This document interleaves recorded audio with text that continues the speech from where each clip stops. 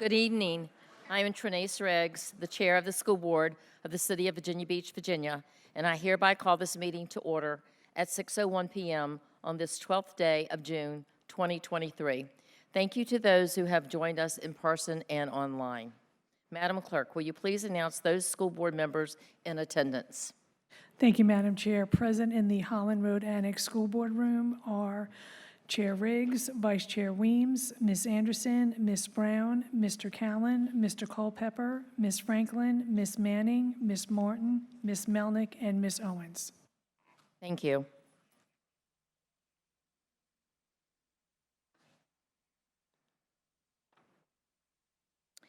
Please join me in observing this moment of silence, and afterwards we will do the Pledge of Allegiance.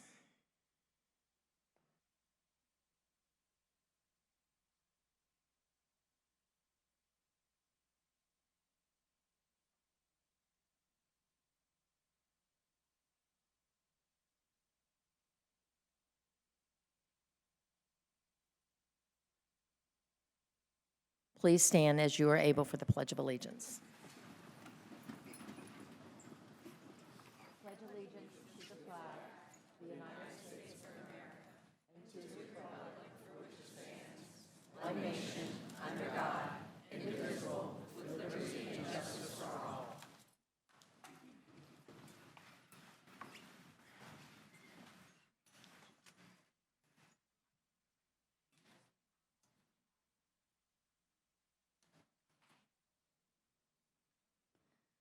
This evening, the school board has the pleasure of recognizing division students and staff for their great achievements. You have lots to celebrate tonight. Thank you. Our first honoree this evening is a first place winner in the Family, Career, and Community Leaders of America competition. Please welcome Elias Polino. Elias is a Kempsville High School senior studying early childhood education at the Virginia Beach Technical and Career Education Center. He competed in the early childhood education category of Virginia Family, Career, and Community Leaders of America and worked hard to create developmentally appropriate lesson plans and materials that would support preschool-aged children with STEAM activities. In April, he presented his activities to the judges and earned a first-place rating. Congratulations, Elias. We are proud of you.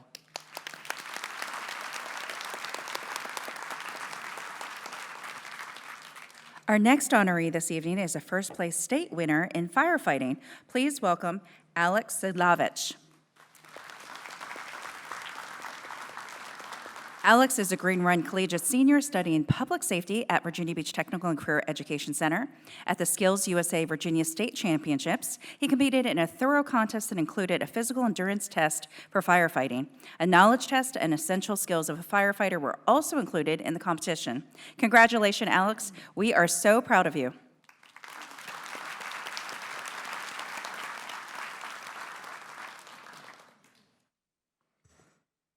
Okay, our next honorees are the Mid-Atlantic Regional ROV, ROV Competition Champions. Please welcome the Lansdowne Governor's STEM Academy Deep Sea Tactics Team.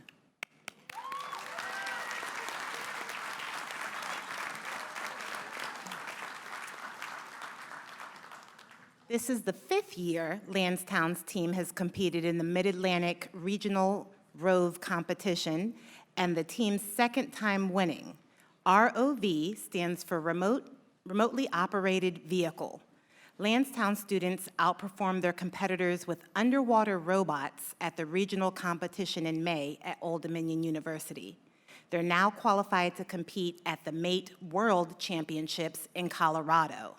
The team members are Daniel Tomov, Dylan Season, Carter Elliott, Tara Bell, Labib Khan, Christian Munoz, Tristan Figueroa-Reed, Dominique Varner, Zachary Granville, Lou Brown, Ethan Avery Neighbors, Connor Sawyers, James Dillon, Jarek Tran, Caleb Allen, Aiden Donovan, Alex Nesbitt, EJ Bebe, William Faircloth, And these team members held a variety of roles, including engineering, fabrication, software developing, 3D modeling, marketing, fundraising, and leadership. Their team mentor is technology education teacher Ty Schwartz. Congratulations, team. We are so proud of you.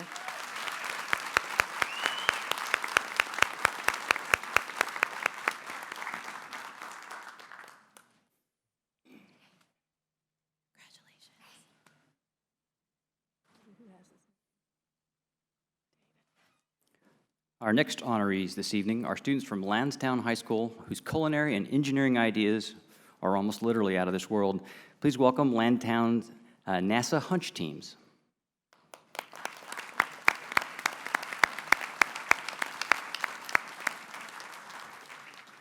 Hunch stands for High Schools United with NASA to Create Hardware. The project-based learning program inspires students to learn 21st century skills and launch their careers through designing products for NASA. Chef Suzette Johnson and her Lansdowne High School students were selected as NASA Hunch's Culinary Challenge winners for 2023. Their Three Sisters stew recipe won first place and will be processed for spaceflight on an upcoming mission. Team members are Chef Suzette Johnson, Serafina Arnold, Eva Ibanez, Lancelot Advincula, Nathan Burson, and Ethan Hoffman. Mr. Anthony Lee and his students are also being recognized for participation in NASA Hunch's biomedical finals. NASA selected this team to continue working on their project during the next academic year. Team members are teacher Anthony Lee, Jasmine Board, Dustin Risto Truitt, Ian Scott, and Jacob Seiler. Congratulations, students. We're very proud of you.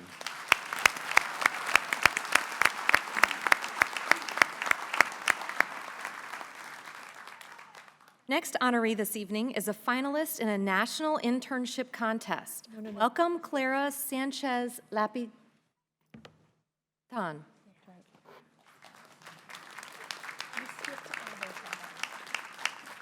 Clara is a senior at Salem High School who also studies at the Advanced Technology Center.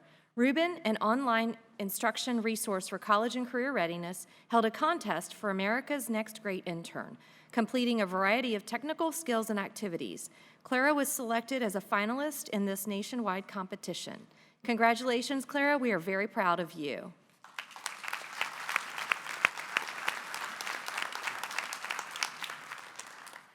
Our next honoree this evening is a first-place winner in VHSL State Forensics. Please welcome Sammy Ismail. Sammy is a junior at Salem High School. She won first place in poetry with her interpretation of Mahmoud Darwish's poems, ID Card and Silence for Gaza. Sammy feels strongly about her Palestinian heritage and wants to foster a better sense of understanding and compassion and uses creative platforms to share those passions. Congratulations, Sammy. We are proud of you.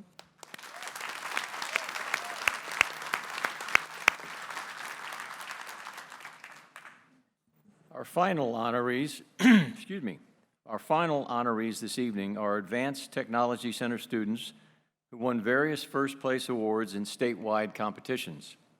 Will those students please come forward? Please hold your applause until we finish recognizing these talented students.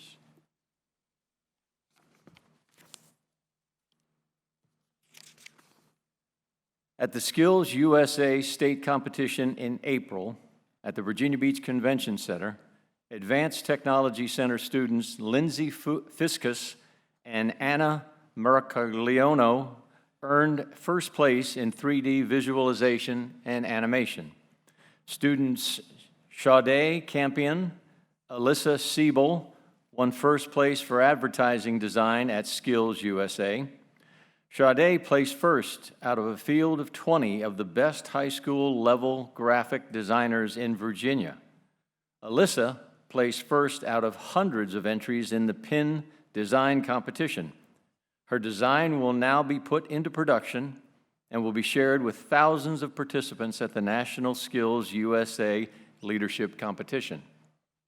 Several ATC students won first-place awards at the Technology Student Association Virginia State Competition in May at the Hampton Coliseum. Winning for board game design were Clarissa Clarkson, Alyssa Bragg, Lillian Benfield, Lucia Morton. These students developed, built, and packaged a board game that focuses on a subject of their choice. Creative packaging and the instructions, pieces, and cards associated with the game were evaluated. Semifinalists set up the game, demonstrated how the game is played, explained the game's features, and discussed the design process. The first place winner of both the computer-aided drafting engineering competition and the transportation modeling contest was Kyle Purser. He used complex computer graphic skills, tools, and processes to respond to a design challenge in which he developed three-dimensional representations of engineering subjects. And he researched, designed, and produced a scale model of a vehicle that complied with the annual design problem. The first place winners for video game design were Miguel Dupre, Tristan Walker, and John Yap. These students designed, built, and launched an E-rated online video game. The first place winner of the photographic technology competition was Sirajai Katragada. He produced a photographic portfolio demonstrating expertise in photo and imaging technology processes to convey a message based on the annual theme. The first place winners of the Webmaster competition were Cameron Mill, Chase Bonfiglio, John Martinez, Valeria Rosado. These students designed, built, and launched a website, and they were interviewed to demonstrate the knowledge and expertise gained during the development process. Several of the students before you also won first-place awards from the Future Business Leaders of America. Jessica Fisher and teammate Alex Shepard won the coding and programming competition. They created a program from scratch that allowed a school to create an events calendar and track the students who participated in the events. Following the development of this program, Alex and Jessica presented their application to a panel of judges and answered questions regarding planning, coding, development, and deployment. In another FBLA competition, student Hans Peterson won first place for database design and applications. He completed a database objective test and a production test using Microsoft Access that tests table creation, SQL statements, formations of forms and reports, query development, and proper linking of table relationships. Student Luke Baja Ricketts won first place for computer problem solving. Luke took an intensive technology exam that tested his knowledge of information technology concepts, including hardware, software, operating systems, mobile devices, cybersecurity, and networking. Congratulations, students. We are very proud of you.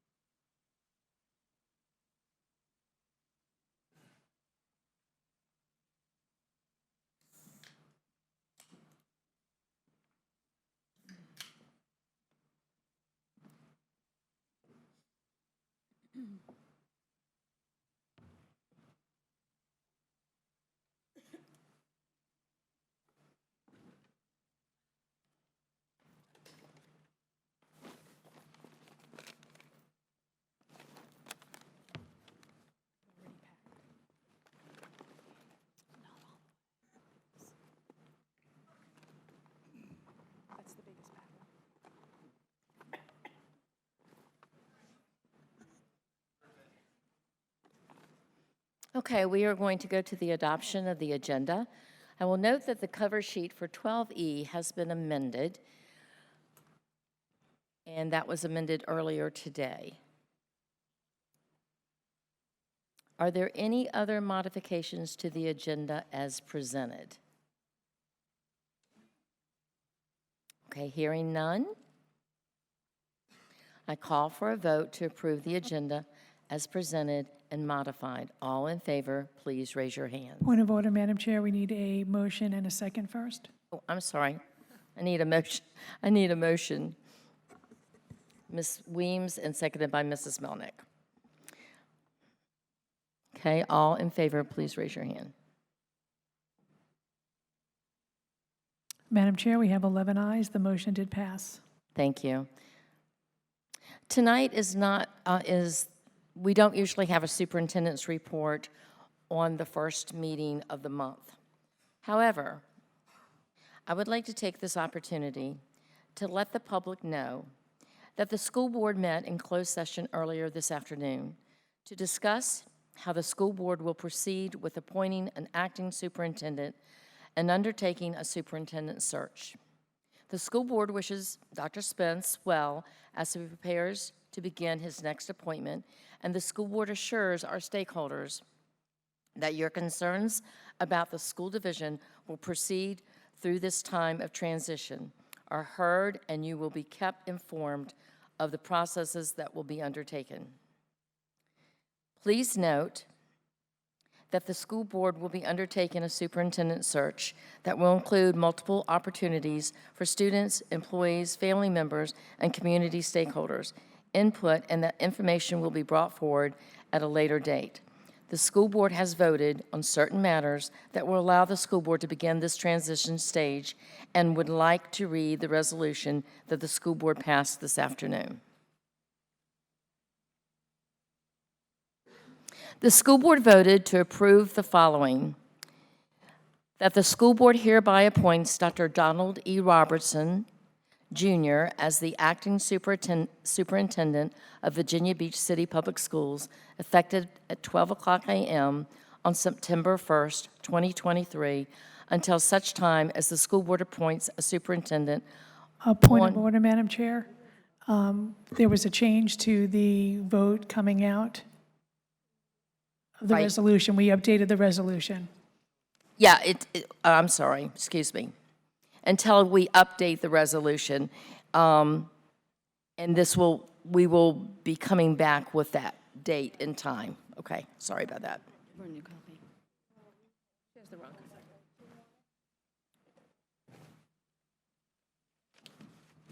Do you want the correct copy, or do you want me to read it? No, she's got it. The school board here appoints as the acting superintendent upon the vacancy of the superintendent's upon Yes. the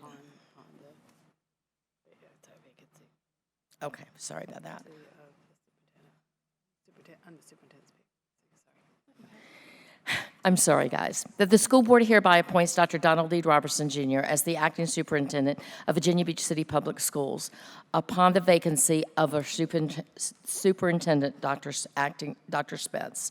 Dr. Robertson will be the acting superintendent. And that the school board will conduct a superintendent search to be completed within the statutory timeframe, and that the school board authorizes the chair and the school board attorney to negotiate contract terms with Dr. Robertson for his appointment as acting superintendent, subject to final approval by the school board, and that the school board authorizes the chair and the school board attorney to take other actions to have Dr. Robertson appointed as acting superintendent, and to inform the Virginia Superintendent for Public Instruction and other agencies or individuals of the appointment. This is adopted by the school board of the City of Virginia Beach, Virginia, this 12th day of June, 2023. That only goes for resolution 2, I thought.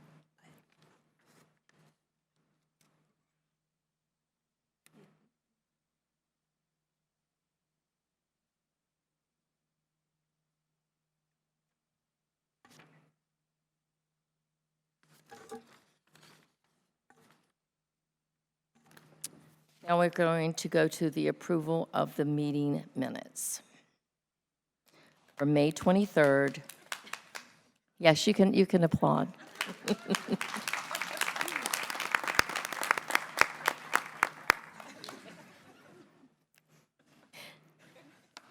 The approval of the meeting minutes for May 23rd, 2023, our regular school board meeting. Are there any modifications to the May 23rd, 2023 school board meeting minutes as presented? Hearing none, I call for a motion to approve the May 23rd, 2023 minutes as presented. Do I have a motion? Ms. Brown? Seconded by Mrs. Martin. All in favor, please raise your hands.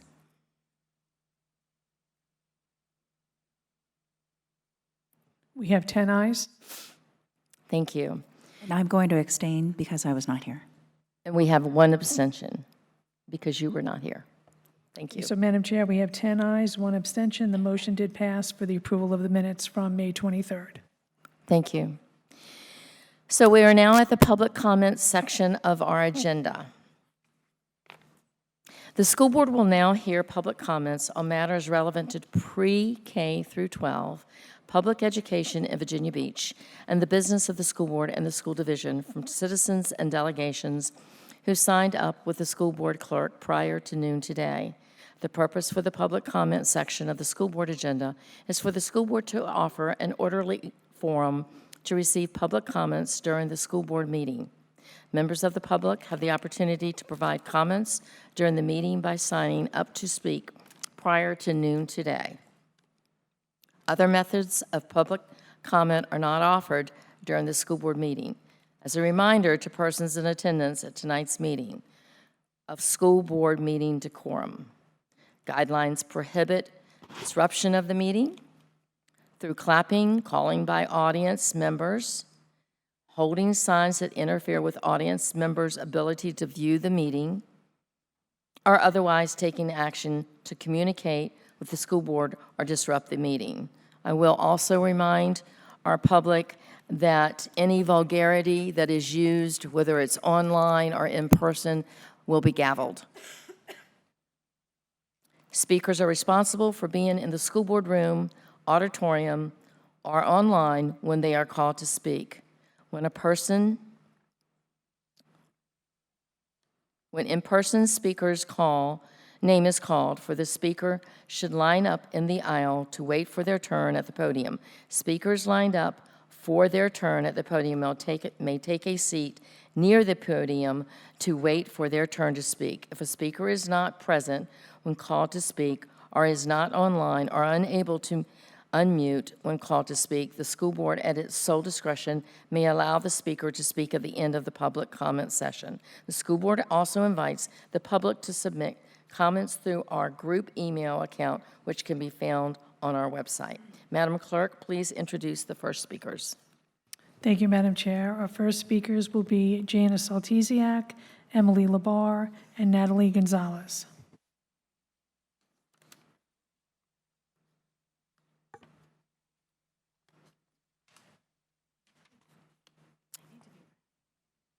Welcome. Good afternoon, everyone. My name is Jana Saltesiak, and I am a junior in Virginia Beach Public Schools. You guys probably recognize me because I've been here a lot. But our schools should be a safe place where diversity is celebrated, where every student feels safe, supported, and free to be their true selves. Yet I have witnessed acts that paint a different picture, where hate overshadows love and discrimination overshadows acceptance. At my own school of Kellam, other students tore down a poster simply wishing others a happy pride. It sent a message to me and other members of the LGBTQIA+ community that we weren't cared about. Transgender students deserve our support.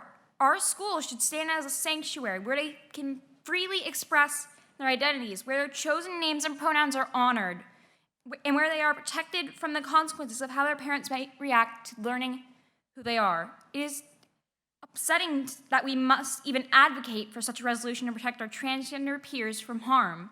Shouldn't it be second nature for us to reject discrimination and fight for the rights of all our fellow students?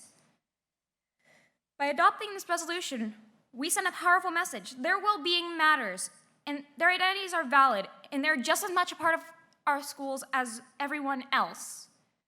I beg you to embrace justice and fairness as guiding principles. Your decisions shape our educational environment and impact the lives of all students. Please prioritize our safety and well-being. We all bear a responsibility to create a school environment where transgender students are not only accepted, but allowed to be themselves safely. Let us tear down walls of discrimination and forge a future where acceptance is the norm. Listen to the students that are speaking. We're here to say what we want in our schools. We have the power to build a place that empowers and embraces every student, regardless of their identity. Let our legacy be one of unwavering love, compassion, and understanding. Thank you. Our next speaker is Emily Labar, Natalie Gonzalez, Carolyn Ramsey. And let me remind you to please line up as she calls your name, and you can sit down in the front row because that will help expedite the length of time that it takes. Welcome. Good afternoon. My name is Emily Labar, and I graduate in 3 days. I turn 18 in 3 days. It feels so much like a door is closing behind me, a door I'll never be able to open again.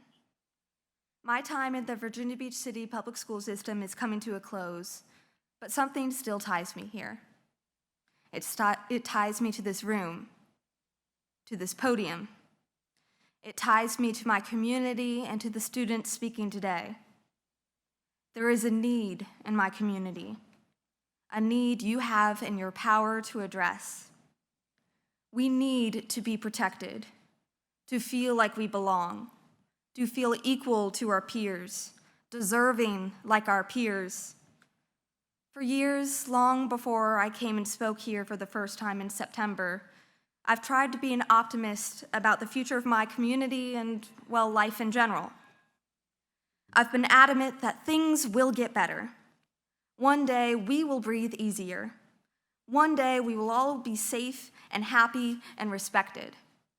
I've insisted that no matter how hard life gets, no matter how torrential the downpour, the sun will come out, because it has to. Life wouldn't be worth living otherwise.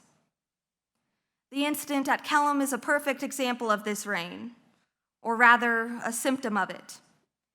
LGBT students in Virginia Beach are othered, discriminated against, and forced to feel unwelcome. As a graduating senior and the president of our GSA, I'm oftentimes in the situation of being the oldest of the group, expected to have the answers or some sort of solution. I tell them that someday they won't be treated the way that they are today, that one day they will feel welcome and like life is worth living. I tell them this, but I can't guarantee it. Right now, I don't have the power to enact meaningful change.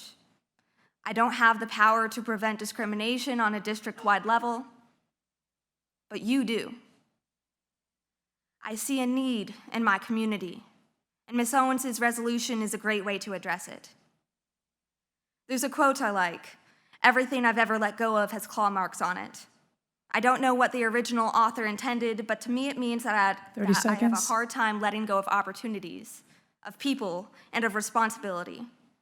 I'm graduating, but I will always feel a responsibility towards the people I've met along the way. I've told them that life will get better, that it can't rain indefinitely, and I really, really hope I'm right. This board has the opportunity to provide support where my assurances fail. So vote yes. Prove to them that I was right. Life will get better. Thank you. Our next speaker is Natalie Gonzalez, Carolyn Ramsey, and Charlie Levine. Welcome. Good evening. June 1st was the first day of Pride Month. Pride Month has a rich history built upon decades of LGBTQ activism and is meant to commemorate the events of the Stonewall Uprising and the annual Reminder Day pickets of the 60s and 70s. But on June 1st, the Pride Month poster that was hanging up in my school's cafeteria got torn down by 2 underclassmen. That poster was hung up for less than a day before it was torn down. I'm sure they didn't think too deeply about it before they did it, and they probably thought it'd be a funny, lighthearted joke, but the fact still stands that something that was meant to represent us was met with so much distaste, so much contempt, that a few students thought it'd be funny to just tear it apart. My name is Natalie Gonzalez, and I'm a senior at Killam High School. I love my school, and I love the friends I've made there. I've lived in Virginia my whole life, and I've lived in Virginia Beach since I was 3 years old. This is my home. So you could only imagine my disappointment when I saw what had happened in a low-res video circulating social media. Virginia Beach City Public Schools already has policies in place to prevent discrimination, but there is still undeniably an attitude of intolerance in our schools. This affects not only transgender students, but all LGBTQ students. When we are asked why Ms. Owens' resolution is necessary, my response is the picture of a student posing with a torn piece of the poster. My response is sitting in class with people I've known since middle school or even elementary school and hearing them whisper about my friends and people like me as if we weren't listening. My response is going to school and wondering whether or not their opinion of me would change if they knew I was queer or had friends who were. The day after the students tore the poster down, my principal spoke on the intercom and condemned the behavior, stating that our school does not stand for hateful acts and that all students deserve to feel safe at Killam. Many might consider this sort of announcement as the bare minimum response a school could give after such an event happens, but it still meant a lot to me, and I'm sure it meant a lot to my classmates as well. This resolution is like my principal's announcement. He didn't say anything that contradicted what we already believed in. He didn't say anything our school didn't already stand for, and he didn't say anything that shouldn't already be obvious, but that didn't make his announcement any less meaningful or any less necessary. If there was ever a time to make it clear that our schools value inclusivity and want to ensure all students are given what they need to thrive, it is 30 now. seconds. Tonight, I hope that our efforts do not go unnoticed and Ms. Owens' resolution is successfully passed. Thank you. Our next speaker is Carolyn Ramsey, Charlie Levine, and AJ Cordero. Welcome. Good evening, members of the board. When I was in middle school, my best friend came out to me as non-binary. This served as a shock to me because I had never met anyone before who identified with a different gender than they were born with. I was confused about the entire situation, wondering why anyone would ever feel uncomfortable in their skin that they were born in. But as we began talking more, I understood. I took the time to ask questions, and I truly listened to their answers. They then explained that they would like to be called by a new name and new pronouns. The only problem with the situation was that they were not supported at home. School became their only safe place, a sad reality for many non-binary and transgender students. When we would be at their house, I saw their face immediately drop when being called by their dead name. I have seen the pain on my friends' faces. I have seen their once bright and bubbly personalities turn into somebody that I don't recognize anymore because they aren't supported. To the students who are non-binary and transgender, their names are so much more than they are just at face value. Their newfound names represent their true selves and a new beginning. As my friends found support, I witnessed their personality come back. Never before did I realize the power that a name holds. But without Ms. Owens' resolutions, students may not be able to find this support. They may never be able to consider school a safe place, but rather a place full of hatred and bigotry. For you to not support this resolution, you would be telling every non-binary and transgender student that they do not possess the same rights that their cisgender peers have. The rights of LGBTQ+ students are at risk. Most recently, this was shown at Killam High School. While this incident may seem insignificant to some, it is a blatant attack to students during Pride Month. Do not let VBCPS feed into the incredibly damaging ideology that cisgender students have different privileges than their non-binary and transgender peers. As a school system that spends so much time and resources into social and emotional learning, it shouldn't even be a question whether or not you choose to attack an entire demographic of students. Do not become the school system that forces students to go into virtual Virginia or even drop out. Do not become the school system that contributes to the increasing suicide rates of LGBTQ+ youth. And do not support the 2023 model guidelines. Thank you.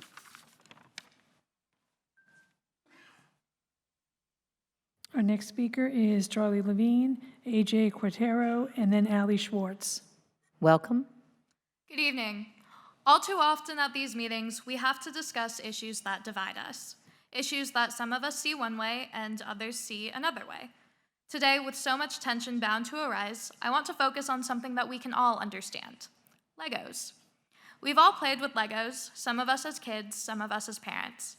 Legos, the colorful plastic building blocks that have captivated the imaginations of children for generations, and are also a powerful symbol of creating an inclusive school system. Just like Legos, the LGBTQ+ community is made up of diverse individuals who bring unique colors, shapes, and perspectives to our society. Each Lego piece, with its distinct design and purpose, contributes to the creation of something greater when they come together. Similarly, LGBTQ+ individuals, with their identities and experiences, enrich our educational environment when they are embraced and included. Furthermore, Legos teach us resilience and adaptability. When children build with Legos, sometimes a piece won't fit right, or a piece just crumbles into pieces. Just like a Lego house falls apart, so do students when the adversity in their lives becomes too great. The LGBTQ+ students are too often in this position as they face obstacles such as discrimination, bullying, or social isolation. If my little cousin's Lego castle collapses, I won't just give up and stop building with them. I'll help them repair it, try and make it taller and better, and maybe add a really cool tower on top. It seems silly to connect playing with Legos to supporting a queer student, but in essence, they couldn't be more similar. When anyone faces challenges, they should be supported. Ms. Owen's resolution helps assure that. Such as Legos interlock to form structures, our community has a responsibility to interlock with each other and support and protect queer students. By ensuring their safety, acceptance, and equal opportunities for them, we create a solid foundation upon which they can build their future and reach their full potential. This resolution could be one of the essential bricks in constructing that foundation. Ms. Owens is making a real effort to recognize the value of every student, even those that are dissimilar to her, those that come in a different size, shape, and color. And I want to thank her for that. I graduate in 3 days, which means that giving this speech is one of the last things I will do as a VBCPS student. I implore you to hear and consider my words very carefully. As we consider this resolution, let's not forget what the very heart of education is: building a foundation of inclusivity, a place where every student feels accepted, valued, and empowered to reach their full potential. Together, let's construct a future where the rights and well-being of LGBTQ+ individuals are safeguarded, just like the colorful Lego structures that stand tall and strong. Thank you for your time. Our next speaker is AJ Quintero, Ali Schwartz, and Eden Amato. Welcome. Good evening. My name is AJ Corderero. My pronouns are they, them, and I am a non-binary sophomore at Kellam High School. On June 1st, my school, Kellam, hung a student-made Happy Pride Month banner up in the cafeteria next to all of the other banners and flags celebrating History Months, Spirit Weeks, SCA activities, athletes, and so on. It is worth noting that none of the other banners in the cafeteria have ever been ripped down or even threatened to be. On the same day that this banner was put up, 2 students took it upon themselves to rip it into pieces. I personally know the student who painted that banner. This dedicated student who labored over the banner for hours was beyond devastated when it was torn down. The offending students were so proud of this action that they posted a video of the act on social media that instantly garnered over 1,000 outraged comments. Thankfully, Kellam has handled the situation swiftly and effectively and assured that everyone is welcome at Kellam. However, immediately following the replacement of the banner, students were threatening to tear it down again. A group of students threatened to bombard students in the fine arts hallway during lunch period, as many queer students eat there. Teachers now have to sit outside the hallway and keep watch to ensure the safety of those students, including me. Those students did not just tear down a banner. They tore down a symbol of love and inclusivity. They tore down a feeling of security for LGBTQ+ students. The tearing of the banner was a catalyst that set forth something horrible. I hear whispers louder than I've ever heard them before, venomous comments that anyone should be shocked by and that I can't relay to you right now because almost all of the words used would be too explicit for this meeting. Some comments are about me, others are about students like me, but they are all said in front of us. If not to our faces, screamed with full confidence, they are whispered behind our backs, just loud enough so that we can hear. I am scared for myself, and I am scared for my friends, and I am scared for our future. Our community is in need of support now more than ever. Ms. Owens' resolution plans to do just that, support me and my community. It does not eradicate support for any other students. It does not give us any special rights. It isn't anything radical. It is simply a stance that must be taken to ensure the safety of all students in VBCPS. Discrimination and bigotry will not vanish with the passing of a single resolution, but this resolution will show us that you are looking out for us. It will show us that you care when our banners are ripped down, when we are 30 whispered seconds. about, when we are called hateful names, and when we are threatened by others who refuse to show us kindness. All we are asking is for you to prove to us that you care. Thank you. Our next speaker is Ali Schwartz, then Eden Amato, then Ari Willer. Welcome. Hello, my name is Ali Schwartz, and I graduate from Kellam High School on Saturday. Black History Month, Asian American Pacific Islander Heritage Month, National Month of the Military Child, Indigenous Peoples Month, Juneteenth, Career and Technical Education Month, National School Counseling Week, Women's History Month, Fine Arts in Our Schools Month, National Schools Social Worker Week, Mathematics Aware Month, School Library Media Month, Student Leadership Week, Jewish American Heritage Month, Teacher Appreciation Week, and School Appreciation Day. What do all of these events have in common? They've all been subject of resolutions by the Virginia Beach School Board. Some speakers and board members have tried to say that Ms. Owens' resolution is arbitrarily singling out queer students. There's nothing arbitrary about it. If you type the word gay or transgender into Google, the first search results are invariably new stories about this week's new attack on queer people. Think about the mental weight that puts on a student. No one should have to walk around feeling bigotry and hatred at their backs, especially not at school. When vitriol facing trans students is fierce and unending, support needs to arrive with just as much force. Time and time again, this board has used resolutions to give respect to groups or causes that need it. And now, more than ever, the queer community needs respect. Ms. Owens' resolution is not a policy overhaul. It's not a massive doctrinal change for this board. It will hardly even change the day-to-day functioning of our schools. What this resolution does do, however, is still vital. By supporting Ms. Owens' resolution, a line can clearly be drawn in the sand to show that VBCPS cares about their queer students. In the midst of all the hatred faced by the LGBTQ+ community, the board's silence is deafening. Every meeting, resolutions are enshrined to recognize a variety of causes. Yet this board has effectively remained silent on queer issues in spite of the never-ending pleas such as students like myself. Owens' resolution gives you a clear-cut opportunity to change that. Show the students in this school system you aren't a part of the nationwide surge of hate facing queer people. Show the students in this school system that you are just as concerned as we are when we see banners of support being shredded in our schools. Show us that you care by signing a simple, inoffensive resolution rebuking discrimination against queer 30 students. seconds. Show us that we aren't less than the students who call us names and tear down our banners. Show us you care. Thank you. Our next speaker is Eden Amato, Ari Wheeler, and Bethany Wilmoth. Welcome. Good evening. My name is Eden Amato, and I'm currently a freshman at Lansdowne High School. We've spoken many times since the beginning of the school year, but it's not over. It's time for you to act on what we've been pushing for the past months. This resolution is meant to maintain VBCPS policies that have worked perfectly well. As the VBCPS website states, it is the VBCPS policy that all students are not to be discriminated against based on gender identity, sex, sexual orientation, etc.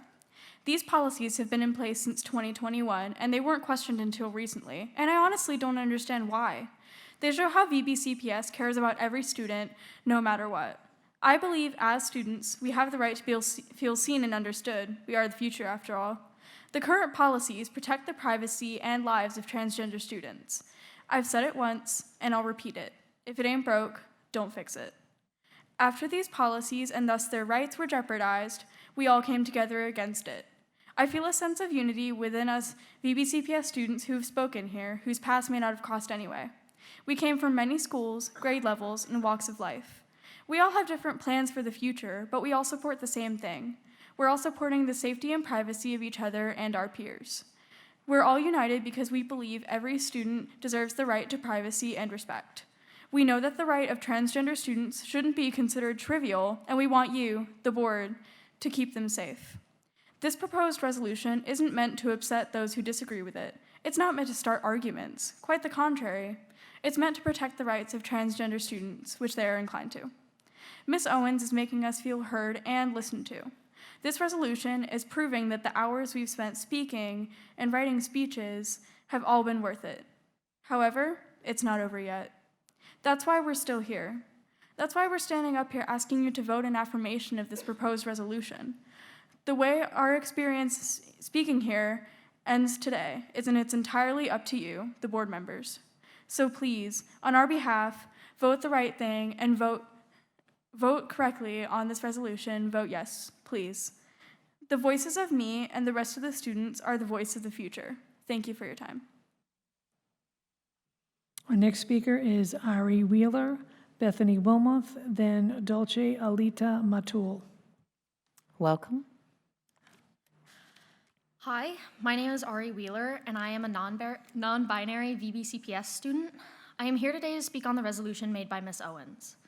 In school, we are taught to stand up for what we believe in, to exercise our right to free speech, and to be civically engaged.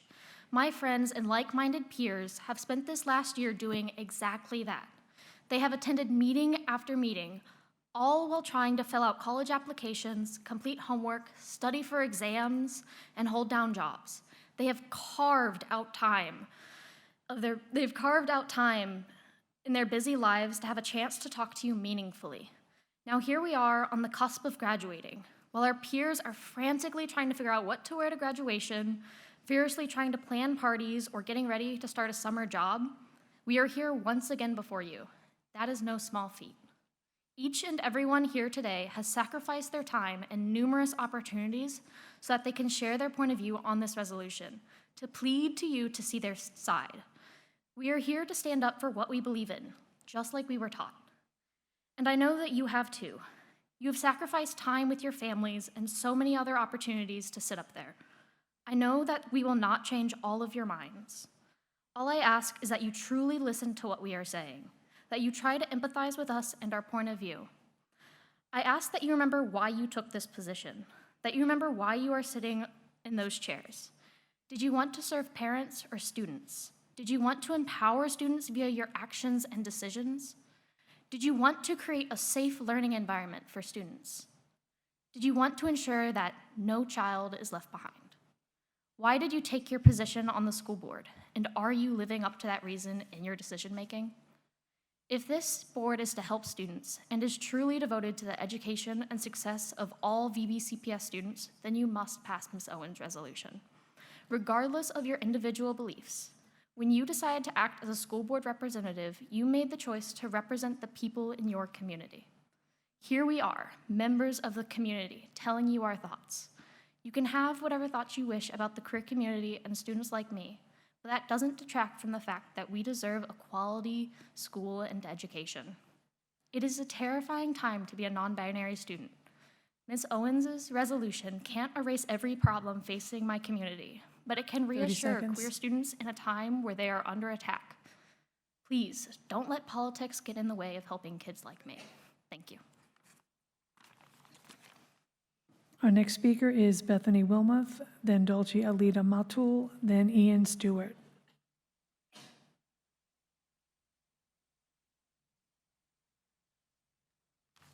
Welcome. Thank you. Hello, my name is Bethany Wilmoth. I'm an LGBT freshman from Salem High School, and I'm here to speak in favor of Owens' proposed resolution.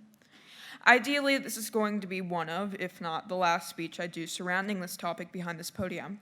I've learned that time does not fly when you're not having fun. Regardless, I'm still here, and this is probably the most crucial meeting I've ever attended. The stakes are high, and now I'm involved in something that's ultimately bigger than myself. But I'm not scared, because at the end of the day, I'm confident that you will find it in your hearts to do what's right and do what we've urged you to do for months. I have wondered for months what to say in the speech, what final words I can say to convince you to change your minds. But the real question is, what haven't we said?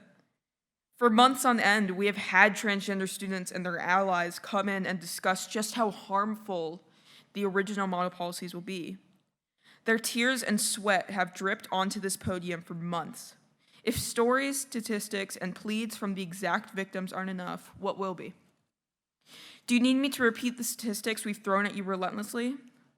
The National Institute of Health has reported that 82% of transgender individuals have considered suicide. 40% have attempted. The Trevor Project reported that the odds of an LGBTQIA+ student attempting suicide decreased by 33% when they were given at least one affirming environment. The Trevor Project also reported that 28% of LGBTQ youth had reported housing instability in a 2021 survey. These rates were even higher among transgender youth. Within that 28%, 55% stated they had run away due to mistreatment regarding their identity. 14% of that 28% stated they had slept away from home as a result of being kicked out. Medical News Today states that in that survey, nearly 35,000 people participated.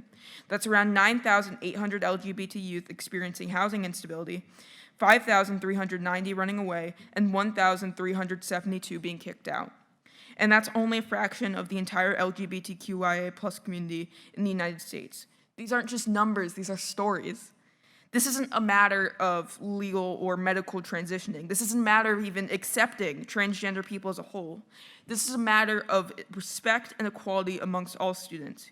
You ran and you were elected to this board to listen. I don't care if you look at us with admiration or with disgust. Just look at us. Hear us. Take in what we've been telling you for months. I know you can make the right decision. Vote in favor of Owens' resolution. Thank you. Our next speaker is Dulce Alita Matul, Ian Stewart, and then Kyle Clark. Welcome. Good morning. My name is Dulce Adelita Matul. I am Mexican. I am also part of the LGBT community.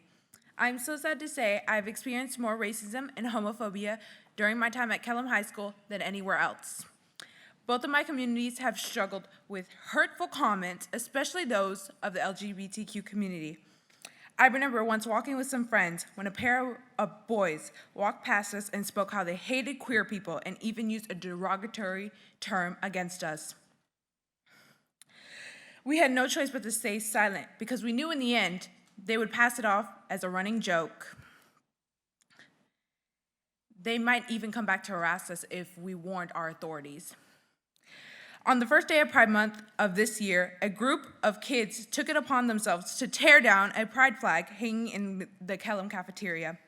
I would like to say I'm surprised that something like this could happen at my own school, but I'd be lying if I said I did.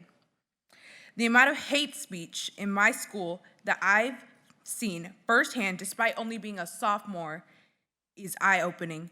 If my own school and its students cannot accept and welcome queer students, how must they feel at home? Most students can't proudly express their identities or show how they are at home. And the fact only makes it more important that the school is a place where a student can be free and proud to express themselves, not hide themselves. We all acknowledge the critical role schools play in our youth growth.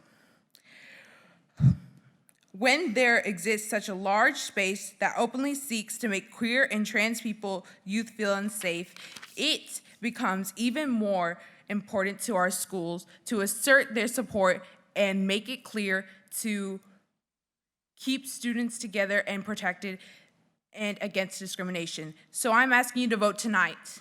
Keep in mind these teenagers and children. If we cannot be welcome and accepted at home or school, then where else can we go?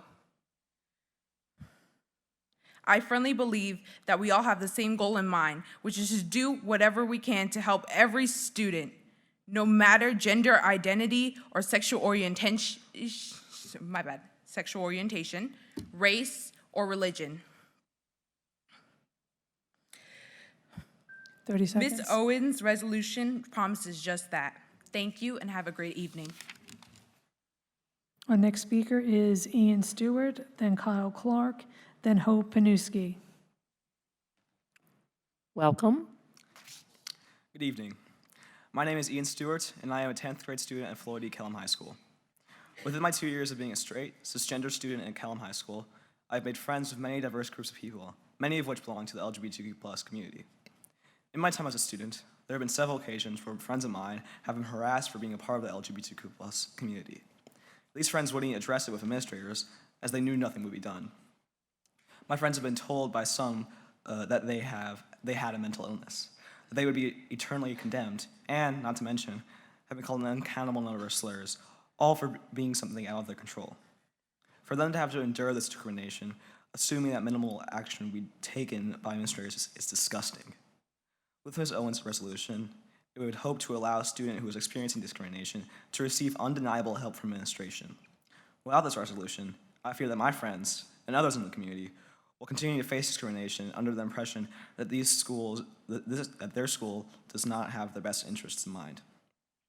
Many believe that LGBTQ+ affairs should be kept out of schools, as they are seen as too political. In response to this, I like to quote a favorite teacher of mine: "As you grow into adults, every decision you make will be a political one." Now, when he said political, he did not mean Democrat or Republican. He used the word with the idea that every decision made will have a large group of people disagreeing with it. Not everyone is going to agree with inclusivity in schools, but regardless of whether this decision is political or not, it is vital to make sure all students feel welcome in schools. If the idea of LGBTQ+ community LGBTQ+ ideas being spread throughout a school is considered political, then the poster advertising the Bible study club should also be considered political. Now, I am not saying that this is an attempt to rid the school of any religious clubs. However, it is unfair that one idea is treated as propaganda while the other is treated as a natural part of the high school landscape. Another worry lobbied against this resolution would be that it would allow LGBTQ+ ideals to be forced onto people. As someone who is not part of this community, but has become friends with many in it, I can assure you that this is a preconceived idea, and not a single friend of mine within this community has pushed their own ideals onto me. Rather, the community has shown me nothing but love. With my time coming to an end, if there was one thing I would like to leave you all with, it would be this: school is a place for education, along with enrichment. 30 seconds. School should also be a place where every student feels safe and accounted for. And sadly, for my peers that are part of the LGBTQ+ community, this is just not the case. I hope that with this resolution, every student can truly feel safe on school grounds.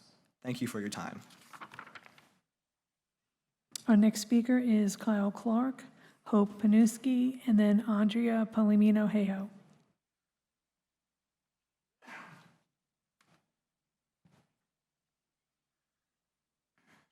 Welcome. Good evening. I'm a junior at Kellam High School. This year is just about over. With finals and deadlines, every student is under a lot of stress, myself included, but this is especially true for queer students, and it's especially true for queer students at my school. I hear it all around me in every one of my classes every single day. Whether it's comments about specific students or general discriminatory sentiments, there's an environment seething with distaste for queer students in my own school. At this point, I'm sure everyone's heard of the banner being torn down, probably about 12 times now, and I can only imagine how that must have felt to be a queer student witnessing such an act of hatred firsthand. These students already feel isolated, like they don't belong, and these events make queer students feel like they aren't welcome. To be in an environment where your peers in your own school don't value your rights as a person is absolutely devastating to a person's mental health, and it can leave students feeling utterly hopeless. It is at times such as these that queer students need support the most from anyone who's willing to provide it. And I'm saying that here because you have an opportunity to provide that support to these students. You as a school board have an opportunity to show us that you have been listening to our pleas at all of these meetings. As elected officials of this school board, you are entrusted with ensuring the safety of the students in Virginia Beach, of every student in Virginia Beach. And this resolution proposed by Ms. Owens is nothing radical at all. It states that the school board will continue to further efforts to create a welcoming, safe, and inclusive learning environment for all students, regardless of any characteristic protected by state or federal law. Stating further that the school board will not adopt policies that violate the Virginia Human Rights Act. And I may be misunderstanding, but that seems to that seems to me like you're saying we will continue to do our jobs and we won't break the law. Again, it doesn't seem all that radical to me.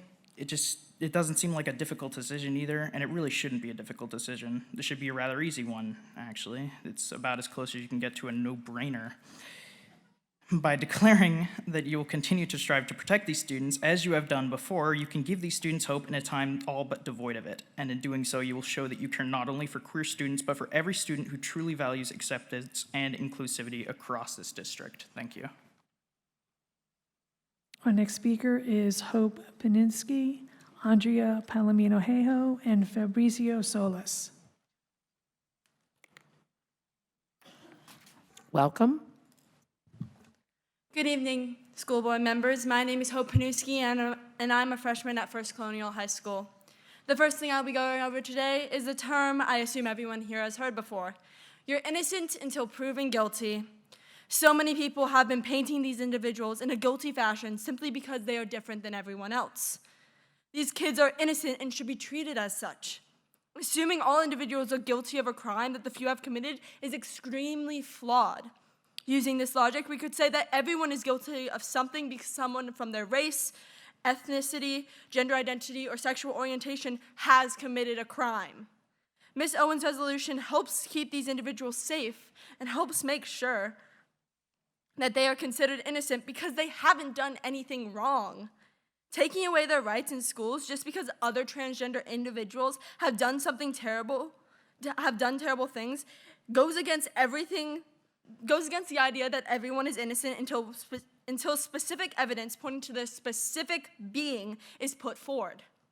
We can't generalize such a big group of people. We need to stand behind these kids and help them feel comfortable in schools, and not like a fraud who could be exposed and punished for who they are any second. The second idea I'll be bringing up today is actually a court case. The case is Tinker v. Des Moines, and I'm assuming you all have heard about it, in which students wore armbands in protest of the Vietnam War. In this court decision, the Supreme Court sided with the students and stated that the students' right don't leave once they enter the school building. Specifically, the freedom of expression, which is a specific right that was brought up in this case.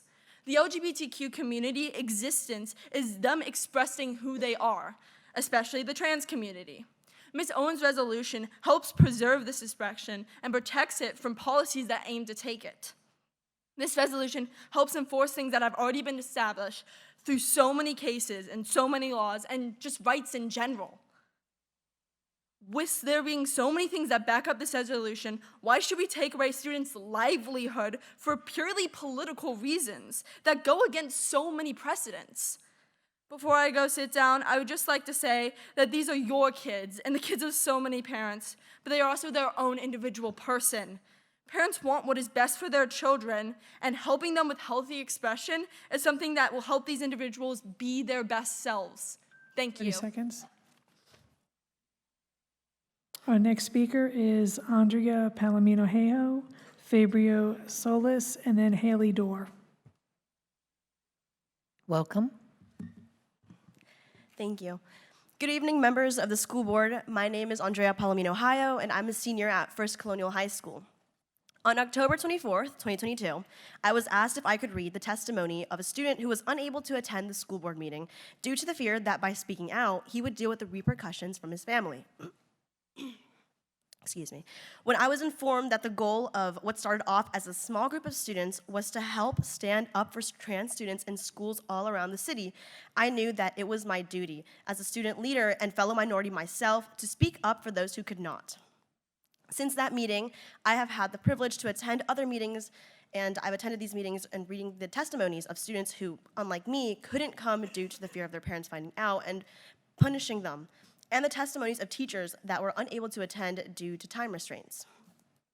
I never wrote any speeches myself because I thought it was most important to support my peers who couldn't speak for themselves. As a student who has learned what it means to be a leader through a variety of VBCPS-sponsored activities, such as taking on the role as National Honor Society president, founding Your Health Matters Club at my school, and the opportunity to participate in many leadership workshops, I've realized that to be a leader, above all else, is to be a supporter. The most successful students, employees, or teammates are the ones that feel supported in their challenges.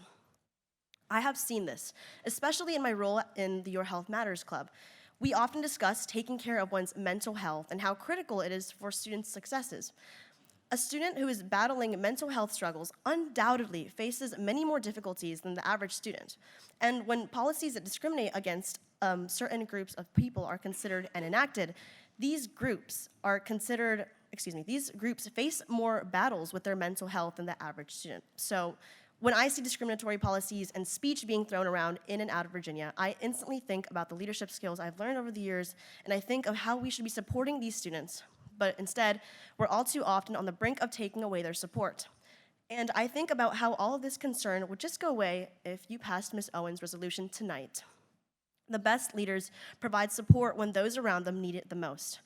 I'm asking this board to do just that, to be great community leaders and provide support to the LGBTQ+ in a moment where so many others refuse to. So many people are pointing their swords at my peers. Just be the ones to give them a shield. Thank you. Our next speaker is Fabrizio Solis, then Haley Doer, then Bradley Fish.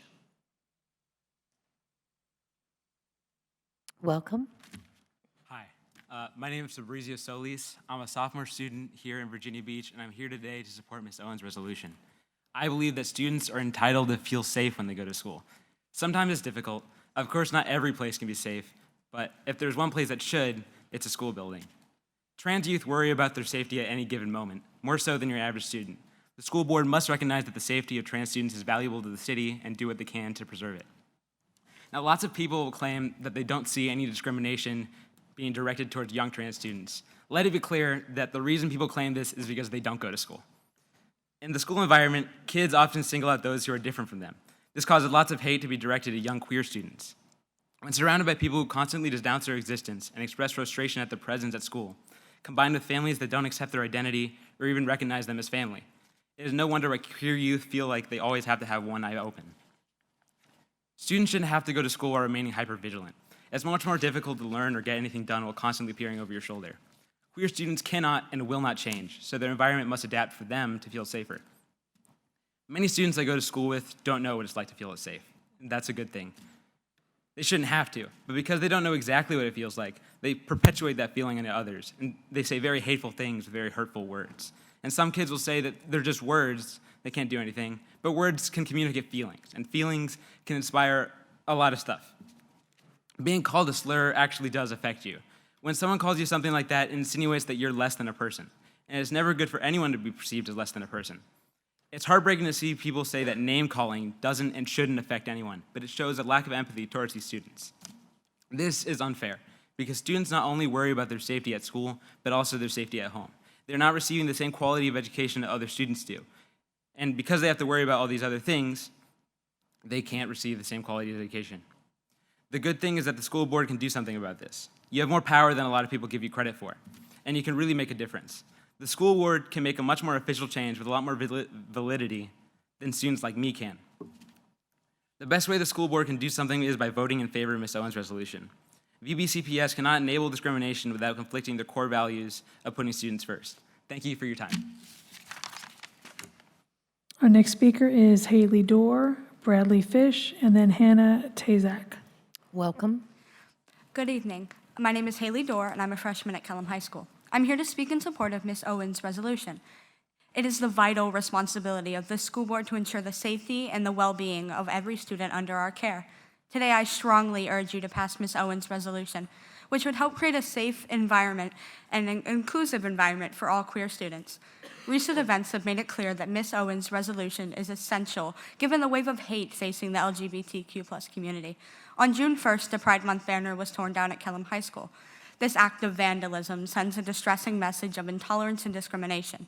It is disheartening to see such a divisive actions within our own schools, undermining the principles of acceptance and respect that we should strive to uphold. Furthermore, a student's mother who has spoken at this board to support queer students was subjected to the vicious act of doxing. Her address and personal information was posted online to an anti-queer Instagram account, leaving her vulnerable to all kinds of threats and violence.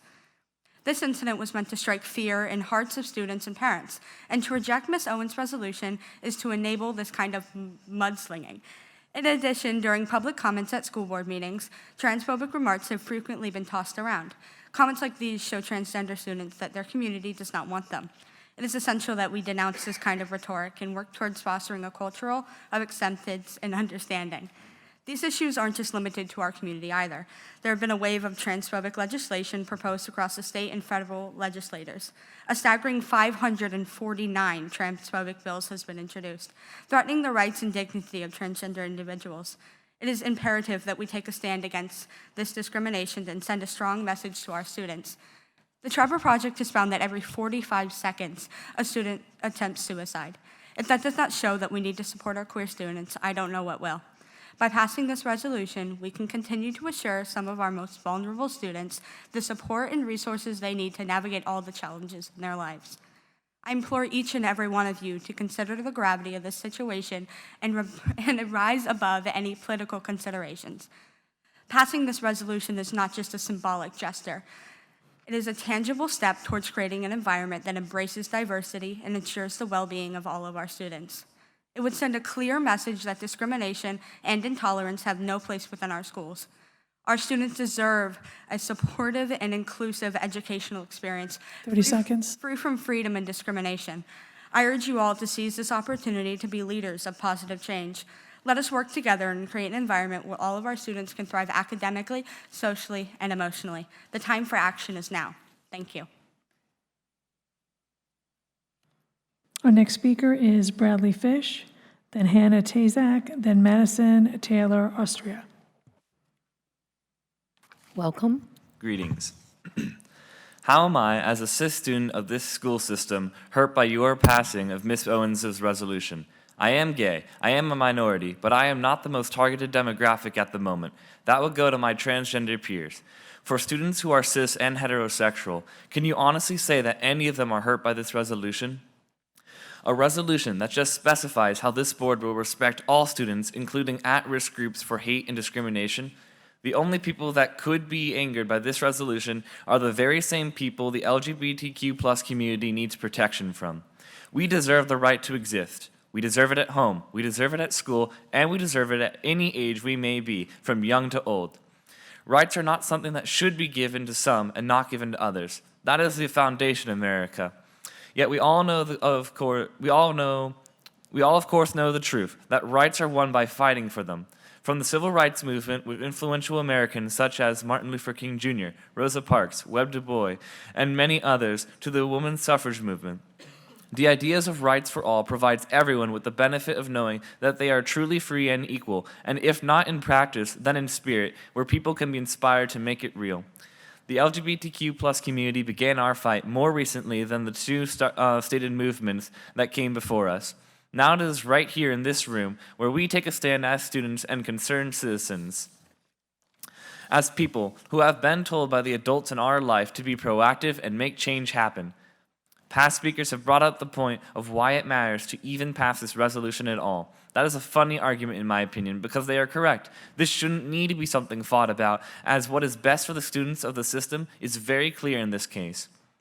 By passing the resolution, my friends who are transgender can feel more secure that their community cares about them, and this also extends to all members of the LGBTQ+ community.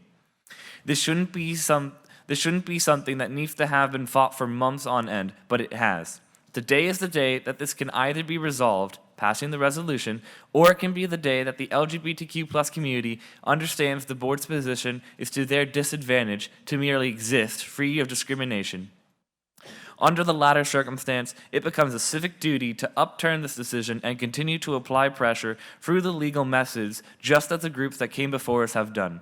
The history of American movements for expanded rights makes it clear to me and my peers that we can make that change happen even if today ends up being a setback. Thank you. Our next speaker is Hannah Tazak, Madison Taylor Austria, and then Charlie Bodenstein. Welcome.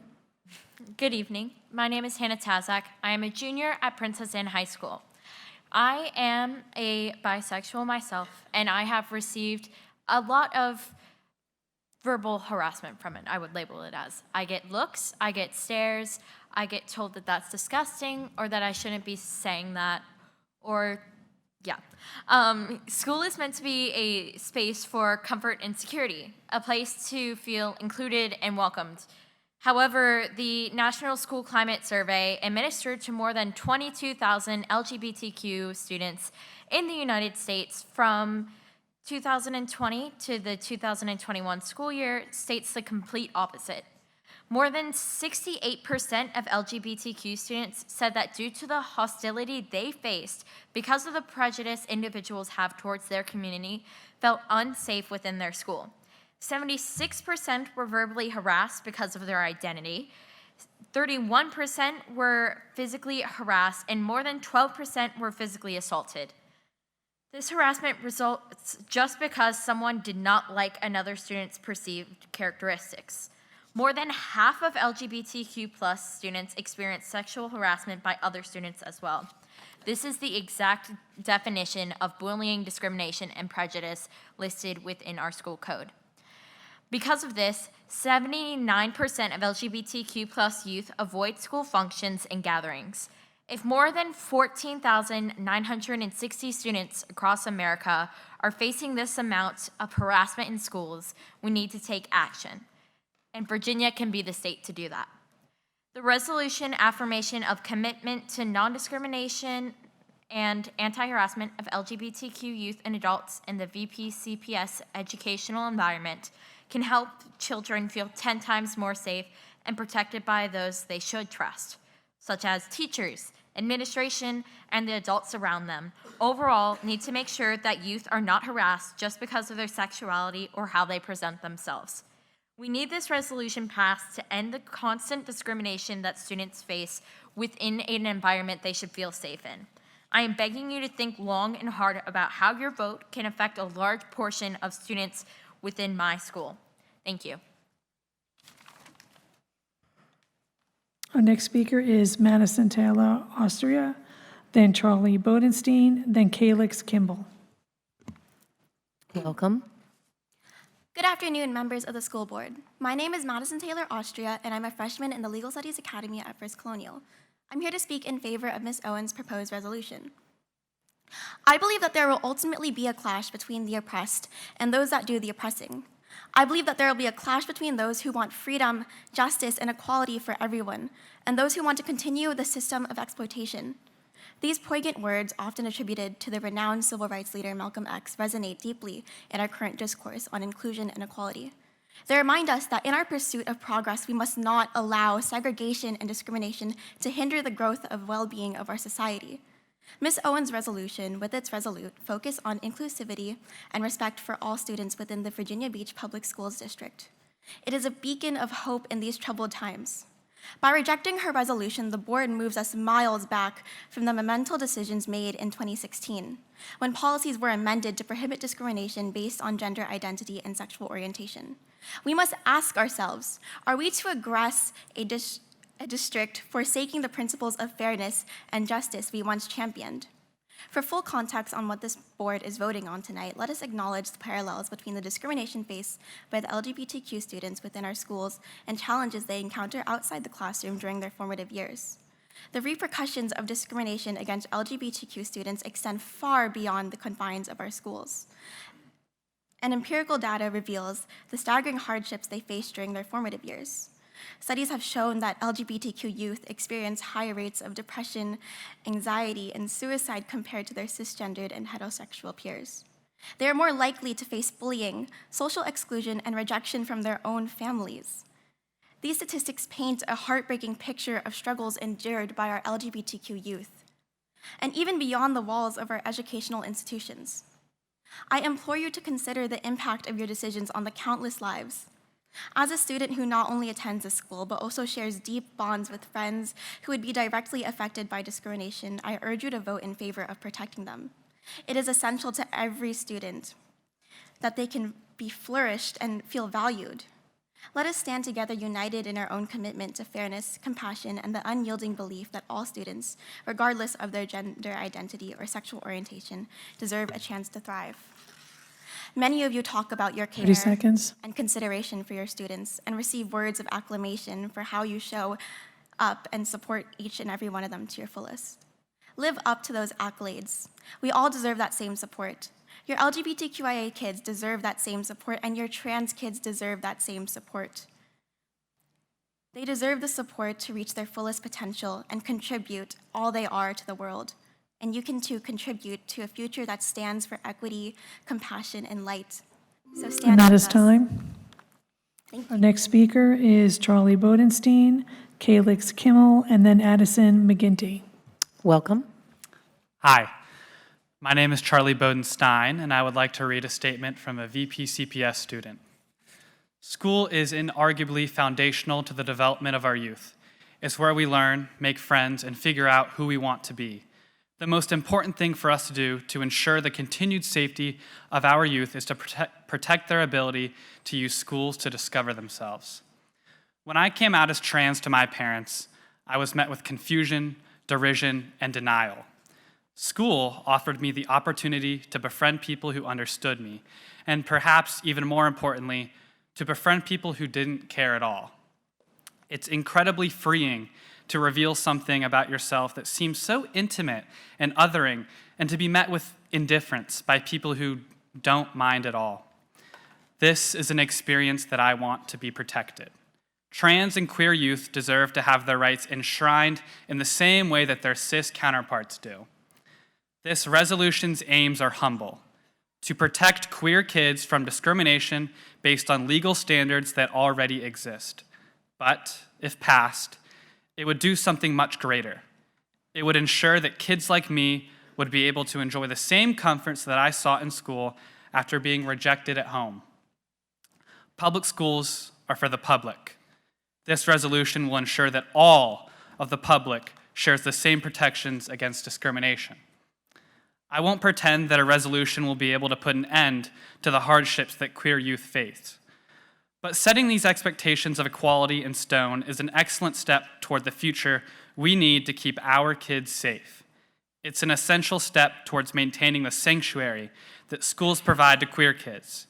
Schools are so often the only place for kids like me to figure out who they are amongst peers that won't judge them in championing this resolution.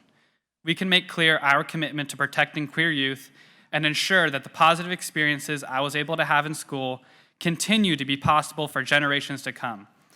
This resolution has promising potential to make the future of trans kids so much brighter, and I sincerely hope we can hold ourselves to its principles. Let's not turn a blind eye to the struggles of our most vulnerable students, and instead, let's be brave, compassionate, and resolute in our commitment to justice and equality. 30 seconds. Together, we can create a future where every child, irrespective of their gender identity, can flourish. Thank you. Our next speaker is Calix Kimmel, Addison McGinty, and then Cecilia Koken. Welcome. Hello, my name is Calix Kimmel, and I'm a junior at First Colonial High School. That's not even actually my preferred name. My chosen name is Connie, but at these meetings I've been kind of scared to, I don't know, say it, I guess, and anybody that knows me knows it's out of character, but I feel like that's what I've been reduced to. Even saying that I have a preferred name, I feel like the respect given to me as a speaker dwindles. Whether that's true or it simply stems from insecurity, it is still there. I feel like it's kind of hard to stand out at these meetings. It seems that every queer story, every suicide statistic, every tale of self-hatred, they kind of lose their punch after the first few dozen. I have my own stories, but I haven't shared a single one, and I don't plan to either, because I'm not just a queer person. I'm a musician, and I'm a writer. I listen to hardcore, and I'm a straight-edge vegetarian. It feels disingenuous to have to pretend that all I care about as far as my identity goes is my status as queer. I feel as though I have to stop my personal ventures and goals to justify my identity, lest I be unable to fulfill my dreams at all. And that sucks. I don't think any of us in this room have any illusions about the status of queer people. The Human Rights Campaign just declared a national a state of emergency for us. And I don't want my fear of walking the streets wearing a pink cardigan with heart buttons to usurp my burning ambition. I want to move past all this and get on with my life. I've got bigger fish to fry, and so do most kids in this room. When I was asked to speak, I was feeling kind of nihilistic about it, the whole thing.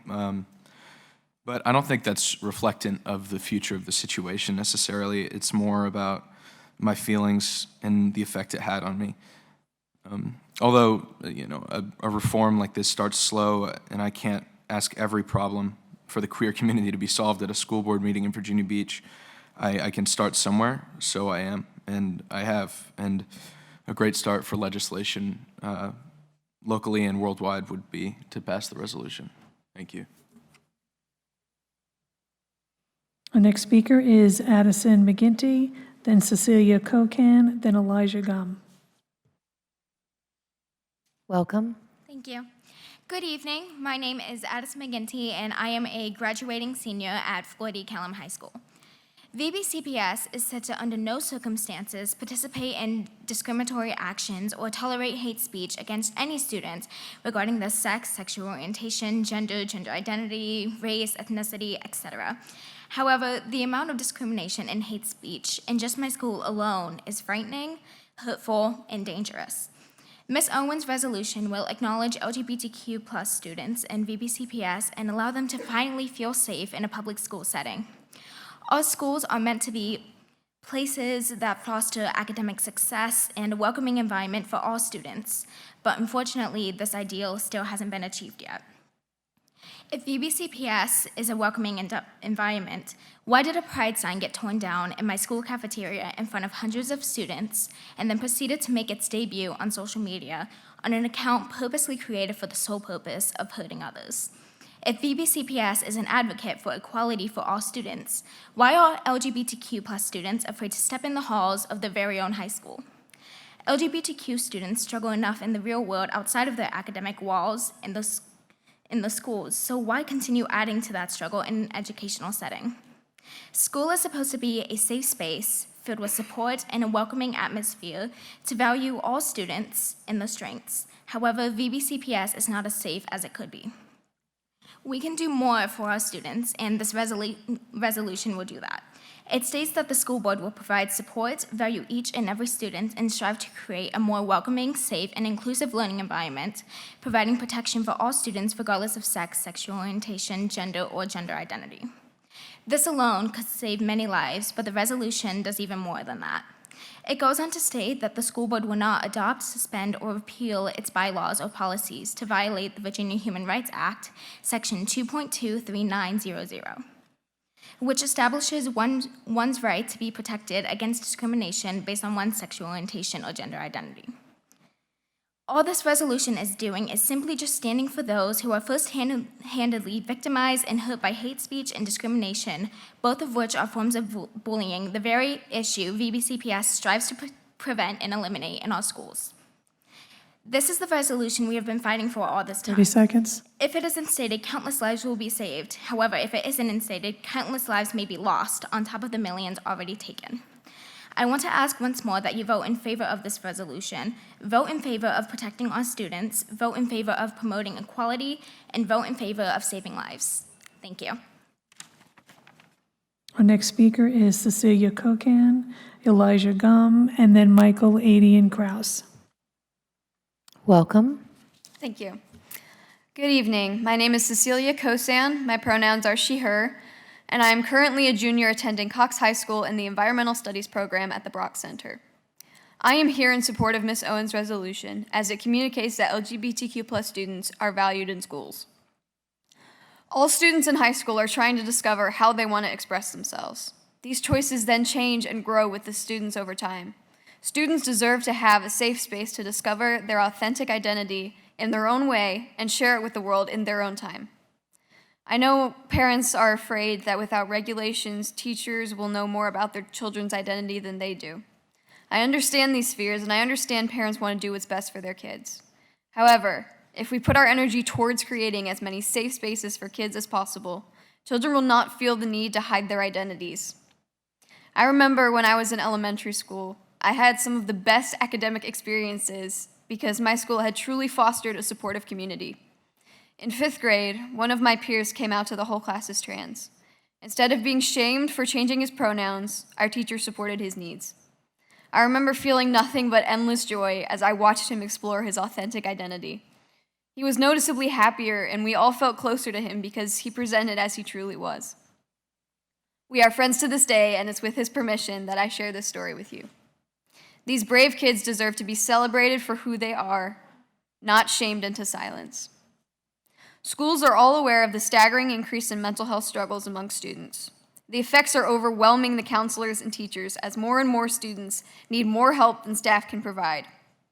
Mental health is such a complex issue, and its complexity makes it hard to adequately support all students struggling with depression and anxiety. That said, Ms. Owens' proposed resolution is one proven way to drastically help LGBTQ+ students improve their mental health. According to the 2022 National Survey on LGBTQ+ Youth and Mental Health, conducted by the Trevor Project, LGBTQ+ affirming schools reported lower rates of suicide. Acknowledging these students' identities can literally mean the difference between their life and death. There are not many easy buttons when it comes to helping students' mental health, but this is one of those rare buttons that would not be hard to push. Virginia Beach City Public Schools' mission statement on the website is the promise to put students first, be open to 30 change, seconds. do great work together, and value differences. By voting for Ms. Owens' resolution tonight, we uphold these values and goals. Thank you. Our next speaker is Elijah Gum, then Michael Aiden Kraus, and then Finn Sproul.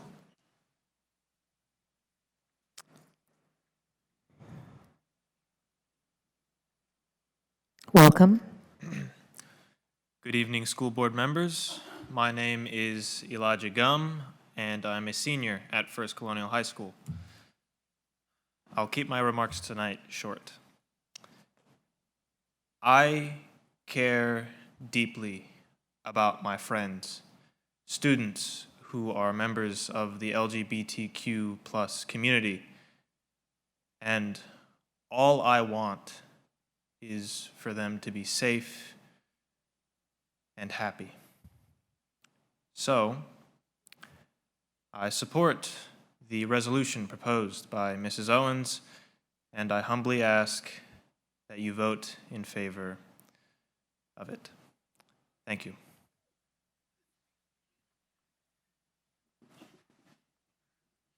Our next speaker is Michael Aiden Kraus, Finn Sproul, and then Destiny Lester. Welcome.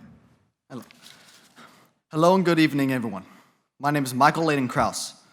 I'm a rising junior at Kellam High School, here to speak in favor of Ms. Owens' proposed resolution. Over the past 2 years, I've seen many instances of injustice against the LGBTQ+ demographic at my school. As you've heard many times, a recent Instagram post of a pride poster being ripped down, which was later covered on the news. I've been raised on the moral principles of Catholicism, one of the most critical of them being to love thy neighbor. I do not harbor hate for the people who have done these acts. I do not know them, nor what they have gone or are going through. I attempt to not let my lack of information inform my decisions. Lack of information is the creator of prejudice. Instead of being taught unbiased information, kids are taught prejudice from people whom they idolize. This resolution will make it so that harmful misinformation is not reinforced in Virginia Beach City Public Schools. By doing this, we allow the youth's minds to grow beyond prejudice. Not only will that give us a start on leaving behind harmful preconceptions, but it will allow being an LGBTQ+ member in our schools no longer considered a taboo. These kids will have a safe haven, a place and people where they know that they can confide in no matter what is happening at home or in school. They do not have that right now. Plenty of LGBTQ+ teens in our school system feel that they have no belonging, leading to mental health issues. A large portion of LGBTQ+ youth struggle with depression, anxiety, and suicidal ideation, and at a much higher rate than their non-LGBTQ+ counterparts. Schools can have a crucial role in helping these teens get better by giving them the support that they need to learn and grow, both as students and as people. By creating a safe environment and promoting LGBTQ+ inclusivity, students will feel much better and be more comfortable talking to a counselor and/or family member. With the changes made in this resolution, these effects will be felt in our schools. This resolution could potentially change the way our future thinks. Not judging others before knowing them, not judging others by their gender, sex, or sexual orientation. It is my hope that people will leave behind hate and choose a better way, understanding. Thank you for your time, and I hope that you will vote in favor of this resolution. Our next speaker is Finn Sproul, Destiny Lester, and then Emily Wright.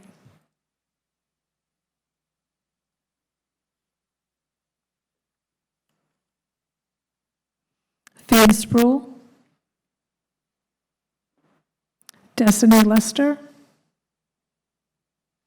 Emily Wright, Orion Davis. Oh, who's coming?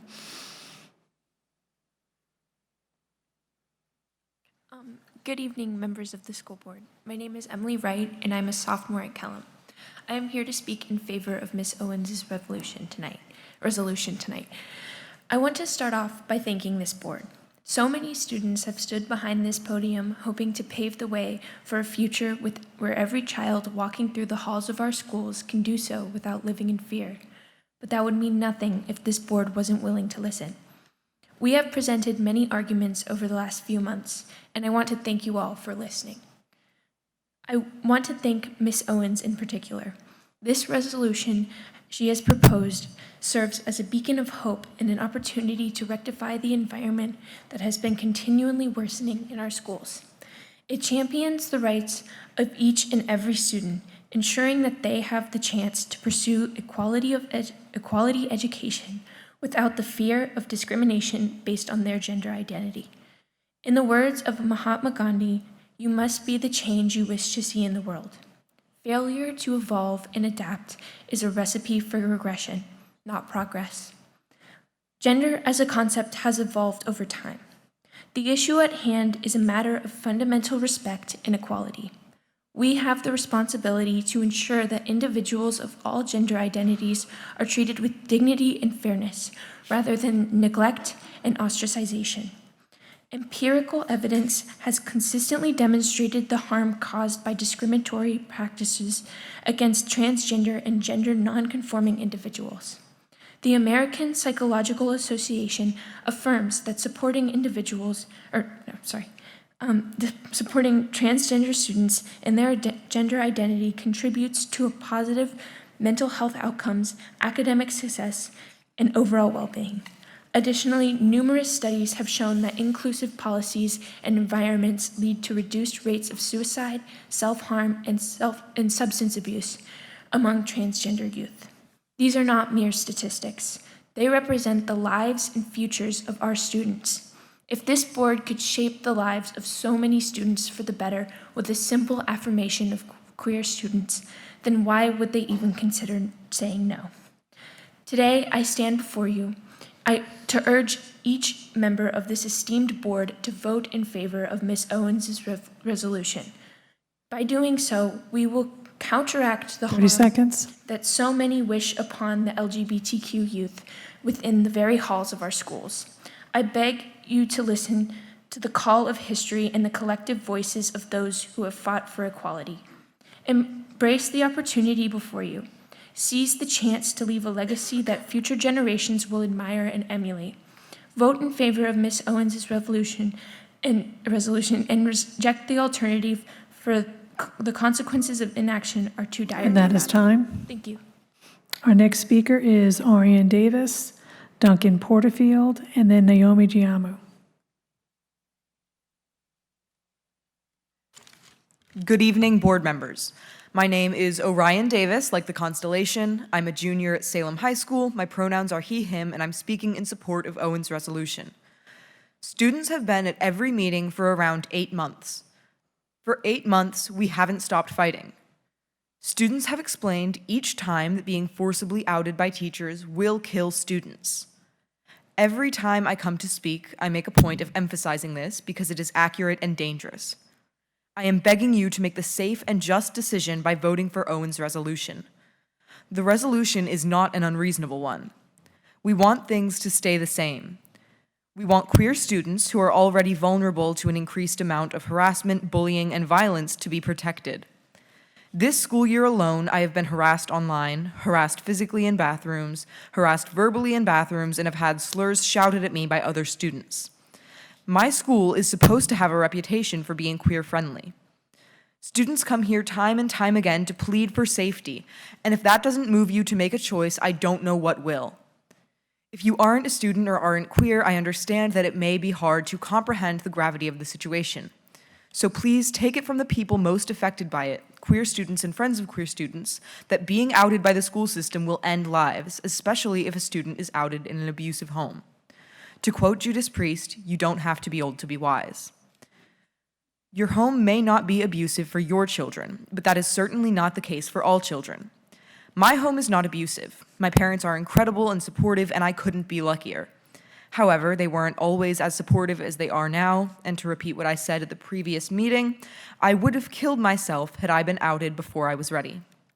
I would be rotting in a coffin today. Queer students should have the right to choose who they tell and when. We should have the right to be protected. We should be allowed to live.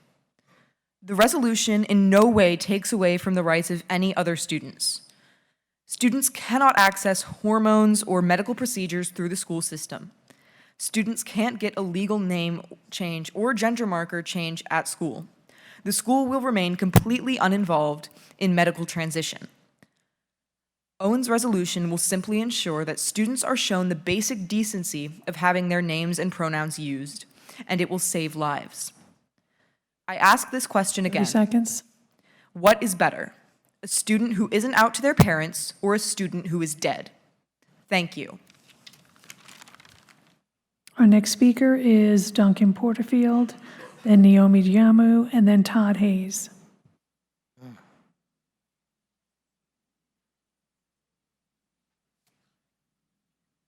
Welcome. Dr. Spence and distinguished members of the board, thank you for the opportunity to stand before you tonight. Now, I will say I'm not Jesus, but I admire his message of love, as well as his wardrobe choices, which today would be considered gender nonconforming. This is incredibly comfortable, by the way. And while I'm not Jesus, I come here this evening as one of his helpers, much like a mall Santa during a holiday where you celebrate the birth of Christ. You always forget his birthday, likely early April, when Mary and Joseph arrived in Bethlehem for the census. He forgives you. Jesus is a friend and a mentor to whoever chooses to seek out his words. He is also committed to loving those who don't believe, because, well, hear me out. Jesus was not the founder of Christianity. In fact, he had no desire to create a religion. He was a Jewish and remains Jewish. He was killed because he was a threat to the business of religion. Whatever wars have been fought in his name, whatever travesties accomplished in some effort to make knees bend and tongues confess, he'd like you to cease and desist willingly, because litigation isn't his thing. His only other option would be to ask his father to smite you, and none of us wants that. It's a mess to clean up after. It confounds Christ that some of y'all have built this worldwide religion largely based on the teachings of this dude, Paul. Jesus would like to know where you found this dude. He wasn't even a disciple. Jesus acknowledges that when he walked the earth, he was a polarizing personality. He was loved and he was hated. Don't think I need to remind you where that hate got him. And perhaps the most important thing about Jesus, the man was a radical in a time when love, an abstract noun like God, was a revolutionary idea. Is it still a revolutionary idea? Anybody here this evening to speak against this resolution who sees no need for us to extend love, security, and acceptance to our LGBTQ plus students, please do not say you are on fire for Christ or Jesus. Please do not say that a life experience that differs from yours is an abomination. Please do not push children into corners and closets citing scripture he did not write. What would Jesus do? My guess is he'll deliver his wisdom to the school board to vote in favor of protecting and affirming these students. And then he's going to recruit a new public relations firm. King James is just mailing it in these days. No effort. Our next speaker is Naomi Diamu, Todd Hayes, and then Willow Bobowitz. Welcome. Good evening, board members. I'm here tonight to defend a resolution that is crucial to ensuring equality, safety, and respect for all individuals within our educational environment. Ms. Owens' resolution is an affirmation of our commitment to safe, equitable education, something the school system should always be striving for. If we believe that every student, regardless of their sexual orientation or gender identity, is entitled to an education that not only meets their unique needs, but also empowers them to reach their full potential, then it is imperative that we create an environment where responsibility and respect are demonstrated daily, and where all students feel accepted and valued. According to a recent study conducted by the National Center for Transgender Equality, 82% of transgender and non-binary youth reported experiencing harassment or mistreatment at school. This alarming statistic underscores the urgency of Ms. Owens' resolution to address the discrimination and harassment faced by queer individuals within the VBCPS educational environment. What happened at Kellam recently makes it undeniable. We need to defend our queer youth. By acknowledging the value and importance of queer youth and adults in our community, we recognize that their unique experiences can often interfere with their access to educational services and programs. We cannot afford to let any student feel marginalized or excluded from the opportunities that education provides. We must ensure that they have equal access to educational resources, support systems, and extracurricular activities. I would also like to highlight the vital steps that have already been taken to promote inclusivity within our school system. In 2016, the school board amended School Board Policies 4-4 and 5-7, explicitly prohibiting discrimination based on sexual orientation and gender identity. This marked an essential milestone in fostering an inclusive and accepting environment. This resolution just marks a continuation of the positive progression we're already on. I simply don't see the dines out here. Why would this school system want to send anything but a message of acceptance to all of our students, especially those who are facing rage from all angles? This resolution isn't going to fix every 30 seconds. This resolution isn't going to fix every issue a trans student faces, but it certainly can help. That's what we're all trying to do, help our friends. This isn't an issue of politics, it's an issue of respect. So those who are unsupportive of the transgender community, I say that you don't have to agree with every single belief we have. We aren't trying to force our ideology onto anyone. We just ask that trans students are afforded the respect that every other student gets, and every student deserves that respect. Thank you. Our next speaker is Todd Hayes, then Willow Bobowitz, then Zero Chivers. Welcome. Good evening. My name is Todd Haynes. I'm a senior at Kellam, and I'd like to speak in favor of Ms. Owens' resolution. I've attended a few of these meetings, but I've never spoken at one until now. But at this meeting, I wanted to contribute as much as I could to make sure this resolution is passed. I'm not a member of the LGBT community, but many of my close friends are. I see absolutely no harm in a resolution meant to protect their rights and safeties in our schools. It's easy to ask, why do we need this resolution? Why do we need to give these children special treatment? Shouldn't it be addressed to everyone? We need this resolution because queer people face discrimination that is unique to them. Giving them extra support to combat that discrimination they face doesn't take anything away from students like me or anyone on this board like you. I'd like to tell you about something called the curb cut effect. It's named after curb cuts, which are little ramps in the sidewalk that connect the curb to the street. They were initially designed for wheelchair users, but are now used everywhere by everyone, whether that be bike riders, parents of strollers, people with rolling suitcases, etc. Something that was designed for a specific minority group, the disabled, and benefiting everyone. While this resolution specifically focuses on protecting LGBTQ students, everyone benefits from it. Sets a precedent that discrimination based on one's sexual orientation or gender identity will not be tolerated in our schools, and that no future policies that are discriminatory will be adopted. When you are able to see your peers grow and thrive, the entire community thrives as well. School wouldn't be the same without my friends. Their place in our schools should be just as respected as anyone else's. Additionally, even if this resolution only benefited queer students, it doesn't make it irrelevant. Even if curb cuts were only useful to wheelchair users, it doesn't mean we shouldn't implement them in our cities. I may be able to step over the curb and onto the sidewalk, but that doesn't mean those who can't should be left behind. I don't face discrimination based on my orientation or gender identity, but that doesn't mean there's no need for us to make it clear that it's not acceptable in our schools. My friends that do face discrimination deserve to feel comfortable being themselves at school. Don't we want to be compassionate to others, to be kind and good to one another? Compassion and kindness are core values of the school system that we strive to teach in our schools, and this resolution encompasses that. Whenever progress is made, it's almost always met with pushback. We have only gotten as far as we have through the work of activists and civil rights leaders that spoke up for what they believed in, even when it was hard. I hope the merits of this resolution will be seen despite the pushback, and that you'll all vote in favor tonight. Thank you. Our next speaker is Willow Boberets, then Zero Childress.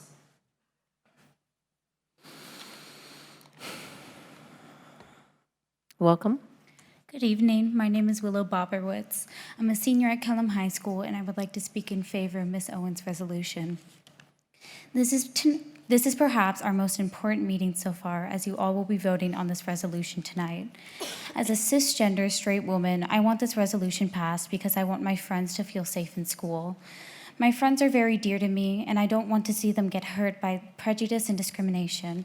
I want them to be afforded the same confidence and security that I am.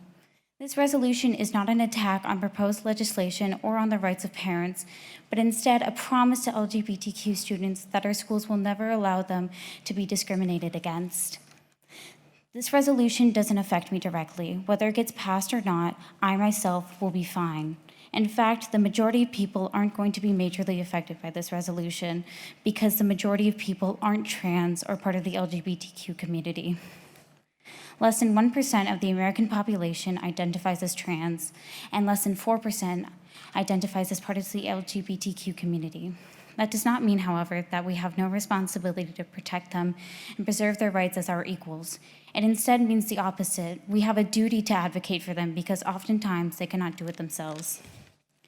It can be easy to take what we're given for granted. I don't have to worry about being rejected by my parents or my classmates. I don't have to hide fundamental parts of my identity from others.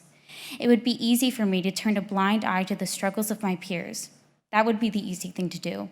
But doing the right thing isn't always easy. I want to advocate for my peers because I know that if I were facing hardships and discrimination, I would want others to do the same for me as well.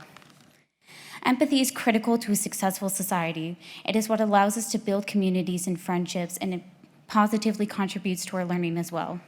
In times like these, it is essential to extend empathy to those who are marginalized. And that is what this resolution seeks to do.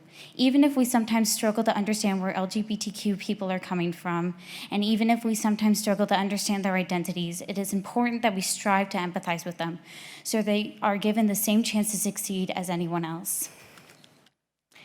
That's all this resolution is, really, an act of empathy, empathizing with trans and non-binary students and empathizing with those who are different from us. I hope tonight you choose empathy and vote in favor of Ms. Owens' resolution. Thank you.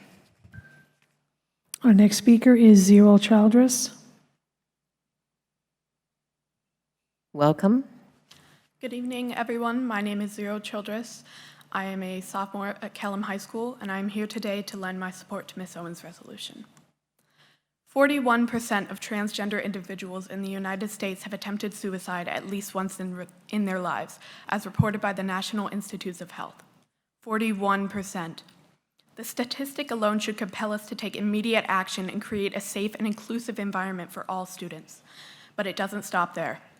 The same study conducted by the NIH revealed that approximately 62% of transgender respondents face significant problems with their families. These individuals are often disowned or mistreated simply because they are not accepted as their authentic selves. This lack of acceptance and support from their own families leaves them feeling isolated and vulnerable. For many transgender students, school becomes their only sanctuary, their only place where they can truly be themselves and find acceptance among their peers. However, even within the school environment, these students are often subjected to bullying, discrimination, and a lack of support. It is crucial that we acknowledge and address this issue. Our students, especially those who are still in the process of discovering their identities, need safe and nurturing environments where they can thrive. This constant mistreatment not only hinders their ability to learn and grow, but also exacerbates the already fragile state of their mental health. If they don't feel safe at home, then it becomes our responsibility to ensure that they feel safe at school. One of my closest friends, a trans male, is currently a sophomore in high school. He confided in me about the challenges he faces daily. He struggles with his unsupportive parents, and to escape the hostility, he fills his schedule with as many after-school activities as possible, anything to avoid going home. Unfortunately, even within the school walls, he has encountered indifference and neglect when seeking help. Not only does he endure the rejection and non-acceptance of his parents, but he also grapples with a school environment that is becoming increasingly unsafe for him. A few months ago, he reached a breaking point and attempted suicide. It was a devastating wake-up call for me and a painful reminder of the consequences of inaction. My friend had tried reaching out to various teachers for support, but his pleas for help fell upon deaf ears. He explained that he felt utterly alone, invalidated, as if his struggles didn't matter. It was as though the teachers didn't care about his well-being. Ms. Owens' resolution offers a glimmer of hope for students like my friend, provides a framework that allows transgender and LGBTQ+ students to feel safe and secure enough to seek help when they need it. 30 seconds. Without the fear of being overlooked or dismissed. It would send a powerful message that our schools are places of inclusion where all students are welcomed and valued. By supporting this resolution, we are standing up for the victims of bullying and discrimination, showing them that they are not alone. It is our duty to create an environment where every student, regardless of their gender identity, feels seen, heard, and supported. By doing so, we not only save lives, but also empower our students to thrive academically, emotionally, and socially. And that is time. Thank you. Our next speaker is Vivian Rose Duchette.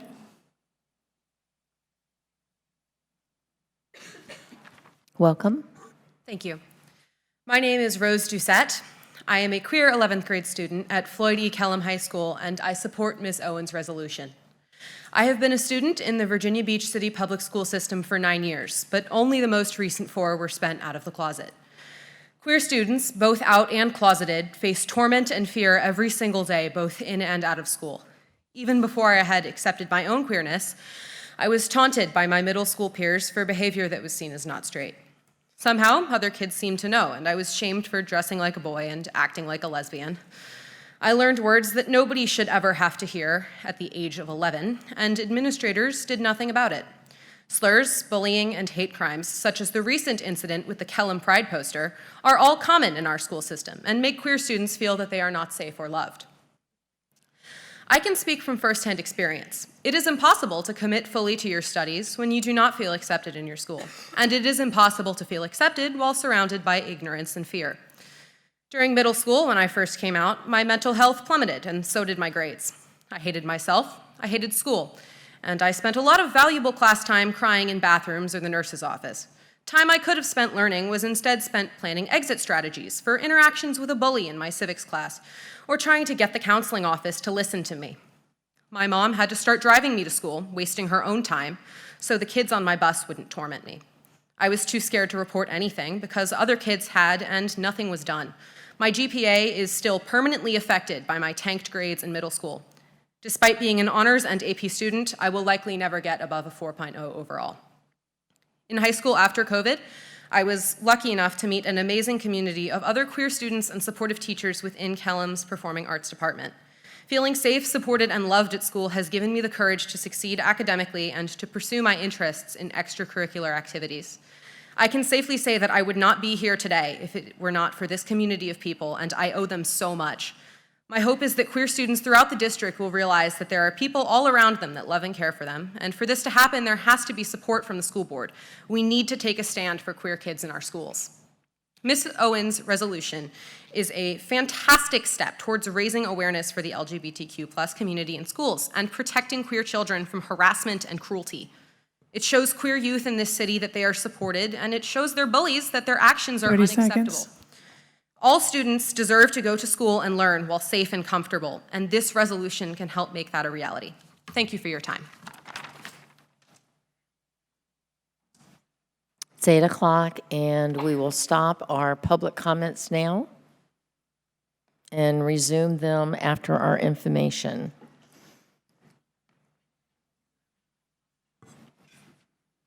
I would like to move to continue public comment before we continue with our agenda. You would like to, I do move to continue public comment before we continue our agenda.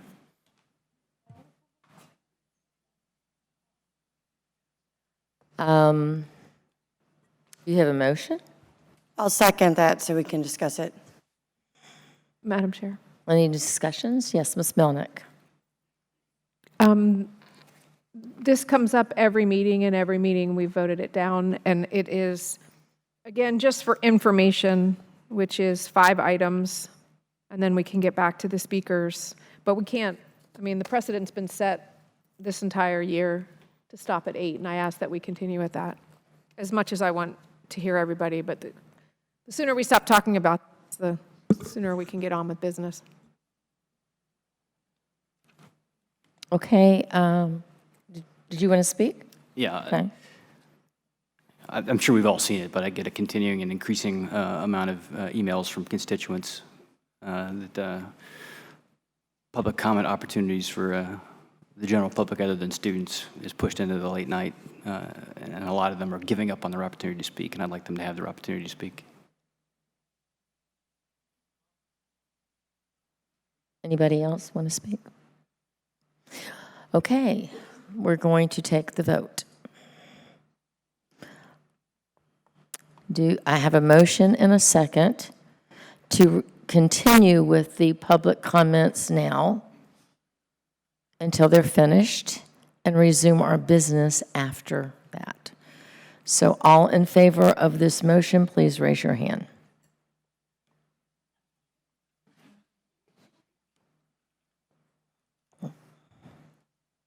Madam Chair, we have 3 ayes. No, 4. Raise your hand again Please one raise more your hand time. one more time. Right. Okay, we have 4 ayes. Okay, all against this motion, please raise your hand. And we have 7 nays. The motion did not pass. Thank you. So our next information item is the interim financial statements for April 2023. Welcome, Mr. Daniel Hopkins, our Director of Business Services.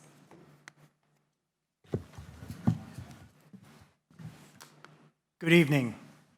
Chairwoman Riggs, Vice Chairwoman Weems, school board members, Dr. Spence. As of April 30th, the overall revenue trend remains acceptable at this point in the fiscal year, as illustrated in the first graph. Our March 31st ADM came in at 63,402, which is 35 students below the state's projection on December 16th that was used in the governor's proposed budget. But it's also 1,209 students below the ADM used to build our budget at the beginning of the year. The budget still isn't approved by the General Assembly and is predicted to be approved in late June. Federal revenues are showing a favorable trend. We have received impact aid payments of approximately $14 million year to date. Other sources of revenue through the month of April are favorable at this point in the fiscal year. This is mainly due to the stop arm enforcement and the sale of capital assets. The next graph shows that the sales tax receipts are at an acceptable level. Year-to-date through April, we are approximately $3.1 million higher than the same time last period.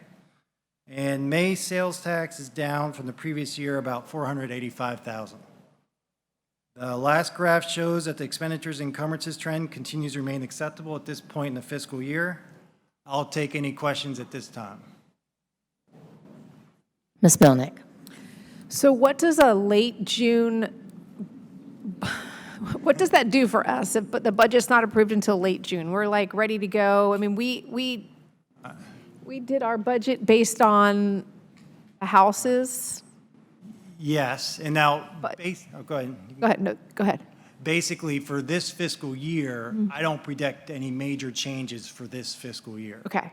Now, when it comes down to next fiscal year. That's what I mean, for next fiscal year. Next fiscal year, that's what Crystal is keeping an eye on continuously. Right, because if it's not approved till late June, and then the next fiscal year starts 1 July, what does that mean for us? We're like, So the budget's been approved by the city, obviously, and we're still waiting. And we did it based on the most conservative approach, which was what the House is at $4 million. We still are very optimistic that what comes through either late June or the beginning of July will give us that money, if not and more. So right now, we're proceeding as normal because we don't anticipate any negative impacts on our FY24 budget. Okay, thank you.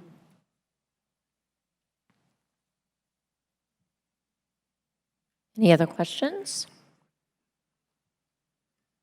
Thank you, Mr. Hopkins. Thank you. Okay, the second item on our information agenda is the Citizens Advisory Committee appointment recommendations. I don't think Mr. Sutton is in here, so I'm going to read this. The Citizens Advisory Committee for the Gifted Education, the recommended person is from Bayside, and that is Sierra Williams. For Special Education Advisory Committee, the recommendation for, and this includes agency, teacher, community representatives, Robert Brigham, Colleen Clemenston, Kimberly Benzie, Amanda Stansel, Bridget Nugent, Michelle Wood, Matthew Gentile, Lisa Gehring, and Nathan Below. General Advisory Council for Technical and Career is John Gallegos Jr., Allison Ruffino, Tammy Pinkey, John D. Atlee, Mike Corso, Matthew Kellum. Just a background summary for this. The division issued a call to action on March the 30th, 2023, seeking applications to fill the voting member vacancies across these 3 citizen advisory committees. Representatives from the 3 committees with vacancies were invited to review applications and provide input for consideration in the school board's selection process. As a product of the school board's discussion, May 23, 2023, in a closed session, allowable pursuant to Section 2.2-3711, Part A, Paragraph 1 of the Code of Virginia, 1950, as amended for personnel matters. Are there any questions on these recommendations? Remember, these will be voted on at the next meeting. We all were given the information on all of these recommendations to read a while back. We had plenty of time. I don't remember the exact date, but we had them a couple weeks ago. So does anybody have any questions? Okay, so I just wanted to read that and let you know that we'll be voting at our next meeting. Our next information item is the Green Run Collegiate Charter Renewal. So welcome, Kamala Linetti, our school board attorney. She'll tell us about this. And by the way, you guys have a big packet that tells you all about that, okay? Good evening, Madam Chair, Vice Chair, school board members, and Dr. Spence. I'm Cami Linetti, the school board attorney. And tonight I'll be presenting the proposed renewals to the charter agreement between the school board of the City of Virginia Beach and Green Run Collegiate Academy Foundation. I will note that I believe Mrs. Melnick is currently serving as the liaison. She may be able to provide some more information. She's attended some of those meetings.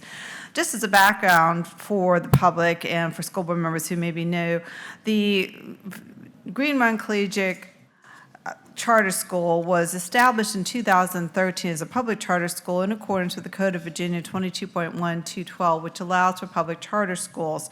You entered into a very extensive agreement with the Green Run Collegiate Charter Academy Foundation that was established in 2013 after a very extensive application was submitted to the Virginia Department of Education. You do have a copy of that application. We were not able to make it ADA compliant because it's an older document, but that was originally submitted in 2013 for that.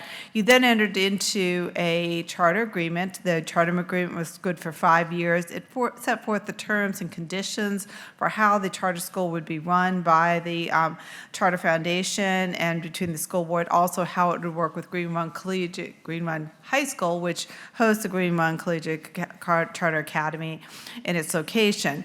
We then entered into an agreement in 2018 that went through, again, added a 5-year term that runs up June 30th of 2023. It is necessary that you reestablish this charter agreement with the foundation before the end of June so that you can continue this charter school. While looking at it this time, we realized the charter school had been in effect for the better part of 10 years now, so it was necessary for us to take a look at some of the agreements that had been in place. There were some attachments to it. We did go back and look at it. One of the things that we removed as an attachment was the agreement on food services, because at the time we established the charter school, we had not verified that the charter school was going to be incorporated under the USDA regulations as a site. It has long since been established as a site, so there was no reason to have the food service agreement any longer in there, so we went ahead and removed that. There was also an attachment that had to do with the memorandum of understanding between Green Run High School and the school as to some of the working arrangements they had. We did have the principal, Till Bowser, look at that. She believed it was still good. There was no reason to change it at this time period. So we went ahead and left that in place. There were a couple recommendations that were brought to us by the foundation itself. And you'll see some of those changes in there. Some of them are Scrivener changes. Some are updates to the actual whereas clauses involving the time frame for that. One of the changes you see comes under Section 4, which is governance on page 3 of the agreement. They are specifically asked that the school board go ahead and appoint a school board member liaison to the Green Run Collegiate Charter Board. This will be a non-voting member, but they're asking that they attend the board meetings primarily to keep them updated on changes and perspectives of the school board. We've got ahead and add the fact that the school board, if they approve this, could appoint an alternate that would have to the board, so if the liaison was not available, the alternate could attend. You'll see some further changes that show up on page, under Section 5, under the commencement of the instructional program. Again, we're just stating the time period for that. More significant change will show up on page, on the food services is noted on page 9. As I mentioned, we have since changed that and is no longer designated as a separate school, so we do not need to have that agreement, so we would be removing that out, just noting that we do provide the food services to the students at the academy, as we do for all of Green Run High School students. On page 11, we're noting that the MOU there that I just mentioned that Dr. Tennille Bowser, the principal, looked through has been incorporated again. Under Section 9, employment, the foundation is asking under Section A that we had a subsection that the governing board of Green Run Collegiate will screen and interview applicants for all interviews for all school-based administrators, and a final recommendation was submitted to the school board for final approval, so they're asking to have that added to the agreement.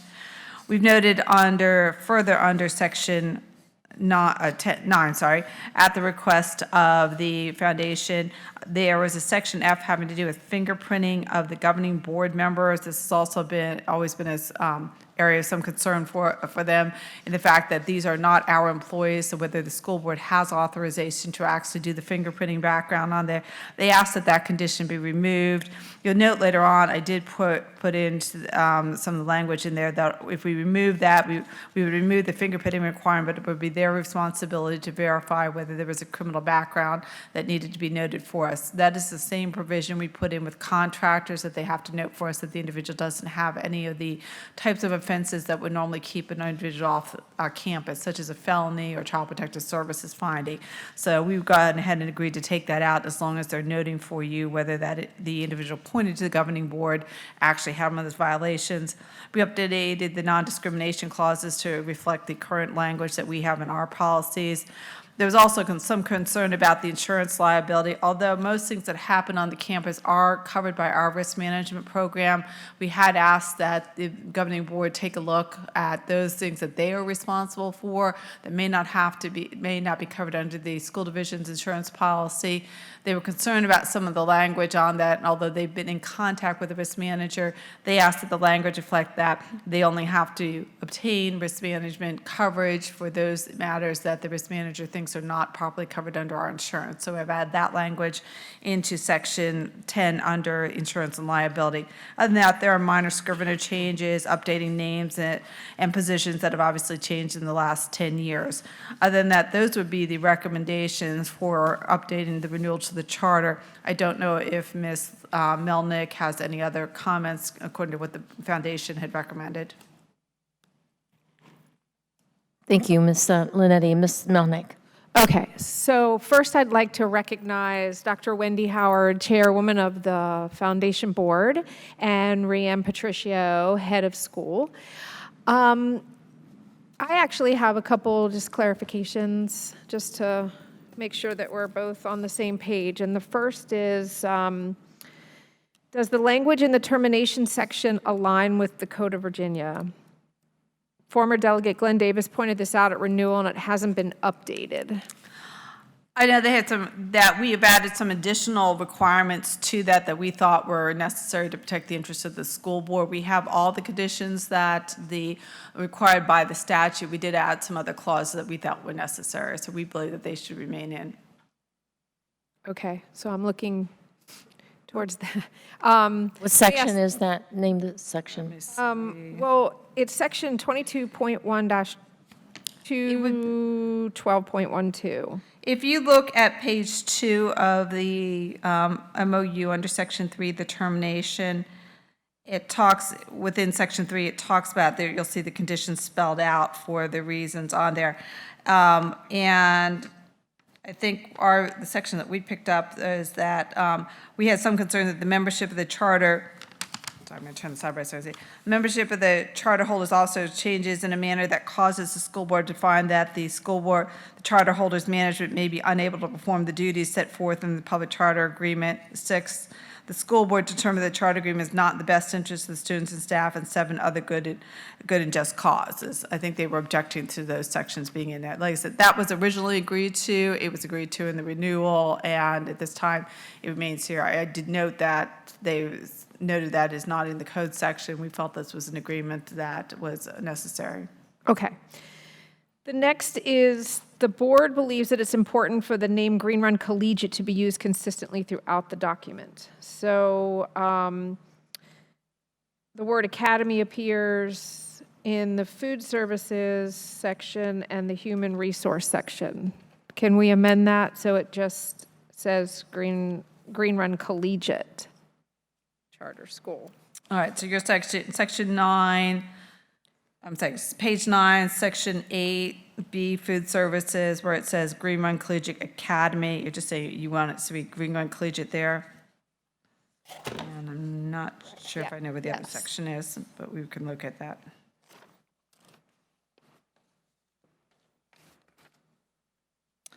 I'm not quite sure in the human resources section, but I can look for that. Oh, it's, yeah. Page 11. It's just I should have written down the number. It's, yeah, it's HR. It's. Is it page 11, 12? Section 9? Well, I can do this after if you want, but just. We can certainly look at that and make if that's just changing name changes between now and when it comes back to the board, we can certainly look at that. I'm not seeing it at the moment, but we can look at that. Now, I just want to make sure with these other two, in section 8, contracted services, item C, human resources. They would like for the document to. That's where the academy comes in, the word. Okay, there it is. They'd like for the document to codify the current practice with regards to hiring GRC administrators. This is especially important with the change of division leadership. They're not asking for a new practice, but to codify the current practice that was put into place by the Department of School Leadership. It also aligns with the charter school philosophy. Is that the subsection, if you take a look on page 11, where we've added an A1, and I'm wondering if this was where they meant it to be, but the part that says the governing board of Green Run Collegiate will screen interview applicants for all of interviews for all school-based administrators. A final recommendation will be submitted to the school board for final approval. Yes, so I'm looking at them, and so you're good with that language, the addition of that language? Okay. All right, and the last one, the document mentions former attachment C, now A. But we need to get a copy of that to the board, to the foundation board. It wasn't attached for their review. Okay, we can do that. It's in your package right now. Okay. And so, All right, and so I'm looking, again, if you're good? Okay, we're good. I actually think that's a charter application, but I'd have to check on that section. Okay, thank you. We're good. Good, thank you. Thank you. Okay, are there any questions right now? Okay, so what I'm asking you guys to do is, take this home and read through it for our next meeting. We'll have a vote as well. And if you have more questions that you really want to bring up, I will we'll amend the agenda to be able to do that in case that's important, okay? Thank you.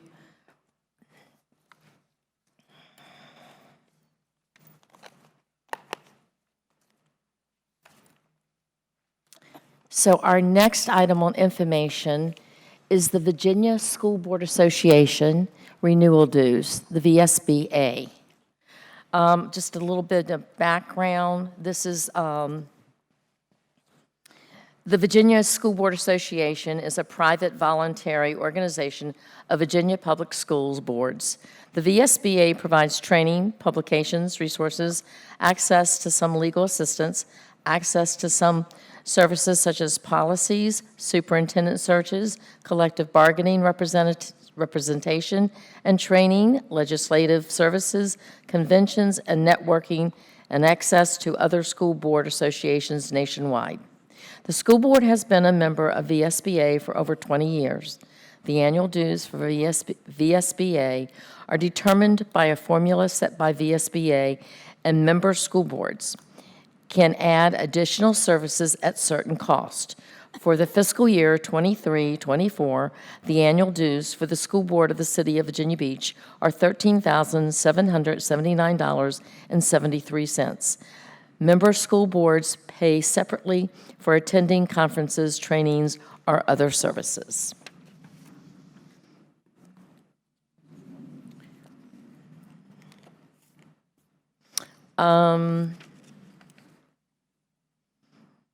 The benefits, let me just read real quickly, are board leadership development, training, equipping governance teams to raise student achievement, personalized governance team training, workshops on relevant topics, in-person and hybrid conferences, school board training certificates, board awards and recognition, monthly free training and hot topic webinars, professional services first-class members only, and our discounted services supporting the work of the governance team, exclusive access to policy services, access to legal services, strategic planning facilitation, superintendent search services, VSBA, board docs, individualized consultation, advocacy and communications, sharing the good news and advocating for public education, daily Virginia education news, newsletter and special education publications, member guides, representation of member needs with state and federal policymakers, legislative bill tracking, research, reporting, and talking points, monitoring and reporting on State Board of Education meetings, legislative updates, networking and collaboration, providing opportunities to engage and learn with fellow members, participation in multiple committees and task forces, access to mentoring programs, statewide conferences, best practice sharing through publications, regional spring networking forums.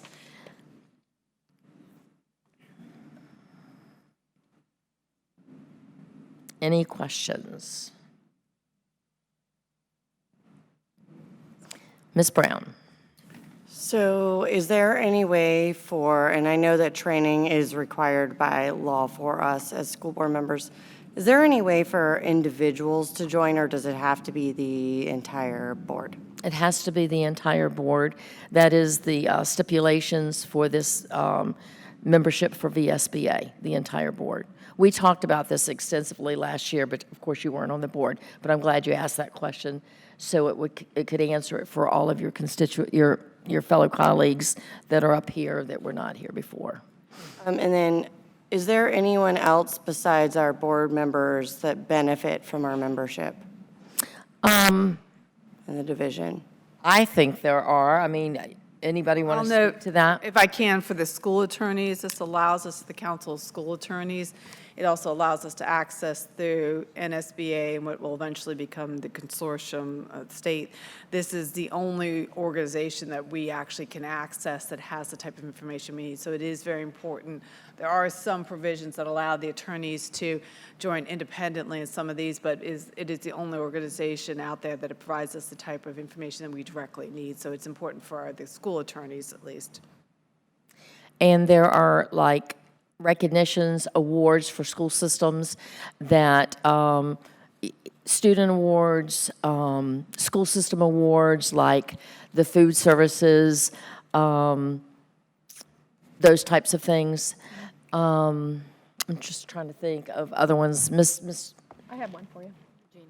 well, Regina has one. Miss, I just wanted to share with the board that twice a year during the fall and the spring, they do have a conference for school board clerks and deputy clerks, and they do provide valuable information for us on updates on FOIA, on Code of Virginia, networking, and things like that. So that is another benefit that we have, that Susan Kipe and I have, being with the VSBA. Ms. Melnick?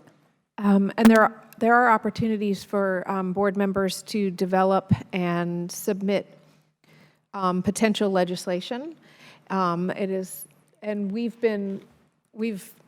received that benefit. When I was on the legislative committee, I think twice, Mrs. Linetti, we worked together and created some potential legislation that went up to VSBA. They selected Virginia Beach City Public Schools and used our language. What'd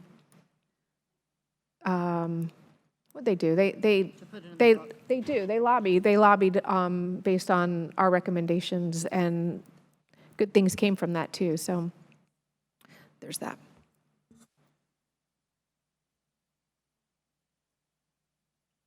Anybody else?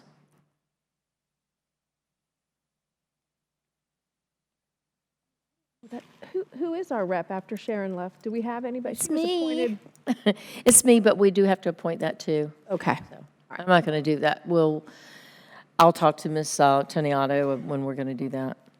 Because that has to come, well, actually, it'll have to come up next, at the next meeting as well, because that's part of the representative for our committees. So.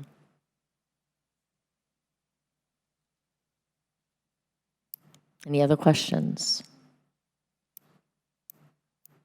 I do know that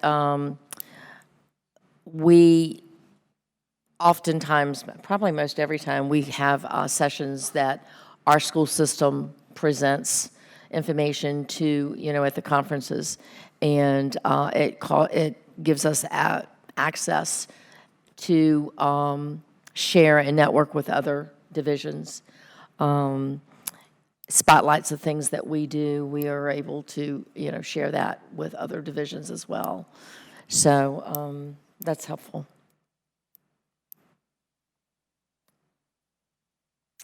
Anybody else? Okay.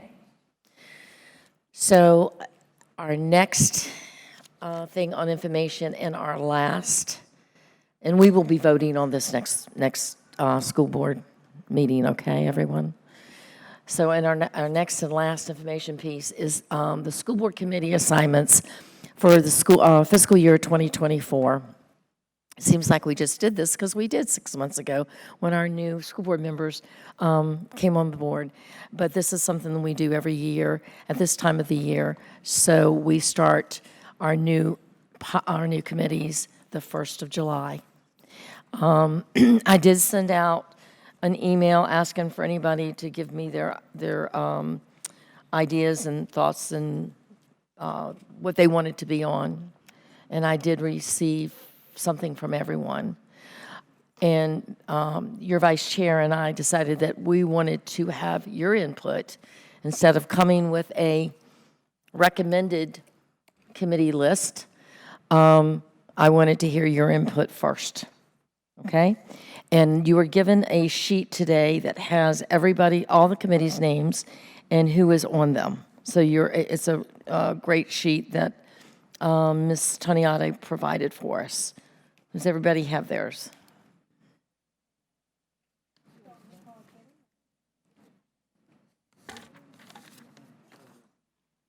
Madam Chair, Yes.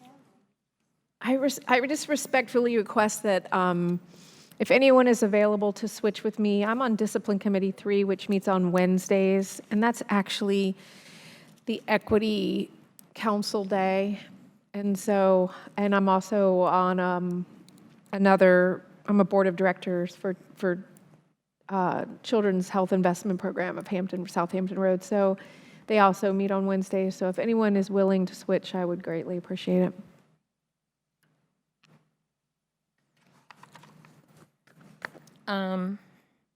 Ms. Martin? Ms. Meldick, I could probably switch to Discipline 3 after September 1, if we could. Perfect. We'll work that out. Yep. Okay. Okay.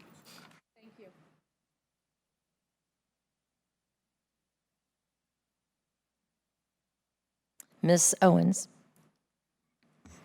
I just wanted to make sure it was known. I spoke with the chair already, but previously I expressed my interest in being on Policy Review Committee.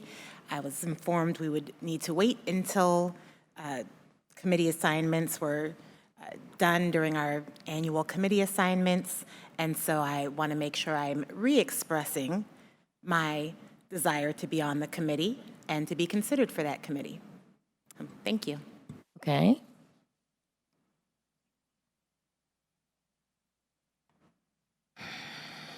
Ms. Martin? I'm sorry, I should have added this to my previous comments. If you are looking for a VSBA rep, because I am in Richmond often, I'd be more than happy to take that on in addition to my current committee assignments. Okay, thank you. Thank you. Well, they rotate around the state, but I travel often. Ms. Anderson? So I recognize, and I've been told that there's 4 people, again, vying for the policy committee. So I wrote out reasons why I feel like I should stay on the committee. I've been told that there's someone who felt like I should come off the committee, but here are my reasons that I'd like to stay on. I have experience as a 36-year veteran teacher in Virginia Beach, and so far 10.5 years on this board. I don't have any political or religious agenda to bring to the committee, just my experience and my common sense. My experiences as a mother, military wife, and teacher in Virginia Beach gives me a unique perspective, but my 36 years as a classroom teacher in this system gives me a unique understanding of student, teacher, and staff needs in Virginia Beach City Public Schools. When I first started on the school board in January of 2013, we didn't have a policy committee. It was during my time of leadership on this board that we decided that a policy committee was needed. So during my first year as chair, I appointed the first committee. I have attended all PRC meetings since its inception, with the first 3 years as the ex officio. And in January of 2020, after I stepped down as chair, I was appointed to the committee. I bring unique experiences and knowledge to the committee, and even though it's been 11 years since I was actively teaching, my perspective as a classroom teacher is still present in my mind. My active participation on the committee since its inception brings institutional knowledge and the experience to the committee that is often needed when we discuss policies. Those are my reasons, and I feel like I need to stay on this committee through my time on this board. Thank you. Thank you. Anybody else? I do want to remind you, I have received everybody's wants in, what they thought they wanted to be taken off or put back on. And actually, they're all basically the same. There's a couple that wanted to be taken off, but you need to know, that's why I provided this sheet for you guys. Does everybody have it? Yeah, for some reason I don't have it. Yeah, I don't know why I don't have it, but I don't. No, it's not. Anyway, I just wanted to tell you, yeah, I don't have mine. And I wanted to let you know that look at those, because there's several people that said they wanted to just have 3, whereas they have like 6 or 7 right now. So sometimes you see a lot of committees by one person's name. That's because someone had to take it, and that person offered to take it. So we do need people to step up to the plate to help us out with that, because these are actual committees and they do need representatives on it. So I just wanted to let you guys know, okay? Yes, Ms. Brown. Okay, can I get a little bit of clarification? Are you asking us to state our interest here that we've previously emailed, or are you asking us to provide our input? It looks to me as though there's only one committee where there's more people than space. Which one are you asking for? You only have, all I'm asking is for your input on if there's anything different, such as Ms. Owens did. Okay? I just wanted to see more input if you needed that. I wanted people to hear what others had to say if they wanted to see something different or get something different. Okay? Well, and I would just also like to say, I would like to continue my time on the Policy Review Committee. At times, there's even been some policies or things that have come up where I don't even necessarily 100% agree with the presentation of what it is, but I work on the policy diligently to make sure that this body has the opportunity to vote on it the way that our school board members intended. So, I do think that, and I've also reached out to members of the Policy Review Committee, and, I have had a good working relationship with all the members of the committee, but, and I could give you my feedback regarding my thoughts, but I don't know that I feel like anyone is less qualified than one another. Right. But I do believe that there is somebody that hasn't had an opportunity to serve, and there are others that have had a longstanding chance to serve on that committee. And I do believe that it would be fair, personally, for Ms. Owens to have Ms. Anderson's spot if there was to be a change to the policy committee. But I'm happy to talk with you about that over the phone. Okay, thank you. Yes, Miss Manning. Oh, I'm sorry, Miss Weems, and then Miss Manning. Yes, I didn't get one of these chairs, so I just want for clarification, I'm holding this up. So the ones in black, does it matter what ink color it is? Greens are alternates. The Greens Okay, alternate. okay. So this is either what the person is on currently and they want, or just what they said they No, wanted? this is what they're on currently. This Okay. is what they're on currently, and Right. where is it what they want? What, everybody's what they want, except for I'm going to have Miss Manning, she only said 3, that when she sent me her email. So I'll let her share those 3. Okay, well, wait, I just need some more clarification. Okay, so so this is just what they're on, not necessarily what they wanted to add? Because some of Or them. take off. Okay, but you're saying there's really only one committee that has more people interested than spots, and that's the Exactly. PRC. So basically, we're going to be discussing and voting for that one committee, basically. I would like to say and I was in that same boat, I'll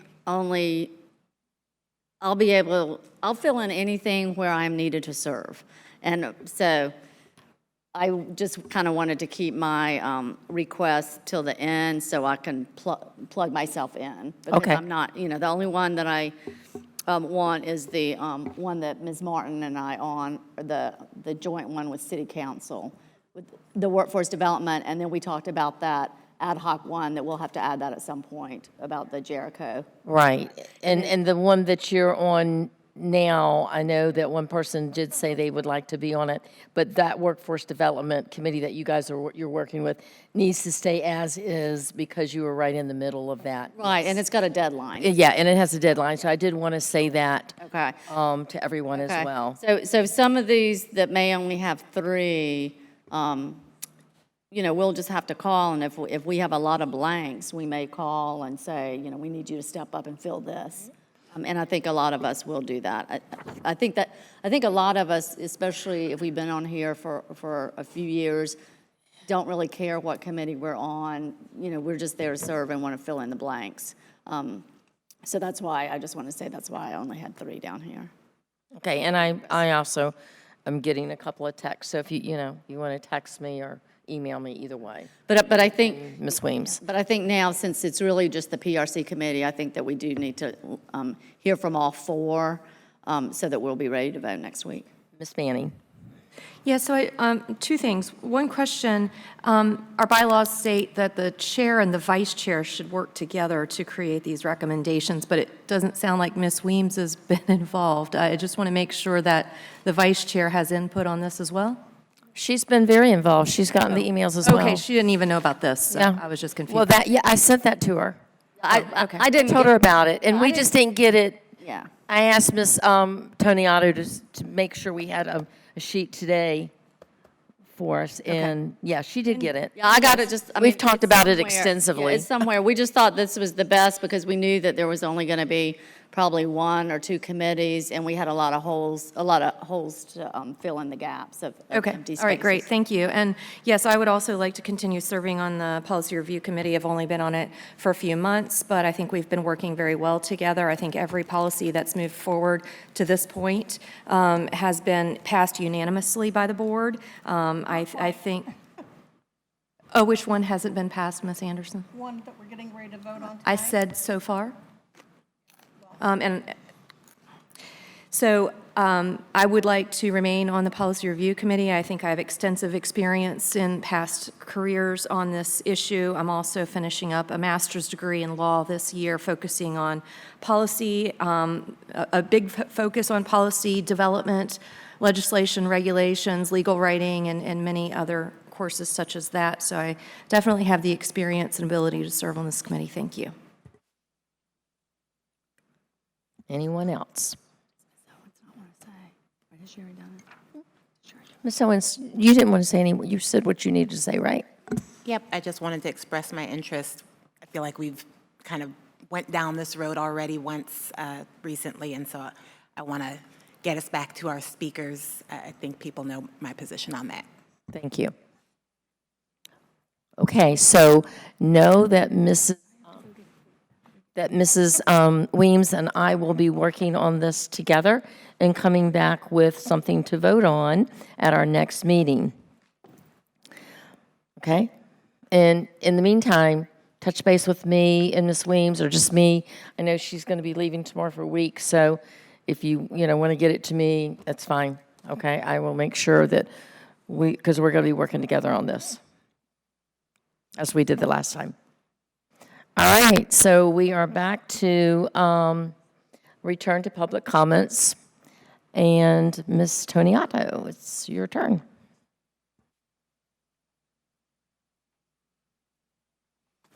Okay, our next speakers will be Vikram Kohli, Joseph Kohli, and then Sam Turner. Welcome. Thank you. Good evening, members of the board. My name is Vikram Kohli, and I stand before you today not only as a former student at Princess Anne High School, but also as a proud advocate and queer student for the rights and well-being of all in Virginia Beach City Public Schools. Like most of the students sitting in the audience, I can pinpoint exactly where I was the day I saw a video on Instagram of two students ripping apart a rainbow-painted sign in the cafeteria at Kellam High School. In the background of the video, one can hear mixtures of cheering and yelling, and of course can see the smiles on the faces as the two students tore what queer people such as myself view as a symbol and beacon of hope for their identities and selves. The incident aforementioned, captured in that heartbreaking video, serves as a stark reminder of the challenges faced by queer students within our educational institutions. It is a painful testament to the fact that discrimination and prejudice exist, even within the walls of our schools, what is supposed to be a safe space for all students.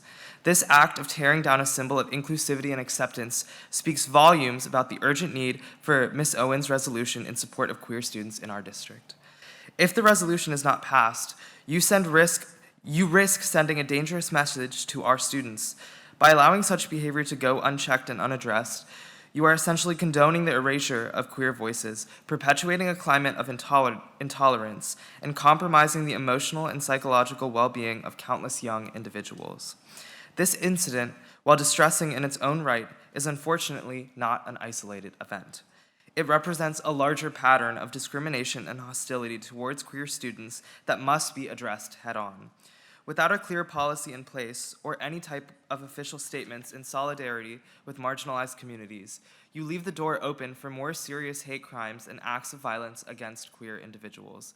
The video we witnessed is just a glimpse into the potential escalation of such behaviors if you fail to take a stand. The resolution in support of queer students is not about promoting a particular agenda.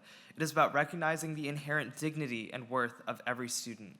It is about fostering an inclusive and nurturing educational environment that celebrates diversity, embraces acceptance, and promotes equality. Passing this resolution will send a powerful message to our students, staff, and the wider community. It will demonstrate that VBCPS stands firmly against discrimination, bullying, and any form of mistreatment 30 seconds. targeting our queer students. It will reinforce the notion that our schools are spaces where everyone is respected, cherished, and given the opportunity to thrive. I implore you to prioritize the safety, well-being, and success of all students in VBCPS. By passing this resolution, we can take a vital step towards cultivating a culture of empathy, understanding, and respect.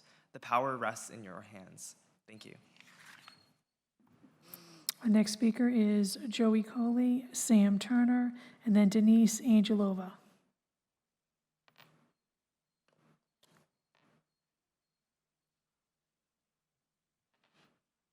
Joey Coley, Sam Turner. Welcome. Hello, my name is Sam Turner, and my pronouns are they, them. I am a freshman at Salem Visual and Performing Arts Academy. I know you're all tired of listening to us talk about such horrible topics, such as loving one another, but I really hope that you'll look up from your papers or computers and listen to my speech. I understand it may be difficult to give people basic human rights, and that it's just really difficult to support other people, even though it literally doesn't affect you at all. But it's really not that hard. Look around you. Look at all of the supporters, and even though some of them have left, here tonight. It was not that hard to come here in support of LGBTQ people. Why am I here fighting for basic rights? Is it not evident the effect that this is going to have on your students and teachers? The people who matter most, you wouldn't have these positions if we didn't go to school. LGBTQ rights matter. Protecting them matters. Because it's somehow acceptable at schools like Kellam to rip down innocent pride flags on the first day of Pride Month and blast videos of it all over social media. Because at PA Middle, I couldn't wear rainbows without certain kids mocking me. Woo, gay people, happy Pride Month, they laugh as I walked by. Because I can't even go to the first day of school without those same PA kids making fun of my name and pronouns behind my back. How is this acceptable? Since when did it become okay for kids to harass others for being different? And it's not just kids either. Last year I had a teacher that said, and I quote, "I support all of you little transgenders, but," and continued on. And even at one of the most LGBTQ-friendly schools in the district, there are still teachers who refuse to call kids by their preferred names and pronouns. Preferred names, nicknames, they're the same thing. A cisgender boy named Richard may go by Bobby, and everyone calls him that. But suddenly, when gender is involved, the kids shouldn't be respected? Really? It's immature and pathetic. Grow up. I can't believe I'm telling grown adults to grow up. And notice how every one of these kids are speaking for the resolution. It's almost like that's because LGBTQ rights don't affect us negatively. No way, crazy, right, dude? I'm literally losing my mind over this mind-boggling fact we've been telling you all for months. I will say, the funniest thing about all of this is still the impending teacher depletion. Y'all are barely gathering enough support to stay afloat and functional, and yet you're still doing everything in your power to lose all of that support. Teachers don't like it here already. I mean, I overhear enough complaints myself. I don't know what I can say or do to help you realize the importance of protecting trans lives. We matter. We are here to stay. Please, if you want lower suicide rates, happier students, nicer students, then vote for this resolution. Do what the people you represent need. Thank you. Our next speaker is Denise Angelova, Elvira Logan, Dakota Johnson.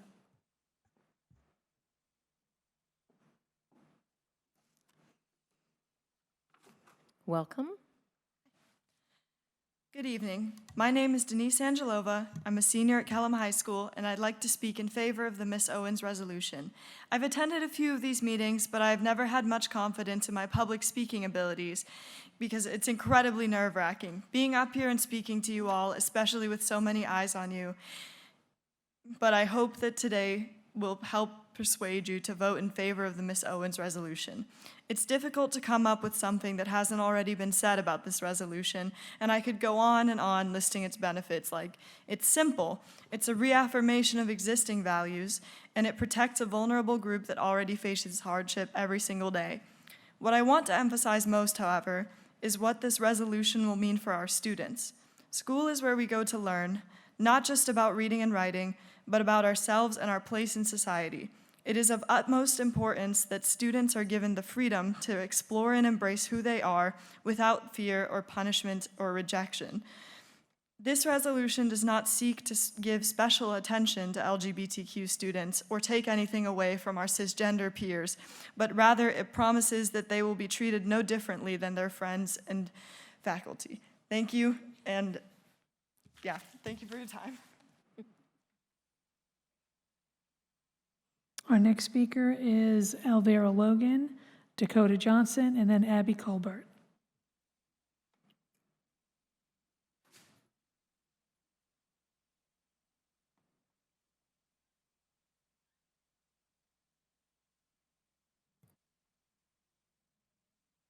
Elvira Logan, Dakota Johnson, Abby Colbert. Hello and good evening. My Welcome. name is Abby Colbert, and I am here to address the school board in support of Owens' resolution. I am an enrolled student and rising sophomore at Princess Anne High School. I am a member of the International Baccalaureate Program.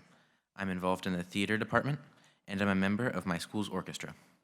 To anyone looking at me, I may just seem like someone who is seen as an ordinary student, a regular person, but this is unfortunately not true. I am a trans person, and in our society and in my school, that means I am treated differently. I walk the hallways of my school every day with fear of being judged, discriminated against, and called slurs and other words just for being myself. At the beginning of this school year, on September 27th, I attended a walkout at my school in support of the rights of trans students. Me and my friends were subject to slurs and other forms of hate from our classmates for, once again, being ourselves and expressing our desire for equal rights among our peers. Not only this, but me and my non-binary partner have been harassed by other students while at lunch. These students have thrown things at us, such as rainbow candies, and asked us inappropriate questions about our relationship. This has had an effect on me and my partner's comfortability in the school and in being near each other, despite our actions to specifically avoid these situations. Furthermore, people in the LGBTQ+ community have to go through their everyday lives in fear that things like this will happen to them, when all they want is to live their lives. Simple things like walking through the hallways, changing for PE and school events, and simply going to the bathroom cause stress, anxiety, and fear in these kids, especially those within the trans community. So I implore you, as a member of the trans community, as a student in your district, and as a person in your society, vote in support of this resolution. To make students, such as myself and my peers here today, more comfortable going through their everyday lives and allow us to rest comfortably knowing that we are supported by our school board. Thank you for your time. Our next speaker is Diego Billington, Kiera Butters, and then Alexa Hernandez.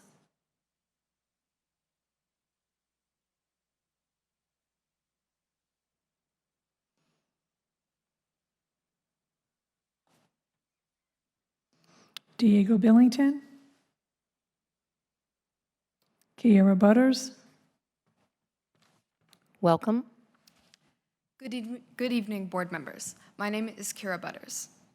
I'm a student at Floyd E. Kellum High School, and I'm here tonight to advocate for Ms. Owens' LGBTQ+ anti-discrimination resolution.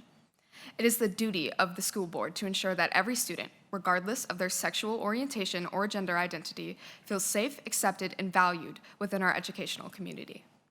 Discrimination and harassment continue to be prevalent, hindering their access to education and impeding their ability to thrive academically, socially, and emotionally. Other speakers have provided countless examples of this, and unfortunately, Virginia Beach now has an incident to call our own. What happened at Kellum shows us that we cannot continue to ignore these distressing realities any longer. By passing this resolution, we have the power to create a transformative change. We have the opportunity to foster an inclusive environment that celebrates diversity and cultivates an atmosphere of acceptance and understanding. It is imperative that we provide our students with an educational experience free from fear, prejudice, and discrimination. Every student, regardless of their sexual orientation or gender identity, deserves a chance to seek excellence, the kind of excellence that this school system has fostered in its students for decades. It is crucial to recognize that this resolution aligns with VBCPS's core values as an educational institution. Our schools should always strive to create an environment that nurtures the growth and development of every student. By actively promoting inclusivity and combating discrimination, we uphold the principles of fairness, compassion, and respect that underpin our educational mission. Furthermore, it is important to acknowledge the wider societal context in which our students exist.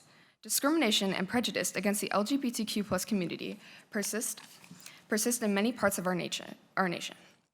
Leaders in education have a responsibility to counteract these negative influences and be a beacon of acceptance and equality. By passing this resolution, you can send a clear message that our schools are committed to embracing diversity and protecting the rights of all students. I understand that there may be concerns and differing viewpoints on this matter. However, let us remember that supporting this resolution is not about imposing an ideology or infringing on individual beliefs. It is about ensuring 30 seconds. It is about ensuring that every student, irrespective of their sexual orientation or gender identity, is treated with dignity, respect, and fairness. In conclusion, I urge that each member of this board consider the profound impact this resolution can have on the lives of our students. By standing up against discrimination and fostering inclusivity, we set an example for our entire community. Seize this opportunity to be leaders of positive change. And that is time. Our next speaker is Alexa Hernandez, Alana Spencer, and Jay Cook. Welcome. Hi, good evening. distinguished school board members, my name is Alexia Hernandez. I'm a graduating senior in the class of 2023 at First Colonial High School. I do not attend these meetings often, mostly due to my busy schedule, but I recognize tonight as an important step in this journey that me and my friends have been taking this entire year. Though my high school years are coming to a close, I am set on the path to begin my adult life. I still find it important to speak before you on the issue of Ms. Owens' policy proposal. I would like the board to recognize that though this policy won't affect me or my graduating peers, it is the stepping stone for every class that comes after us. And I find it my duty to leave the school system, which has provided me with so much, better than I found it. I also find it especially worth mentioning that even during Pride Month, a time where a queer person such as myself should feel accepted, I still find myself here fighting for my trans brothers and sisters. I think that Ms. Owens' policy resolution, though I concede is broad, is a step in the right direction to ensuring the safety and comfortability of all LGBT youth to follow in our footsteps. I want this board to be a shining example for others in our state, to stand up to bigotry and hatred and tell your students that you will accept them, even when the world refuses to. I would like this last point to really hit home, since it'll be some of my final words as a VBCPS student, and mostly because I don't think I've heard really any other student say this, but I'm tired of hearing speeches from people who are not students of the school system, nor teachers or faculty members, nor parents of any student who has gone here in the last decade or longer.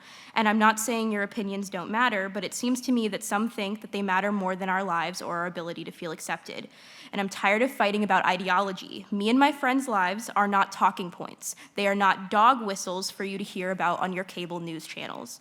We are real people, students who have benefited from the policies that Ms. Owens is trying to uphold. So I hope that you can see the points that we have been trying to make tonight and trying to get across all year, which comes from a place of love and acceptance. So this Pride Month, I urge you to stand up for LGBTQ youth. Vote yes. Our next speaker is Alana Spencer, Jay Cook, and then Geneva Warren. Good evening, board members. My name is Alana Spencer, and I'm proud to say that we've hopefully come down to the home stretch. And we've had many challenges, but regardless, we've shown up through and through.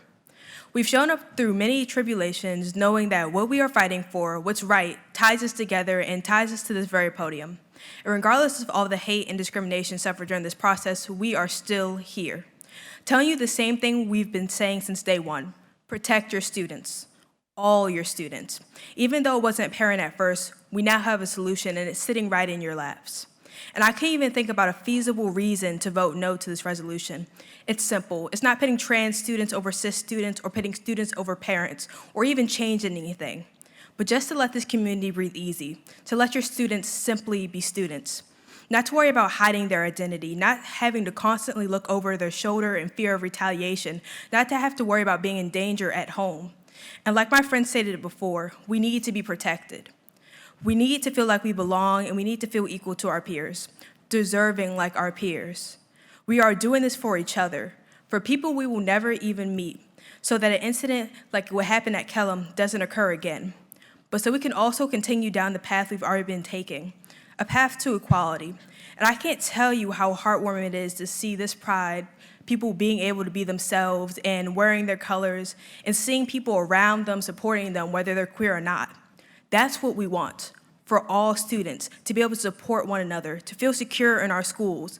And all it takes is one word for that to happen: yes. If you support your students, all your students, you'll vote yes to Ms. Owens' resolution. Thank you. Our next speaker is Jay Cook, then Geneva Warren, then Icarus Landacker. Welcome. Thank you. Good evening, board members. My name is Jay Cook, and I'm a current VBCPS student. I really struggled writing this speech. I spent hours and hours looking at a blank document because I simply couldn't think of a reason why this resolution would not be helpful and positive if implemented. I found myself wondering, what justifies saying no to a resolution which honors how our schools were always meant to be? One which simply calls for the establishment and maintenance of a safe environment for all students, faculty, and staff in our city schools. One which allows our children, grandchildren, siblings, nieces, nephews, and peers to be guaranteed respect and equal, non-discriminatory treatment in regards to sex, sexual orientation, gender, or gender identity, no matter what label they may fall under. I found myself wondering what kind of reason there would be to ever deny kids the protection of a safe and loving school environment. What, if anything in this world, validates denying the children of Virginia Beach love and protection in their schools? I could not think of anything. Many of the opposition have stated in previous meetings that we do not need this resolution. The words of my peers tonight and our words over the past 8 months, as well as recent events touched on in previous speeches, should be enough proof. We need this resolution. For those of you looking for more reason than that to support a resolution that in our schools would protect us from hate and aim to foster security and love, I would like to provide you with a verse. Love is patient, love is kind. It does not envy, it does not boast, it is not proud. It does not dishonor others. It is not self-seeking, it is not easily angered, it keeps no record of wrongs. Love does not delight in evil, but rejoices in truth. It always protects, always trusts, always hopes, always perseveres. That's Corinthians 13, 4-8. We do not want to be hurt, hated, marginalized, harassed, or wronged in our schools. We simply want to be kids, to love and be loved without worry or contention. Please vote yes to this resolution. Thank you. Our next speaker is Geneva Warren, then Icarus Landacker, then Anelia Lanchuk. Welcome. Good evening, members of the school board. My name is Geneva Warren, and I am a sophomore at First Colonial High School. Today, June 12th, marks the date that the school board can make a choice for the freedoms of the students and their rights, or the choice for discrimination, bigotry, and hatred. Ms. Owens' resolution is a reasonable measure protecting LGBTQ youth. Unfortunately, not everyone sees it this way. Over the course of the 2022-2023 school year, opposing speakers have repeatedly expressed their opposition to our arguments, painting our cause as an insult to parents' rights. But this is far from the truth. If we want to talk about what's truly insulting, let's talk about how insulting it is that high schoolers have to be the ones setting the standard for decorum at these meetings. Let's talk about how insulting it is that 14, 15, and 16-year-olds can show more respect to our opponents compared to the generation that raised us. Let's talk about how absolutely appalling it is that one speaker claimed wholeheartedly that if his daughter were to be a part of the trans community, he would disown her, his own flesh and blood. Students should not have to fight this hard to ensure they can exist as themselves in the halls of Virginia Beach schools. As students, we should not have to come to every 2 weeks to beg you to uphold our and our friends' freedoms. As people, as living, breathing human beings, we should not have to explain time and time again why our rights should be acknowledged regardless of a stranger's opinion. A transgender child should not have to fear for their life outside of the classroom merely for existing, only to turn around and have to be wary of entering the so-called safe places schools are supposed to be. This board, as guardians of the students, has an obligation to stand up to this kind of torment. A vote for Owens' resolution is a vote for the unconditional love, respect, and understanding, and against the cruel treatment threatening the people we love and care about. This resolution is not extreme. It is a simple promise. Owens' resolution fulfills the promise that was guaranteed to us by the Bill of Rights in 1791, the same promise of self-expression that every mother, father, man, woman, and everyone in between is obligated to respect, whether they like it or not. The very same promise that gives our opponents just as much power as us to speak their minds. Today, June 12, 2023, make the right choice. Say yes to the students. Say yes to the generation of tomorrow.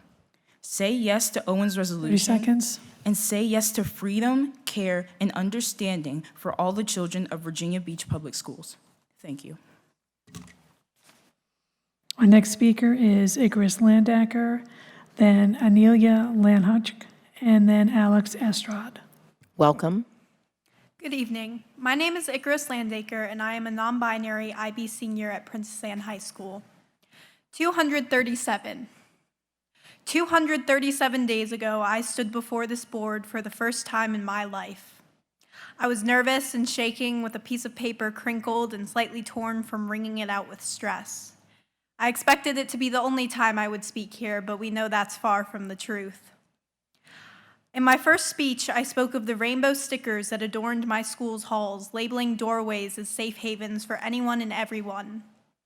And as I walked through the halls of my school for the very last time last week, I soaked everything in, trying to commit every little detail to memory. After all, I spent 4 years of my life there. 4 important years where I developed my image, honed my skills, and grew into who I am today. And when I look back 1, 10, or 20 years from now, it is the small details I will remember. I will remember the stupid little things that my friend and I laughed at in math as we solved calculus but sometimes forgot basic arithmetic. I will remember the kind words of my teachers and the lessons I have learned. But I will also remember the actions of this board. Like many of my peers here, I am moving on to the next chapter in my life. However, this does not mean I cannot leave something behind. Ms. Owens' resolution is what I and others here today want to leave behind for our peers. I want my non-binary friend who I sat with every day in study hall to continue laughing at that table because this resolution allows them to do so safely. I want my transgender friend in D&D club to continue being a nerd and creating crazy characters, mixing and matching pronouns, regardless of sex, because they will not be shunned when they do so under this resolution. I want my other non-binary friend to continue using their preferred name in the band because hearing it over the speakers draws a smile across their face. These students and every student who comes after us deserve the right to be who they are unapologetically. Ms. Owens' resolution allows this by protecting them from discrimination, whether it comes from other students, parents, or teachers. They deserve, like every student, a resolution, a promise, that this board will protect them because if my years in 30 high school seconds. taught me anything, it's that school is not just a building. It is a home, and every home should be a safe one. At the end of the day, I will remember the stickers that lined my school halls because I will remember the homes that they created. Thank you. Our next speaker is Anelia Lanhutch, then Alex Astrod, then Jacob Cruz. Welcome. Good evening. My name is Anelia Lahunchuk, and I'm a junior at Ocean Lakes High School at the Math and Science Academy. I would like to thank the school board for convening here today, and I will be speaking in favor of Ms. Owens' resolution. As an LGBTQ+ youth ally, I have carefully watched both sides of the debate and can understand both views from an objective standpoint. While the arguments of concerned parents wanting to know what's going on in their students' lives is perfectly valid, it's extremely damaging to sad students when their own individuality and rights get violated. When students know that their personal information is safeguarded within the school community, they are more likely to engage in open discussions and offer their unique perspectives. In other words, take intellectual risk without the fear of negative consequences, especially in their personal lives. By not passing this resolution and continuing to disregard your students' personal choices, you are only leading to continued harassment. School is supposed to be a safe environment for those living in abusive households, for those who are afraid to contradict their parents, and for those who are exploring themselves and their identity. The two things school certainly should not be is a place for judgment and fear. Additionally, I would like to offer another perspective to you, and that is the countless teachers who will lose genuine passion for their jobs, teachers who want to educate in a safe environment. It becomes an issue when that environment becomes unwelcoming towards specific groups, putting their education as a secondary matter as they fight for their rights. My question is, does this school board consider the needs of their students, or does it put priority over parents and act on their command? We are developing, and there's nothing more important than promoting self-love during adolescent growth. No matter how strongly you disagree with an idea, you cannot force another person to be someone they are not. Regardless of your proximity to the LGBTQ+ community, we all want one thing, and that is to see our students succeed. And once again, I'm not a member of the LGBTQ+ community, but knowing that my closest friends have to go through these struggles, I want to support them in any way that I can. So please, protect our privacy and our well-being and make the right decision today. This resolution is another step forward that does just that, and I urge you to vote in favor of it. Thank you. Our next speaker is Alex Astrat, and then Jacob Cruz. Welcome. Thank you. I'd like to begin by thanking every single one of you, members of this board, for listening to us for so long. Not only the 51 speakers behind me today, but everyone over the past few months. It has been a great pleasure to have the opportunity to meet with many of you and to see your wonderful faces every other Tuesday evening. That said, I hope this is the last Tuesday evening I have to spend here. I am here today because of Kellam High School. I am here today because of my fellow classmates, and I am here because of Miss Owens' courage. I'm sure you've all heard enough about the Kellam incident at this point, but that should show you the true severity of this event. Because to LGBTQ+ students all across Virginia Beach, this is not just another act of vandalism in our schools. To them, this is symbolic to what we are seeing all across our nation and state. For these students, Pride Month was supposed to be a celebration of the progress we have made as a nation to fight against discrimination. So when that banner was torn down, so are the decades of progress we have made as a state and a nation. LGBTQ students feel singled out in Virginia Beach. So while the other side discusses how wonders why this resolution is singling out LGBTQ+ students, LGBTQ+ students are wondering why they're being singled out in Kellam High School, and why their banners are the ones being torn down while all other banners remain standing. These students are afraid, and it is not just because of what happened at Kellam. LGBTQ+ students all across Virginia Beach have seen anti-trans and anti-LGBTQ policies being proposed and enacted all across the nation and even here in Virginia Beach, and are afraid that Virginia Beach soon will no longer be the safe haven for learning that is now. So while the other side scoffs and wonders what is the need for this resolution, I tell them, look at your local news app, and you will soon realize why. Thankfully, Ms. Owens' resolution would provide this much-needed layer of protection. It is such an obvious resolution that simply states we will not break laws in order to discriminate against LGBTQ students in Virginia Beach. Why would anyone in their right mind oppose that? I know in your hearts, all of you support what this resolution stands for. I know you do not support discrimination. I know you certainly don't want to break laws in order to do so. I am asking you to do what you know is right. Do not try and nitpick this resolution for whichever tiny little phrase you can find in the fine print to assert this entire resolution is somehow meaningless and should be opposed. I am asking you to stand with your students who have come and pleaded to you for months, asking you for some level of assurance that their lives matter to 30 you. seconds. I am asking you to show your students that no matter what is happening in the outside world, that VPCPS will always be a safe place for LGBTQ students to learn and to exist. For months we have come to you pleading. Tonight you can show us those pleas have not fallen upon deaf ears by voting in favor of Ms. Owens' resolution. Thank you. Our next speaker is Jacob Cruz. Welcome. Good evening, board members. This is the last meeting I'll ever have here as a student, so I figure I'll let you in on a little secret. I get really nervous up here. I know I do a good job of seeming composed, delivering my speeches with poise, but it still isn't easy. Like anybody else here, my hands, they'll shake, I'll get covered in sweat, my vision will fuzz up, I'll have a hard time reading my speech. It happens to anybody when you're public speaking. Consider the fact that I'm one of the more experienced speakers that we have. I've got about 20 speech and debate tournaments under my belt, about 20 meetings here, yet my heart still races when I get up to this podium. Now think about being a queer student who comes up here to speak. Put yourself in their shoes. Think about this maybe being the first time you've ever spoken in front of a big crowd, not your 40th. Your back's to your friends, and you're facing a school board that, let's be honest, is far from universally supportive of you. Think about how utterly terrifying that is, and then think about the fact that there are 50+ students behind me that decided to do it anyways. The average American is more afraid of public speaking than death. So maybe I'm an exception to that rule, because there is something far scarier to me and to any of us than coming up here and giving a speech. It's going to a friend's funeral.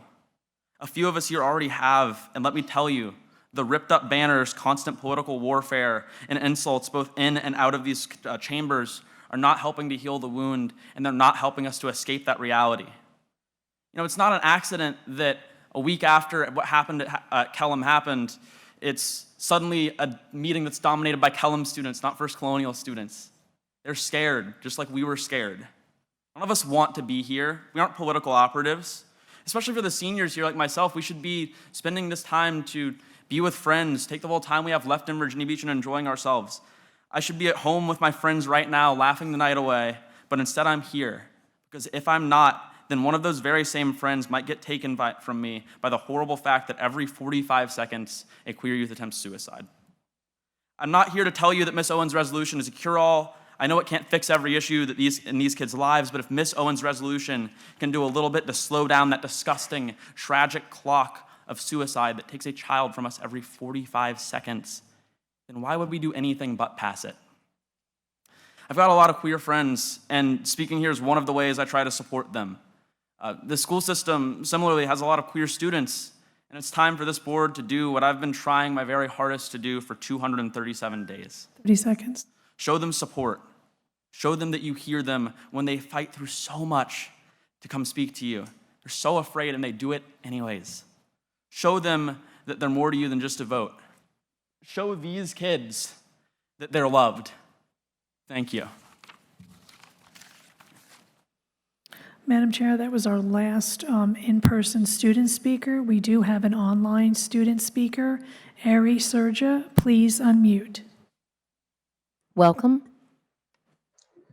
Good afternoon, members of the school board. My name is Ari Benjamin Serja, and I'm a recently graduated senior at First Colonial's Legal Studies Academy, and I'm speaking in favor of Ms. Owens' proposed resolution. I'm before you today to address an issue of utmost importance that resonates with the core principles of education and human rights.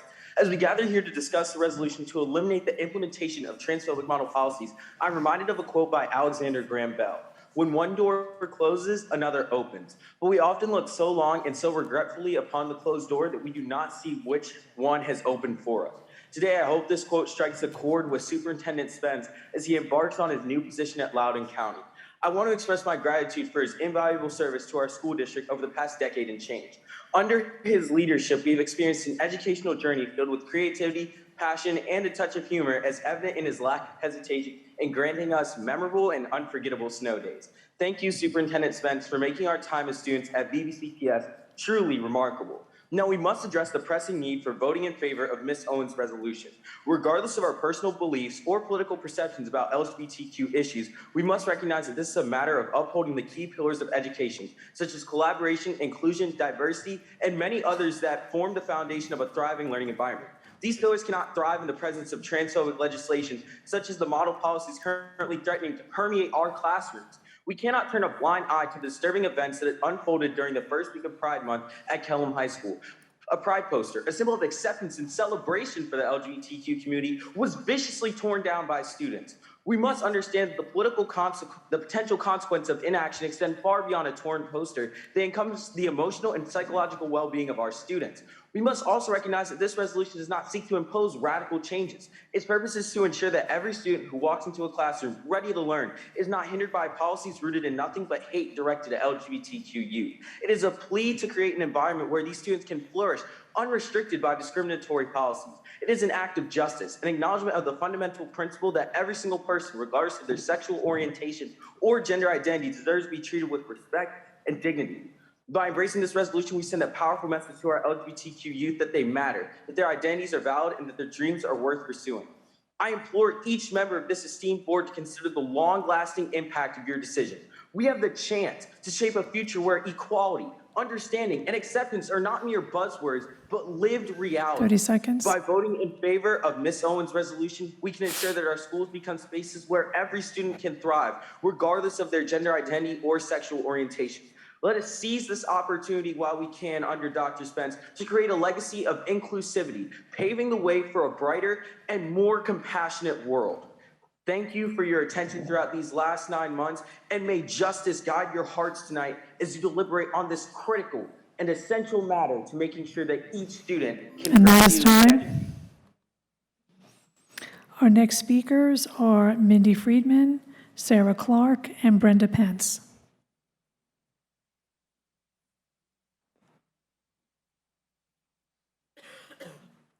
Welcome. Good evening. I want to quickly thank Dr. Spence for your time and dedication to VBCPS. You will be greatly missed. My name is Mindy Friedman. I'm a mother of 2 daughters in VBCPS. I've listened to every meeting for the last 9 months while Ubering my kids from their various after-school activities, helping with homework, or cooking dinner. I finally could make it to a meeting to show support for our wonderful student speakers. Tonight, I stand before you as a proud member of the Jewish community. I'm here to advocate for the confirmation of Ms. Owens' anti-harassment and non-discrimination resolution. As Jews, we have a long history of facing discrimination. Our ancestors have endured countless acts of hatred, exclusion, and violence solely based on our faith. This painful history serves as a constant reminder of the importance of promoting inclusivity, understanding, and respect within our society. Education is the bedrock of progress and enlightenment. It is within our schools that the seeds of tolerance and acceptance must be sown. It is imperative that our schools create an environment that embraces diversity, fosters empathy, and celebrates the uniqueness of each individual. By confirming Ms. Owens' resolution, you demonstrate your commitment to protecting all VBCPS students from all forms of discrimination. No child should ever be subjected to offensive slurs, derogatory remarks, or bullying based on their gender, race, religion, or any other characteristics that set them apart. Our schools should be havens of safety where every child feels embraced and respected for who they are. Non-discrimination policies are not merely words on paper. They hold the power to shape a generation. When we teach our students to value and appreciate diversity, we equip them with the tools to be compassionate, open-minded citizens who can thrive in a multicultural world. By confirming this resolution, we send a powerful message to our students, their families, and our community. We affirm that our schools are a place where everyone can learn and grow in an environment of mutual respect and understanding. In closing, I implore you to stand with us and confirm these vital anti-harassment and non-discrimination resolutions. Let us work together to ensure that our schools become beacons of tolerance, acceptance, and unity. 30 seconds. Together, we can create an educational system that upholds the values of justice, compassion, and the pursuit of knowledge for all. Thank you. Our next speaker is Sarah Clark, Brenda Pence, and then Matthew Cody Connor. Welcome. Good evening. I'm here tonight as a concerned parent. A few weeks ago, I was looking at a Facebook post from one of our board members. The post was the statement disavowing what was perceived as threatening and intimidating tactics. On this post, a Virginia Beach citizen also condemned what he perceived as threatening comments directed towards those that opposed what he perceived as extra rights to who he called the alphabet mob. He also stated there is no need to give who he called alphabet kids what he perceives as added protections. You say you want to protect kids, and that is why you're targeting books in school libraries. So my question is this: why didn't you protect our kids? Why did you let your supporter call our kids alphabet kids without any condemnation? Why didn't you ask your supporter to have more respect for the students who've shown up for months to bravely ask you for your support? When faced with a hateful comment from one of your supporters, why didn't you protect our students? This is why our students need and deserve your confirmation of your support and protection, because evidence shows that that's not the case. But please, tell us again how library books are hurting our kids and not school leaders who allow their supporters to call our kids derogatory names. Thank you. Our next speaker is Brenda Pence, Matthew Cody Connor, and then Heidi Dragneff. Welcome. Thank you. Good evening. I am Brenda Pence, a retired Virginia Beach school teacher and a very concerned citizen. Isn't it sad? A few weeks ago, a member of your board accused another board member of putting misinformation on Facebook. And 2 weeks ago, I accused the school board of giving preferential line treatment to adult speakers with like-minded political views. We don't trust each other. But for the sake of our children, their families, and the future of Virginia Beach education, we must come together to make wise and non-political choices for our children. You can do this in several ways. As every parent knows, taking their third grade child to see Michelangelo's Statue of David is as much different an experience than their child stumbling across a book of sexually explicit drawings of a blowjob in their elementary school library. The first is a lesson in art, culture, and beauty, guided by the parent. The second is a visual and mental startle with no context, no parental guidance, and something the child cannot unsee. Anyone who cannot understand the differences should not be near children, and I urge you to vote yes for the library policy 6-65 to protect our children. Number 2, the very act of considering a resolution addressing the non-discrimination and anti-harassment of LGBTQ youth and adults. By doing that, you have set up potential discrimination against the non-transgendered youth and adults. It's automatically understood that those not listed in the title of the resolution can become second-rate citizens. But the most importantly, we need to understand that no resolution has the power to stop discrimination against any group, Black, white, Asian, mentally disabled, deaf children, autistic, and transgender. 30 seconds. The root of discrimination is not the lack of a resolution. It is a matter of the heart, an unloving heart, a disrespectful heart, a judgmental heart, a bitter heart. Discrimination will not stop until the heart has changed. It is the responsibility of parents and families, places of worship, to teach their children to love, respect, value, and care for one another. I urge you to completely scrap the resolution. And that is time. Thank you. Our next speaker is Matthew Cody Connor, Heidi Dragneff, then Becky Hay. Welcome. Thank you.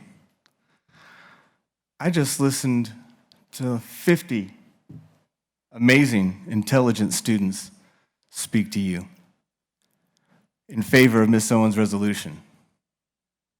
I don't know how you could claim to be students first and vote against those students with any integrity. I've also watched and listened to a whole lot of school library media specialists speak out against this misguided book policy. But at this point, I guess you guys are going to vote how you're going to vote. What I want you to hear before you do is that these attacks on books, our education, our LGBTQ youth and community, Miss Manning, they're tearing our communities apart. They're coarsening our society, Mr. Callan. You see, we're not enemies, we're neighbors. And in the course of all this, as a parent of a trans child, I've had some people say some things to me that I won't repeat. Question what it is I must be teaching my children. So I'll tell you what I teach my children. I teach them how to use information, not how to avoid it. I teach them when it comes to helping others, it doesn't matter if you find them in common, only that you found them in need. I teach them to love others and to love themselves. I teach them that it's way more important to be themselves than it is to define themselves. I teach them that there are over 8 billion different people on this planet, and that there are over 8 billion different paths to a happy life. I teach them to focus on finding theirs, not somebody else's. I teach them that in a society where everybody is treated with kindness and respect, our differences do not tear us apart. They are our greatest strength. That is what I teach my children. What are you trying to teach them? Our next speaker is Heidi Dragneff, Becky Hay, and then Melissa Luxon. Welcome. Good evening. My name is Heidi Dragneff. My pronouns are she and her. I'm speaking tonight in favor of Ms. Owens' resolution because I believe America stands for freedom and liberty for all, and that includes LGBTQIA+ students, staff, and others. Not only am I the mother to 3 kids in Virginia Beach schools, 2 of whom are part of the LGBTQIA+ community, but I am a veteran. I didn't sign up to serve my country to have a couple of religious zealots try to take freedoms away from those that aren't bothering them. Your churches are using a black and white way of thinking. It must be this or that. It can't be anything else. That kind of black and white thinking leads to a lack of critical thinking.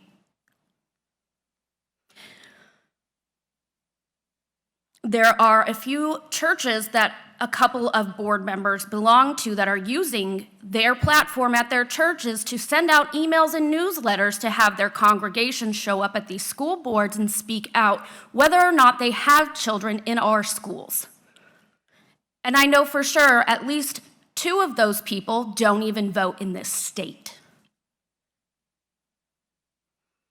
They're literally using religion to force the government to encroach on our children's freedoms, because our children are people too, and their freedoms are just as valid as ours as adults.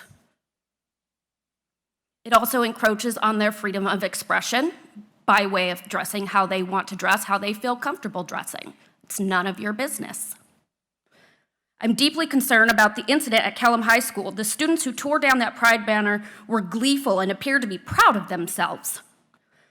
This is behavior that was likely learned at home from their parents, where they have taught their kids to hate those that aren't like them. It's ugly. We should be here using our time to address real issues our kids, students, staff, and schools are facing.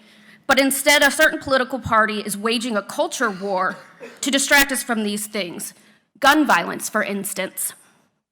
All marginalized communities are being targeted by gun violence. In case you forgot, today is the 7-year anniversary of the Pulse nightclub massacre, where 49 people lost their lives, 53 people were injured, and countless others, including first responders, now have to deal with the mental load of that incident.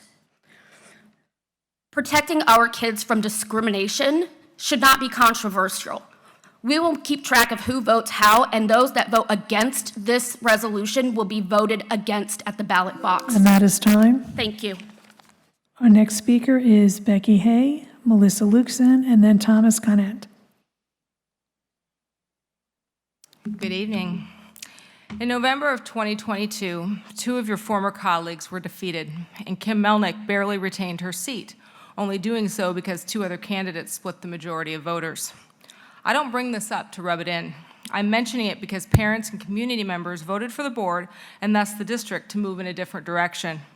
Parents sent a message that they were tired of the majority leadership in place, the members who erroneously believed they, not parents, knew what was best for their children. Members who kept schools closed and students in virtual learning despite local pediatricians telling them to reopen schools for the mental health of students. Members who kept masks on students despite what parents wanted or thought was best for their own children. Members who decided parents couldn't rally outside the school board administration building, or who changed the rules regarding speaking to the board, making it harder to do so. Are you listening? Did you hear the voters speak last fall? We find out tonight. Today you are voting on 2 important issues, and you each have a choice whether you will act based on what voters want: transparency and parental input. The library policy, Policy 6-65, is reasonable. You should vote yes, as it promotes transparency and encourages parental engagement. Senate Bill 656 requires that you list instructional materials so parents can easily locate materials they find explicit or inappropriate. It is law. There is currently no law regarding library materials, but tonight you can make it district policy. Policy 6-65 does not ban books, and the idle threat of book publishers may sue is just a tactic to get you on the defensive and abdicate your responsibility. Vote yes on Policy 6-65. Vote no on Ms. Owens' resolution regarding LGBTQIA students. This resolution works against transparency and parental input and engagement. Students who are legal minors are not capable in many cases of making decisions with potential lifelong impact without the knowledge and guidance of their parents. As agents of the government, it is not your role or responsibility to determine what a parent should or should not know about their child. That is the business of a parent. Each one of you on that dais is a parent, and none of you can tell me that your child does not mean the world to you. You love your child, you would want to know and help your child through a difficult situation. Respect and honor parents who want the same. Vote no on Mrs. Owens' resolution. Thank you. Our next speaker is Melissa Luxon, Thomas Conant, and then Susan Saltesiak. Good evening. Welcome. Happy Pride Month. Let's talk about flooding the zone. In politics, performative politicians like Vicki Manning flood the zone with scandal after scandal, real or manufactured, and push divisive policies to support the propaganda they spread to their constituents. It relies on ignorance and indifference, which makes it easier to foment outrage. Some people know what's going on and will fight for positive changes. Some will burn it all down to warm their hands with the flames. Policies like 6-65 are the kindling to start that fire. Ms. Manning and Ms. Brown are using a law intended for instructional materials to bring a policy forth that directly conflicts with that law, which is not intended for library materials. If this policy passes, they will weaponize its vague and subjective definitions to fast-track those book challenges in middle school and high schools, which will result in books being pulled from the shelves. This is a blatantly unconstitutional attempt to silence and stigmatize, which will only lead VBCPS to the courtroom. Today's so-called parents' rights activists have also copied and pasted from the scripts of past groups, adopting old racist and homophobic ideas, as well as conspiracy theories, asserting Marxist indoctrination, adding a dash of QAnon rhetoric accusing progressives of attempting to groom and sexualize children. I support the resolution affirming the commitment to non-discrimination and anti-harassment of LGBTQ youth. This resolution is necessary because we have lost the social stigma of bigotry, and now adults and their children are wielding it openly with a kind of perverse joy. Just as we've heard of what happened at Kellam High School, other students at other high schools have told me they're harassed for wearing pride gear. This is more than enforced ignorance. There is also a culture of cruelty that makes societal pariahs out of LGBTQ youth while doing irreparable harm to their parents, caregivers, and teachers who support them. Ms. Owens and Ms. Franklin worked with students to change some of the language in the resolution that members of the public said to be problematic, working together with students to find common ground when facing adversity from many sides is what leadership looks like and why we need to pass the new bylaw for student representatives. I'm fond of pragmatic leaders, Ms. Franklin, but be careful with attempts to please everyone and offend no one, because the road to fascism is paved with centrists. In this pivotal moment, you have the 30 opportunity seconds. to reject the encroachment of fascism and to reaffirm our commitment to the beauty of this country where diversity is celebrated, where intellectual freedom flourishes, and where every individual can live authentically and without fear. Finally, Ms. Riggs, Madam Chair, I ask that you remove Ms. Manning and Ms. Brown from the Policy Review Committee for the 23-24 school year and replace them with board members that value the future of our public schools. In the few months since their appointment, they have used their majority on the PRC to bring forth politically motivated and that divisive is time. policies to the school board. Our next speaker is Thomas Conant, then Susan Saltesiak, then Thea Ross. Welcome. Well, I see the deck was stacked again tonight. I find it patently absurd that several adults on the board spent the better part of 40 minutes at the last meeting making a case that other adults hired to oversee our school libraries will not be able to recognize sexually explicit or lewd content when I'm absolutely positive that any student that you appoint to advise the board would be able to recognize it in an instant. 60 years ago, when I was a teen, we would sneak Playboy magazines to see sexually explicit and lewd content. that was in them. We knew what it was. That's why we wanted to see it. Arguing that the adults who oversee the libraries can't distinguish such materials from classic literature is bogus. If that's the case, they should be fired as unqualified. Saying this material is necessary because of its redeeming value is as ludicrous as those who say they read Playboy or Hustler for the intellectual articles. What teen with hormones raging is reading anything like this for its redeeming value? Such obscene materials are promoted as necessary to help young people find themselves in literature, when in reality they present highly sexualized behavior as normal and necessary so kids can feel good about themselves. The truth is, they're being led down the wrong path, and they need to be affirmed so they don't become depressed about knowing that such behavior is not right. Offering a minor materials with sexually explicit content is a crime in Virginia. Yet the same obscenity law inexplicably exempts libraries and schools. How's it any less damaging or criminal or less obscene if it comes from a library or a school?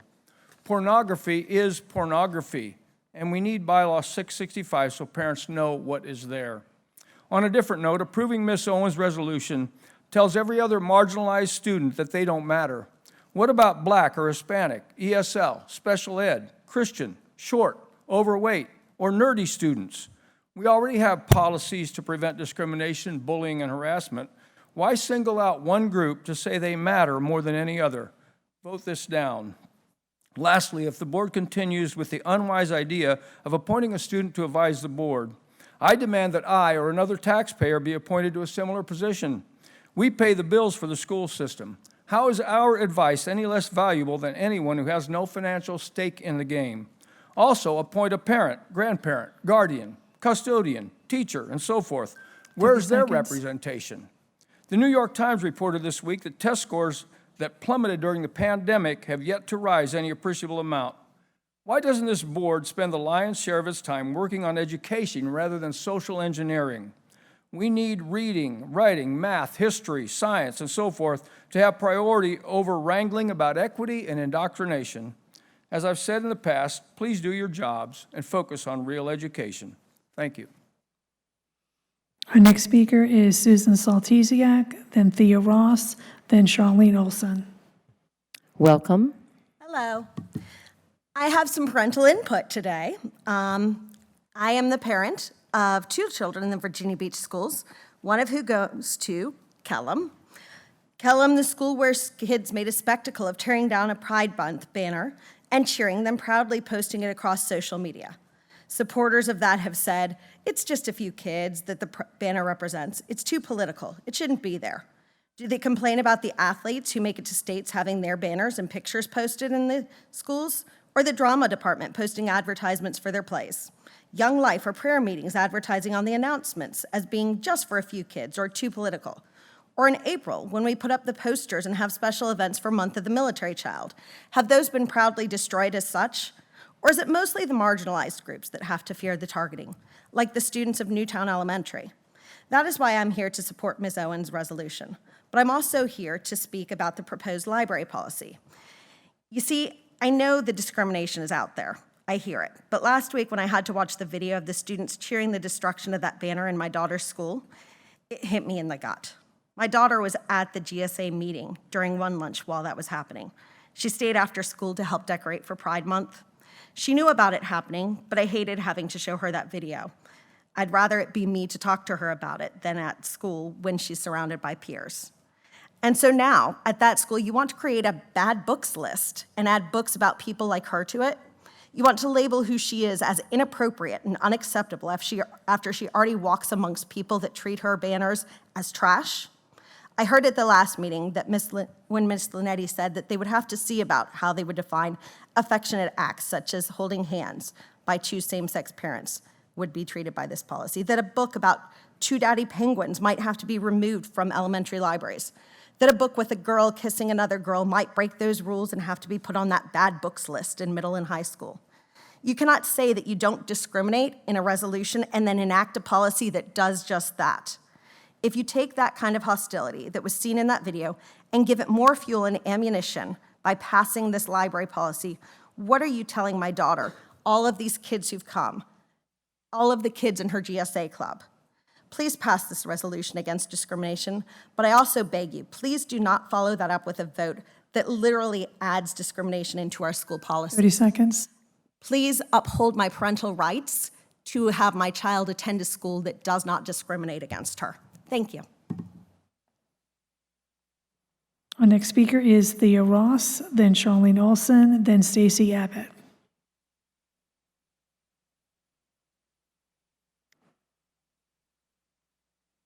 Welcome. Hello. Members of the Virginia Beach City Public School Board, students, and community members, I'm here today to speak against the proposed policies for parental notification and other limitations placed on transgender students, which created the necessity of Mrs. Owens' resolution, a resolution I am proud to support. My name is Ms. Thea Ross, and I am a proud 32-year-old transgender woman. I speak to you today not just as a graduate of Kempsville High School, but as a woman who struggled and fought for her identity, someone who's a part of a legacy of trans excellence that has run through Virginia Beach City Public Schools for over 2 decades, at least as far as I know. Having competed in, judged, and coached policy debate for years, I'm also just a human being in our broader community, your neighbor. For 30 long years, I lived in the closet, afraid and full of self-loathing. That was taught to me. As a child, I survived bullying, twisting myself into shapes for others, enduring denial and confusion, neglect and self-destruction. In our schools, before we had safe spaces or legal protections, there I was. I only stand here today because I survived. So many didn't. So many are still in hiding because of prejudice or have recently only come out to face bigotry. I'm here to tell you all that being trans is a perfectly wonderful thing. I am no threat, and being trans is certainly not something that can be learned, nor harassed or shamed away. If that worked, I wouldn't be standing here. But here I am. Because what gets tossed out the window will come rushing back in through the door inevitably, and we cannot all be bullied into silence. Some in our community believe these policies are about parental rights, but let me ask you this. Do parents have the right to control their kids' gender or sexuality? I dare to say no. Children are people with their own rights and autonomy that come before and exist beyond parents or the school board. Parents and administrators do not have the right to force children into the wrong bathroom or deny them the right to use their preferred name or pronouns. The will of students, their autonomy, is being ignored in this discussion, and it breaks my heart because you all know the consequences.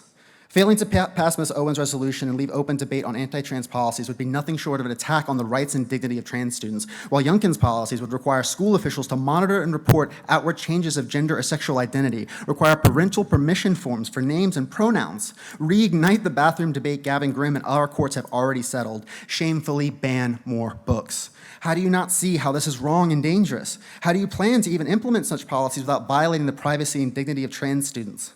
How can this board ignore state and federal law, international human rights? For what? What benefits comes from this inaction or these negative actions? How many students and kids must suffer in public to satiate the private religious and political beliefs of adults? We must listen to the voice of trans students who are already in need of more support in their lives. Please do not make their school life any more difficult than it already is. We need your support, your understanding, and your empathy, not teachers or administrators forced to act as gender police or outing kids to their families. So I urge you, members of the school board, to vote for Ms. Owens' resolution and to stand resolute against any and all harmful anti-trans policies. In conclusion, I am here. We are here. We have always been here. And We're that is here to time. stay, and we are part of your community. And Thank that you. is time. Our next speaker is Charlene Olson, then Stacy Abbott, then Tanya Rivers. Welcome. Thank you. Good evening, Chairwoman Riggs, Vice Chair Weems, Dr. Spence, and school board members. I'm speaking tonight to voice my, excuse me, my opposition towards the proposed library policy changes 6-65. At the last few meetings, other librarians and I have talked about our opposition to the proposed library policy changes because they're unnecessary, vague, confusing, and subjective. But tonight I want to mention a few other concerns that I have. At the May 23rd school board meeting, it was stated that the Diary of Anne Frank and To Kill a Mockingbird wouldn't have to go on the sexually explicit list because the board members were sure that we already had them in our libraries in middle schools and high schools, and I know I do. But my concern is about when it's time to buy a replacement copy of those books. The books I have are very old. In fact, they say Salem Junior High School. That's how old they are. When it's time to buy new books, do they now go on the list? Or because I already have the books, do they not go on the list? What about items in books in a series, such as Captain Underpants? I'm sure he's going to write more books. If I buy the next volume of that book, does that book go on the list? So some are on the list, some are not on the list?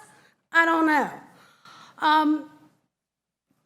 When you start making exceptions to the rules and go down that slippery slope, chaos can ensue. At that same meeting, some school board members said that the proposed policy changes would be very easy to implement because it'd be similar to what happens when the English department considers new books for the novel list. I've never served on that committee, so I talked to one of the teachers in my building who has, and she said when they picked books a few years ago, there were no more than 8 books. Everybody on the committee read the 8 books. Then they met, they talked about the books, and they picked the ones to add. So I asked her, how often do you do that? Is it like textbook adoption every 5 to 7 years? She said it had been more than 10 years since they added books. So I did the math. 2 months to read 8 books, which is 4 books a month.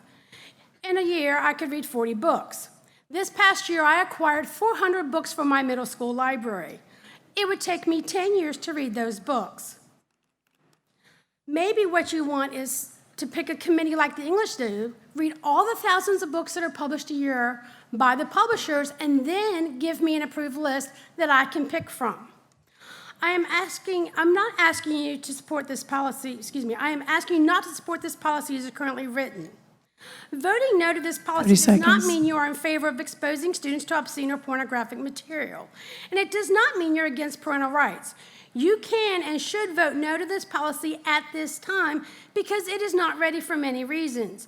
You can still believe a policy is needed and vote no to this one, as passing this vague and unreasonable policy will surely lead to unintended and negative consequences. Thank you. Our next speaker is Stacey Abbott, then Tanya Rivers, then Richard Pickens. Welcome. Hi, I'm here tonight to talk about the fentanyl crisis that's happening and the #1 killer over suicide, car accidents, and COVID for young people. There is no education in the school system at all.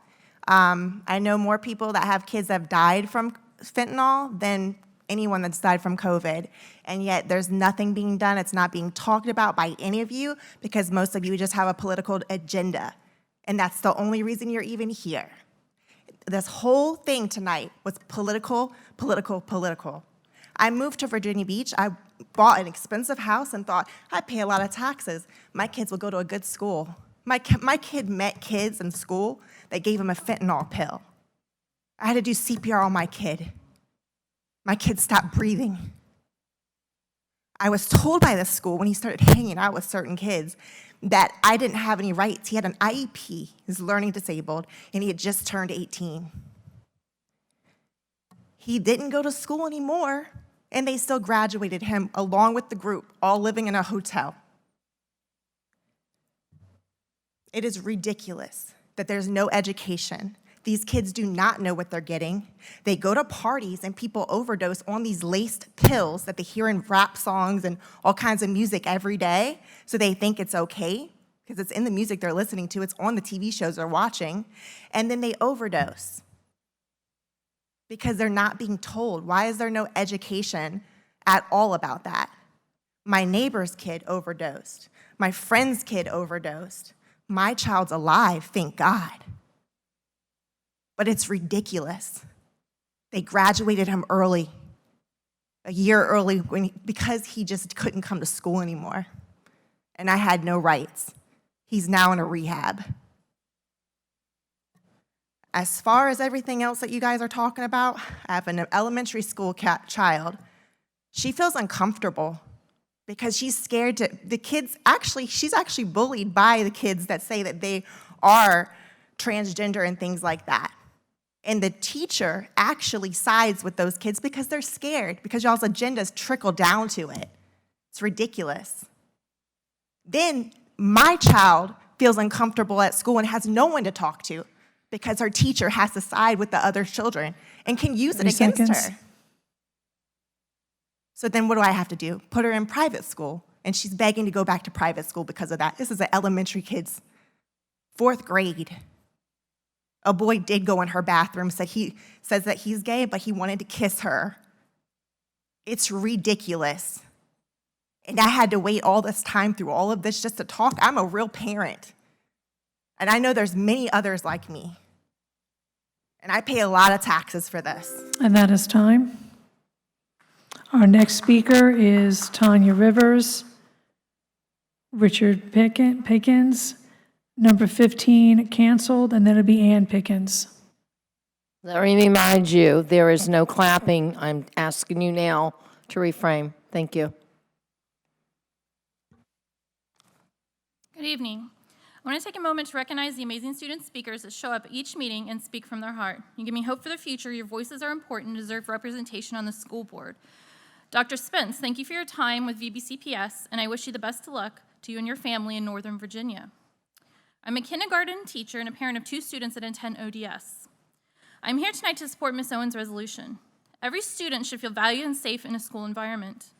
The resolution is simply stating that the whole debate about bathroom use, locker rooms, and sports has been twisted and manipulated to create talking points for those that are opposed.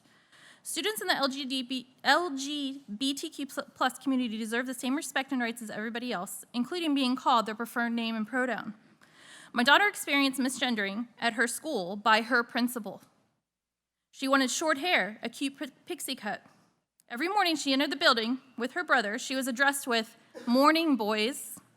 She was understandably upset and didn't want to say anything because he is the principal and is now growing her hair out because she doesn't want to be called a boy again. Words matter. Misgendering, using incorrect pronouns, and dead names is a sign of disrespect and affects the mental health of students. I also want to address the amendments to Policy 665. This policy will create unnecessary stress and increase the workload of our already overworked library media specialists. Even if, as you state, they don't have to read book cover to cover, how are they supposed to conduct a thorough review of new materials without reading the books? We already have an opt-out policy in place for both library and instructional materials. We don't also need an opt-in policy. Less than 1% of the VBCPS parents and guardians have chosen to use the forms that are listed online to opt their kids out. This tells me that books are not the problem. Political grandstanding is the problem. Instead of putting students first, you're using your own personal views to take away the rights of other students to read the books that they want. Instead of focusing on banning books, why don't we focus on real problems within the school system, like supporting our LGBTQ+ youth and protecting them from harassment, like at Kellam? Or dealing with the incident at Newtown Elementary School where a noose was found on school property. How about teacher retention? Paying teachers an adequate salary for their work. Let them have a voice without fear of retaliation. Vetting toxic leadership, such as the principal of ODS, where volunteers, or should I say former volunteer, such as myself, were subject to bullying and 30 seconds. intimidation tactics, and complaints were dismissed. If this is happening to me, a parent who was a volunteer of the year twice, ran 3 clubs at 2 schools, received tens of thousands of dollars of grants for school projects, and was on the gifted CAC committee, imagine what's happening to students and staff there. These are just the tip of the iceberg of the actual problems that need to be addressed. Please support Ms. Owens' policy for the support of LGBTQIA+ community. Thank you.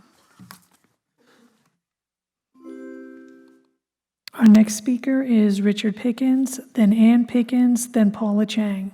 Welcome. I'm here to support the library policy. Having looked at a lot of the books myself, I've been amazed that we've been able to go these many years reading from the front. Last time I was here, they read from the front. It was so gross, the things that are said. We had to tell people to turn off their cameras if they had young children. And a lot of people don't realize what's in these books because they don't look at themselves. In fact, I went to a police chief, and the guy who was in charge of looking at it said, "Please don't send me any more books. I don't want to read them." And the reason is because they're beyond the pale graphically and verbally, and they have no educational value whatsoever. And I can assure all the Jewish speakers who've got up here that the Diary of Anne Frank will be safe. There's no need to worry about that. But we're not talking about that. We're talking about something far worse than that doesn't belong in the educational system at all. We don't want to just opt out. We want to have responsible adults who can make decisions. I can make the decision. I can read good literature. I read a lot and make good decisions and get those things out. So I support the library policy and ask librarians to, if you can't get to every book, you can at least get to the ones that have been read out loud that we know of, and let's start there, and we'll work our way through the rest of it. I believe that we have not just a mental health problem with the LGBTQ+, I believe it really stems from a moral health issue. And I've been really researching this because I've really not been able to understand it, and I've really tried to figure out what's going on. And as I read, I'm standing against these kind of policies by Mrs. Owens because I think it reassures and validates something that should not be validated. As I'm reading what's happening to these kids, I know they're young, they're being transitioned with drugs and medication that alter them permanently when they begin to take them. They'll be on drugs for the rest of their life, many of them. And when I began to research the transition to the surgeries they're going to have, it is so unfathomable that any parent would not be grieved at this happening in their house. And so I'd like to recommend to people, if it's hard to find good literature, but there's a woman by the name of Miriam Grossman, an MD, and she wrote a book called Lost in Transnation, a child psychiatrist's guide out of the madness. And she works specifically with these groups of people. That's what she does. And she really cares. I just felt there's compassion. We need to find resources to help people. 30 seconds. And since Jesus showed up tonight, I would like to say something to him. And that is, when Jesus showed up to the woman caught in adultery, he did love on her. But he loved on her by saying, I forgive you, but he also said, go and sin no more. And really what we're talking about with LGBTQ+ is really a God who loves them and is calling them to repentance and to turn away from this sin. And that's what I'm here to stand for. I appreciate all your hard work. And that is time. Our next speaker is Ann Pickens, then Paula Chang, then Mara Engelbert.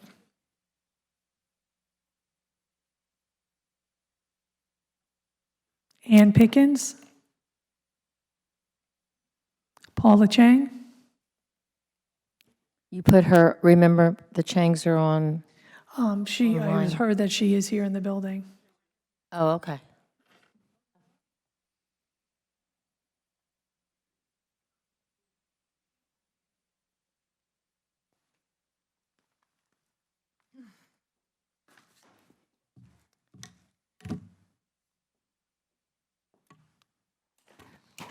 Have I started?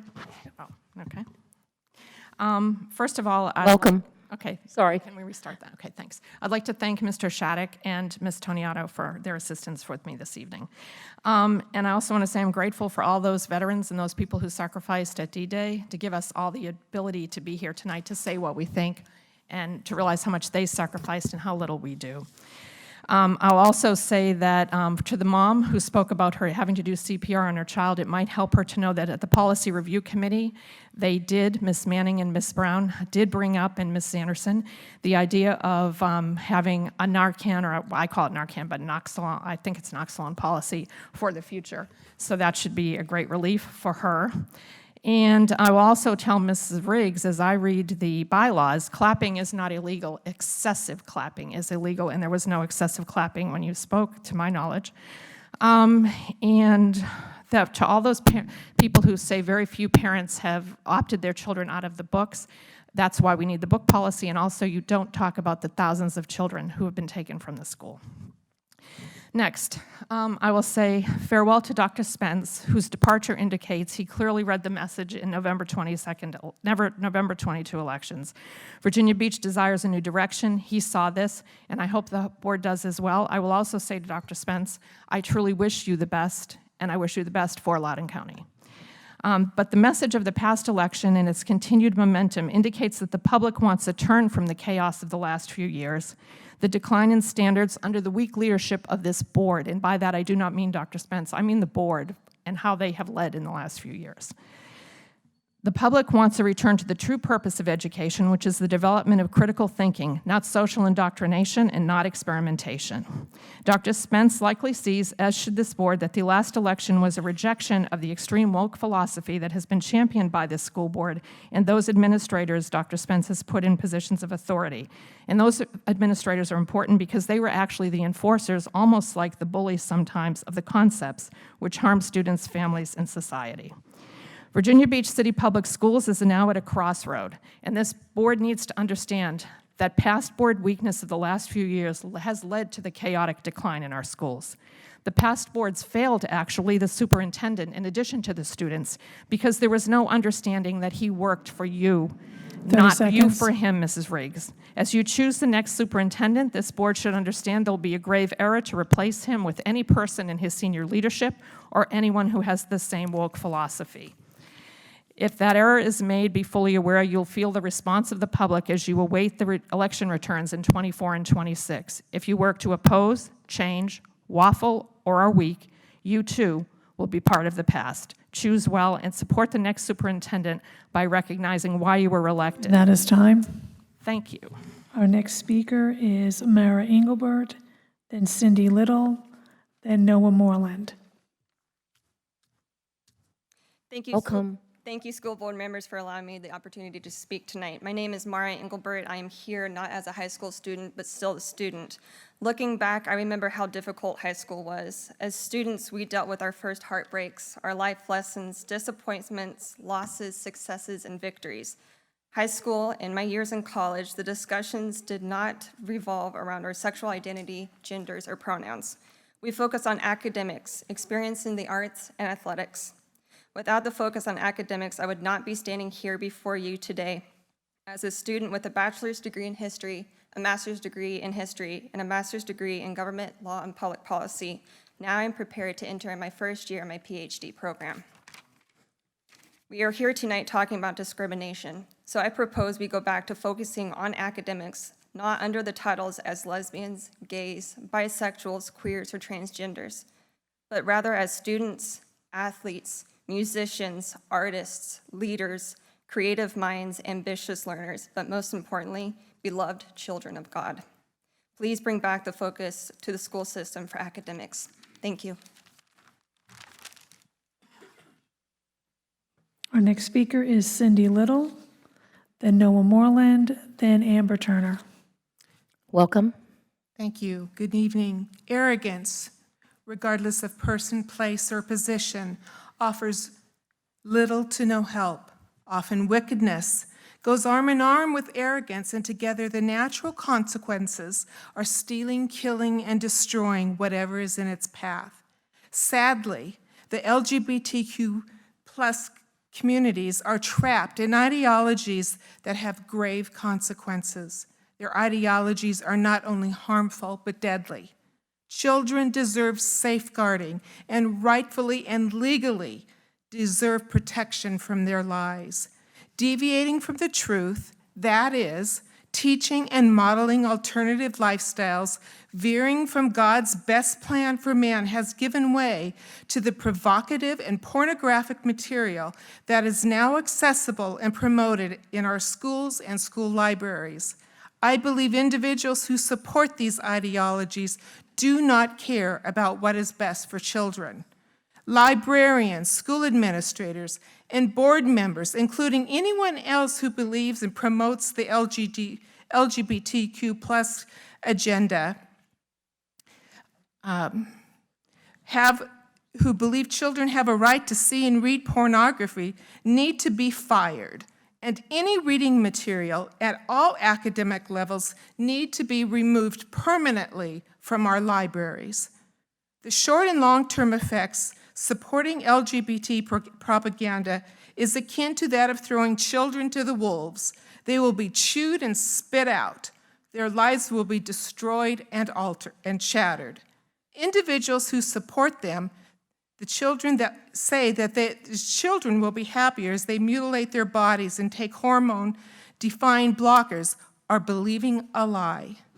VBCPS should not support these lies. Listen to us, I ask you. Stop believing these lies.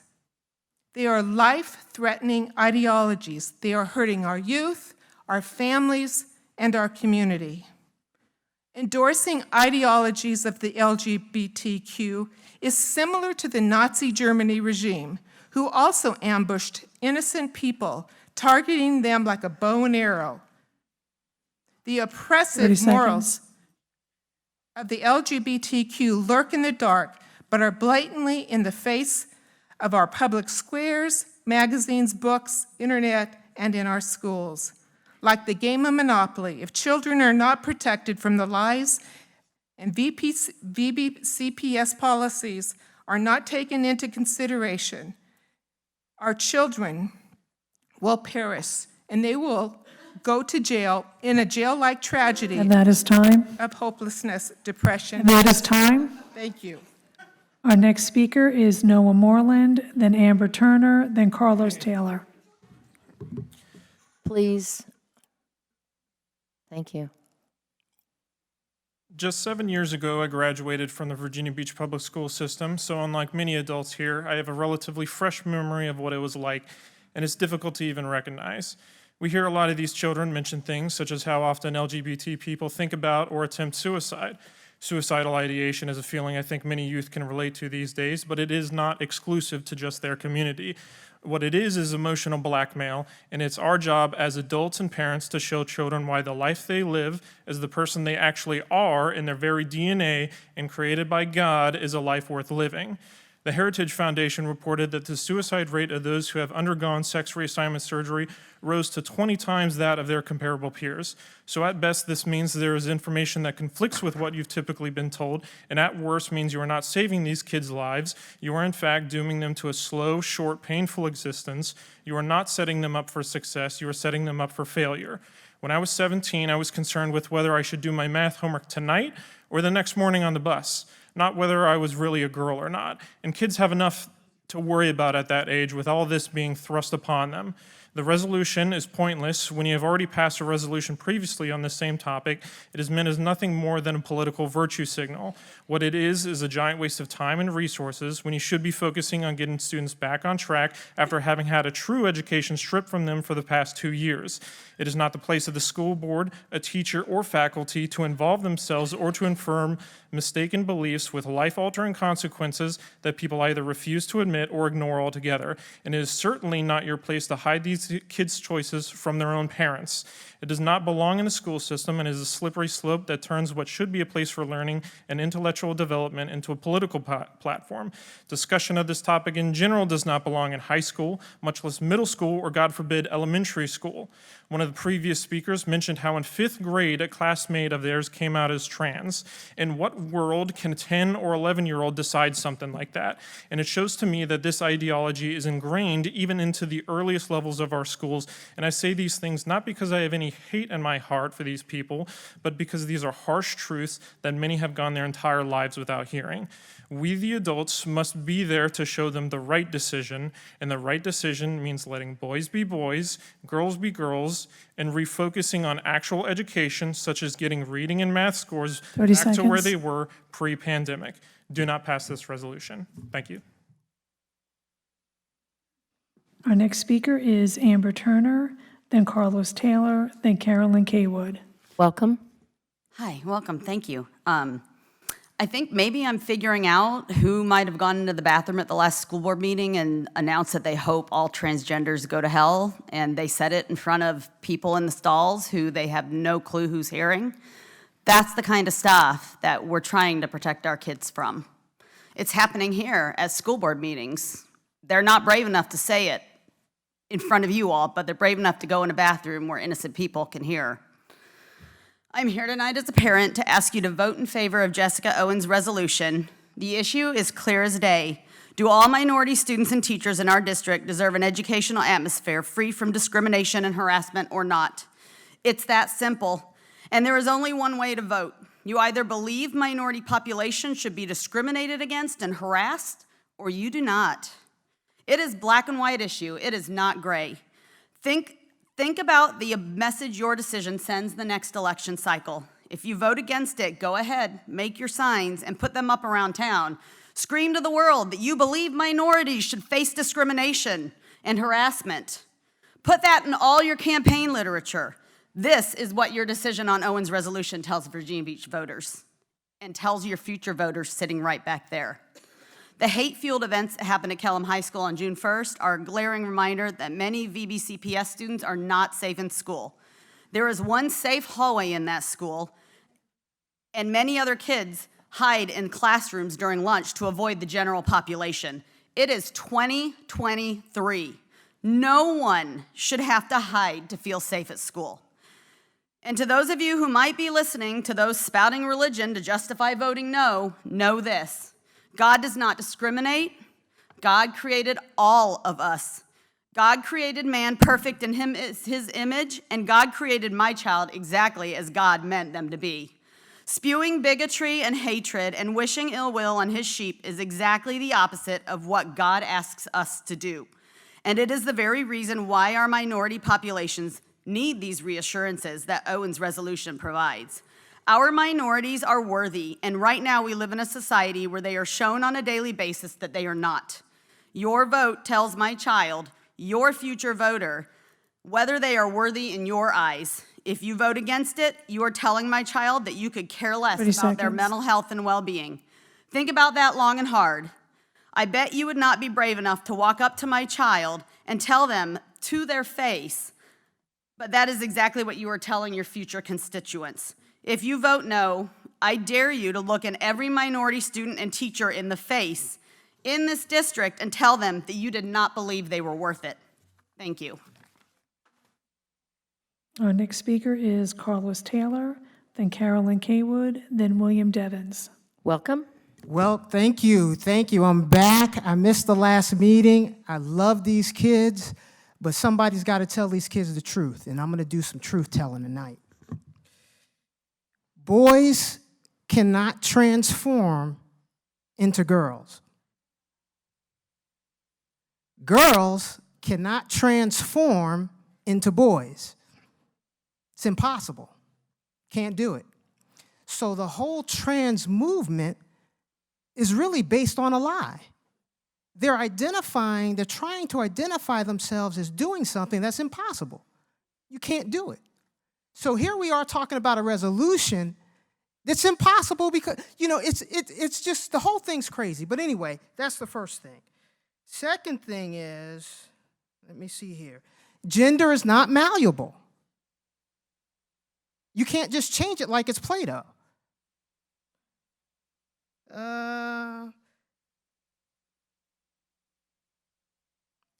And your feelings will sometimes betray you. That's the one I wanted to really hang my hat on tonight. Because I hear all this stuff about feelings.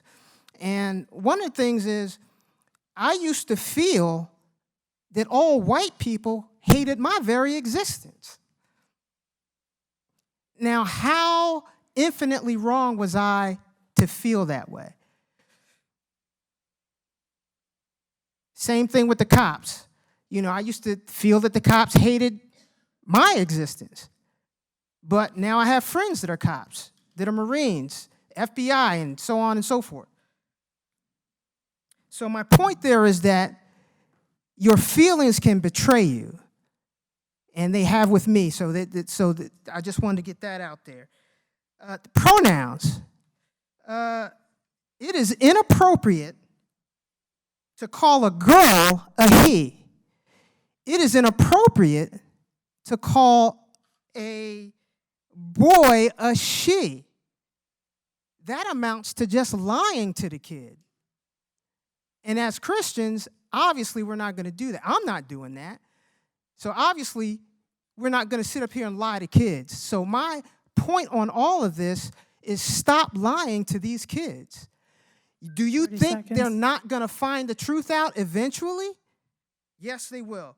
One more thing. Rosaria Butterfield, I don't know if I'll be able to get this out in time, but she spoke about a person, Laura Smalls, and I'm not going to get this out. But anyway, that's all I got. Thank you. Our next speaker is Carolyn Kaywood, then William Devens, then Jack Ryder.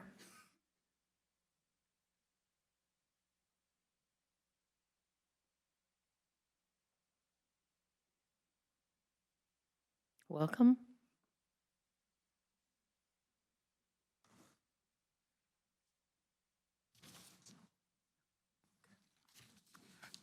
Thank you. My name is Carolyn Kaywood, and I live in Virginia Beach District 8. I have been deeply impressed and moved by the Virginia Beach public school students who have spoken at your meeting after meeting. They've clearly demonstrated to me the excellence of the education our school system has provided, including with the current contents of the school libraries. I think you and Virginia Beach's teachers should be very proud of them.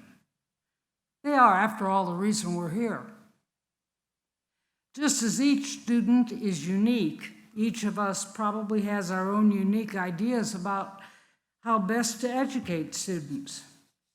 My own belief is that much of the most enduring education is self-directed, and that has motivated me as a public librarian. I've tried to make sure that each reader could find a reflection in some books, that readers could find windows into the lives of very different people in other books, and that they could, through the pages of books, enter into those lives and develop empathy and come away enriched. And that is why I ask you not to pass this unnecessary library policy. I hope that Virginia Beach Public Schools will continue to educate courageous, compassionate students who can research a cause and express it articulately, who know how to collaborate and thrive together. In short, who have the skills and the will to tackle the problems that are currently driving Americans apart. I ask you always to remember that your responsibility is to students, all of them. Your decisions and the discussions that lead to them set expectations for the student body, affirming inclusion or giving them tacit permission to prejudice. I ask you to pass Ms. Owens' 30 seconds. resolution. Thank you. Our next speaker is William Devens, then Jack Ryder, number 27 canceled, and then it would be Beth Labar. Welcome. Good evening. Tonight, I urge you to disapprove Ms. Owens' resolution for the following reasons. I will address the resolution on a general basis, then move into specifics. This resolution is discriminatory. It demands special protection, attention, and affirmation for a particular set of students. Shouldn't all Virginia Beach school system students be equally protected? Does another bunch of students from a particular minority need to hound you for 9 months to get equal protection and attention? This resolution is totally one-sided in favor of the student. It is remiss in addressing a parent's right to know whenever their child adopts a pronoun or discusses LGBTQ+ issues with a teacher, counselor, or other school staff member. This information is critical to a parent's raising their child and should be shared with them. These are their children, not yours. As for specifics, the background summary states that this resolution supports students and families. It is an erroneous and misleading. It only addresses the rights of students, not the rights of the parent or the guardian. The only place parents/guardians appear is in paragraph 8, and there it makes no sense. Why would families need protection? Schools are not in the business of protecting families. That's the job of the police. The illusion of protecting families is only superficial and should be removed. Also regarding paragraph 8, the primary issue of privacy I have heard addressed here is that the students demand that the schools not disclose a student's LGBTQ desires, discussions, or activities to their parents or guardians. As mentioned earlier, this form of privacy is wrong and should not be protected. Paragraph 9, the statement of resolution, calls out for the schools to provide protections for all students and staff. Yet the extent of these protections is not defined, particularly that of privacy. The term protections can cover a universe of issues. Therefore, these protections need to be specifically described so we all know what we're talking about. Paragraph 10 is absolutely unnecessary in that unlawful is unlawful. There is absolutely no need to dedicate a paragraph to stating so. The closing paragraph is absolute lunacy. As this is only a resolution rather than a change to the bylaws, the school board could still adopt, amend, suspend, or repeal its bylaws so long as the changes comply with the federal and state laws. On the second issue before you, I urge you to vote in favor of the recommended changes to the library instructions. School libraries should never have been allowed to become And that is student time. sources. Thank you. Our next speaker is Jack Ryder, Beth Labar, and then Don Labar. Welcome. Thank you. Hello, my name is Jack Ryder. I'm a member of the LGBTQ+ community and valedictorian of Kellam High School's class of 2021. While I'm often proud of my alma mater, there is an undeniable concerning environment that has been brewing over the last few years that I've faced multiple times as a student and watched many of my friends face too, especially those identifying as trans. Initially starting on as quote-unquote jokes and offhanded comments, I've watched it grow worse and worse and bolder with time, a fact that has come to a head recently, and the reason I'm here today to support Ms. Owens' resolution's commitment to a safer environment for LGBTQ+ kids. As you're all well aware from the many people who have talked about it already, at the beginning of this month, a pride flag was torn down in the middle of the cafeteria during lunchtime. Front and center to the whole school, a couple of kids ripped it apart and pulled it off its railings. Do you know what the general reaction to that was? Cheering. Cheering and laughing. Not disgust or even just shock, but cheering. If you don't believe me, you can go see for yourself, because the video was posted to the high school's Instagram meme page, turned into a joke. When these serious concerns to be leveled towards a situation when tearing down a symbol of a marginalized community in broad daylight is not only treated as a joke, but actively celebrated. And that is not a lone occurrence. It's no longer whispers in the wind. Homophobia and transphobia are being normalized in more and more communities across the country. There's no way to look at the increasingly common situations and say that no action must be taken. A passive stance is no longer an option. An active commitment to protection is absolutely needed because there's an active commitment from the other side to cause hurt to our communities. And that is why I'm here today to support Ms. Owens' resolution. Without the backing of the school board, these kinds of events are simply going to get worse and worse. It's not simply enough to punish the perpetrators and move on. The school board needs to make this commitment to anti-discrimination to ensure that no student will face prejudice based on gender or sexual identity through fostering a healthy environment of inclusivity. We cannot let the normalization of intolerance exist within our school system. We have to offer some level of assurance to these kids that they will have a chance to live a normal life without fear. Imagine how scary it has to be for an LGBTQ+ kid in that cafeteria at that time, surrounded by peers praising the erasure of their identity. They should have a childhood where they can be who they want to be without worrying about being called a slur or even being physically hurt. You have the option today to offer this protection, to show that these kids have the right to be who they are in their identity. We implore you to consider Ms. Owens' resolution to ensure this and to take an active 30 stand against seconds. hate and promise a better future for all our kids. Thank you for your time. Our next speaker is Beth Labar, then Don Labar, then Donna Flulan. Welcome. Thank you. My name's Beth Labar. You probably remember me. I've been here a few times. Sometimes I sit right here and wonder if some of the adults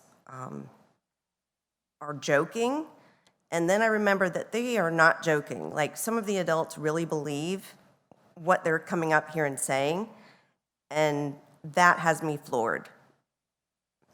But now we'll go back to what's on script so that my child doesn't have a mini meltdown. So when thinking about what I might say to you tonight, I thought about Ms. Owens' resolution. I didn't know what I would say to convince you that to agree to the resolution and that discrimination is wrong. It's illegal. The school district has already agreed to follow the laws regarding anti-discrimination, but I still feel the need to come here tonight and make a public statement of support of this resolution. The school board has dedicated itself to meeting in the messy middle for the best interest of students. Ms. Owens has clarified and refined her resolution to encourage all board members to vote for it. I applaud her for showing that she's not stubborn and she's willing to meet in the middle to unite the school board in voting on a resolution that we can all get behind. I ask that all board members vote yes to Ms. Owens' resolution so that students, teachers, and parents in the district know that you still feel that discrimination is not something we condone in our district. Thank you.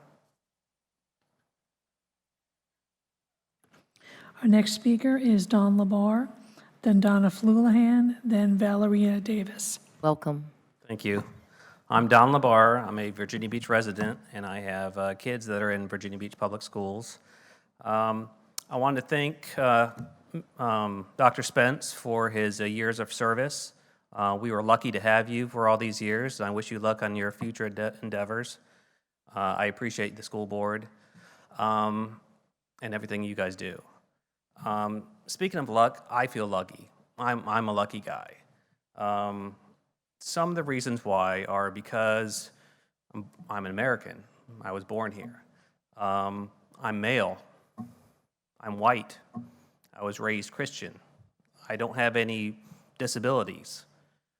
None of those things were anything I did. That was just luck of the cards. That's how I was dealt. And I feel very fortunate for that.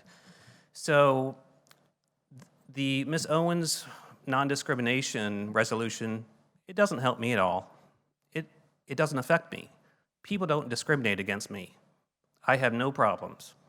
But it does affect the kids.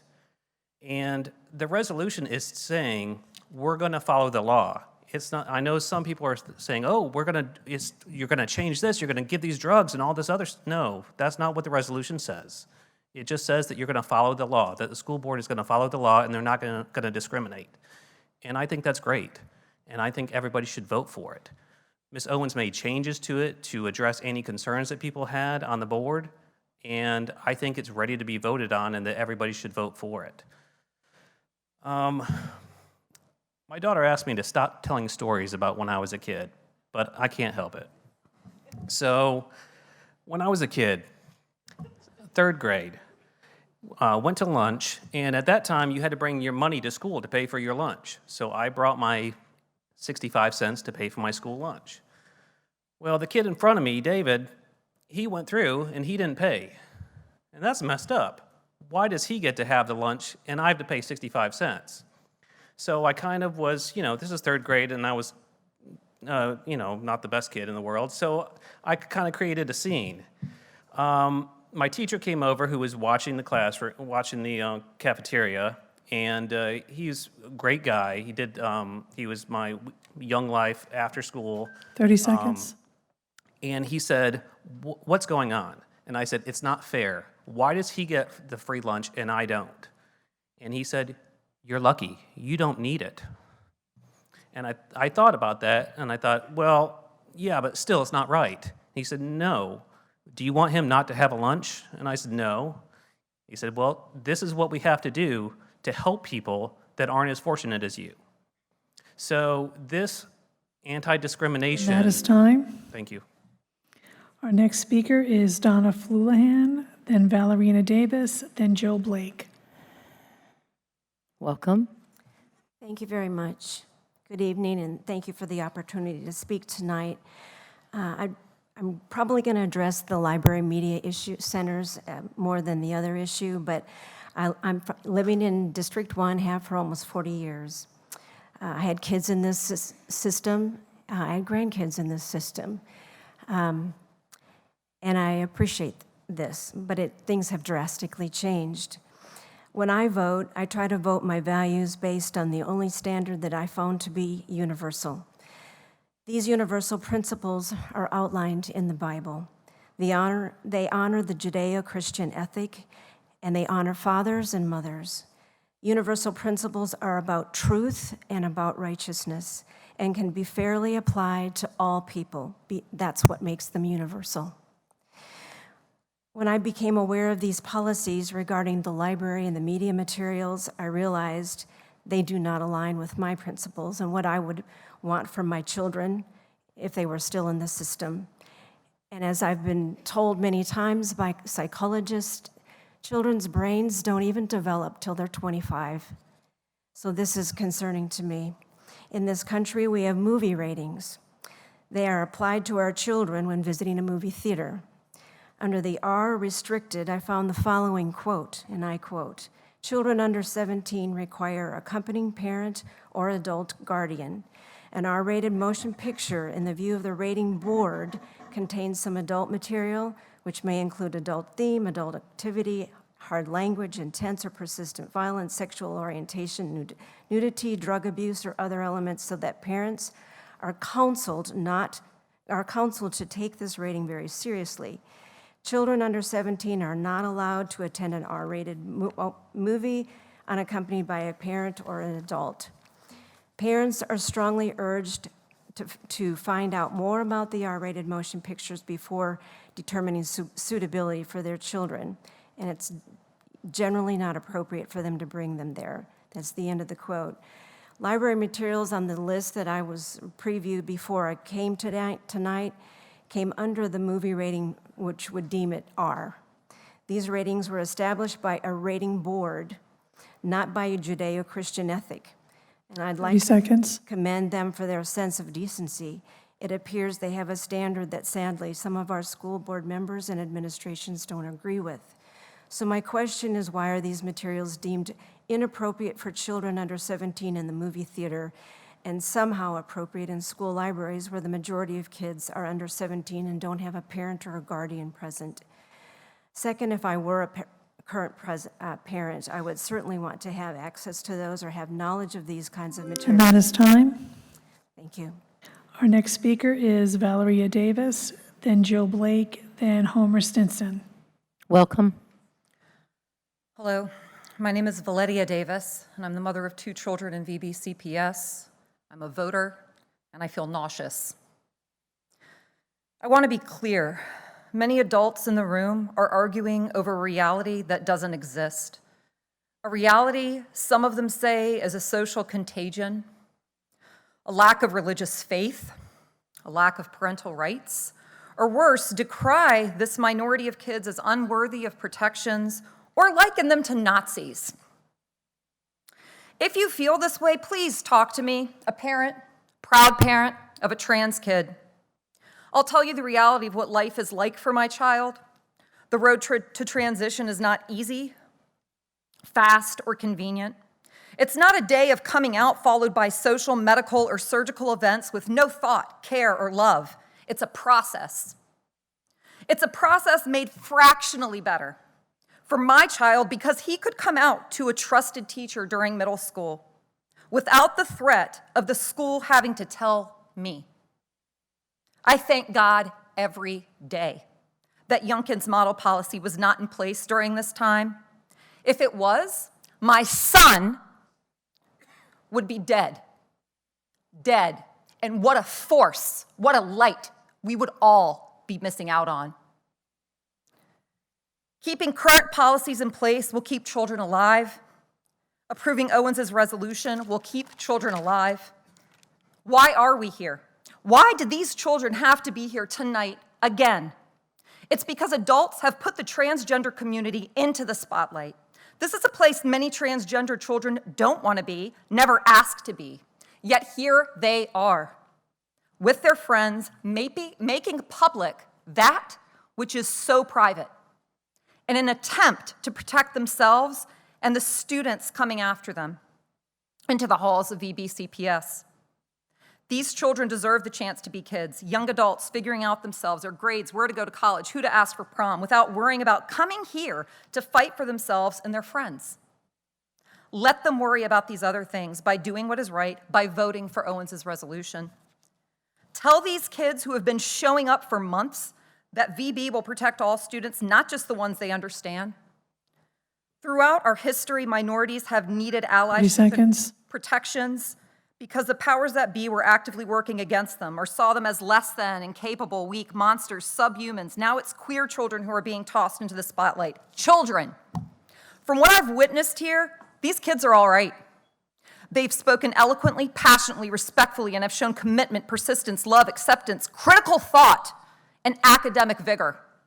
They have taken to heart the lessons from literature and history taught in their schools. And that is time. And I thank them. And that is time. Our next speaker is Joe Blake, then Homer Stinson, then Karen Gilbert. Welcome.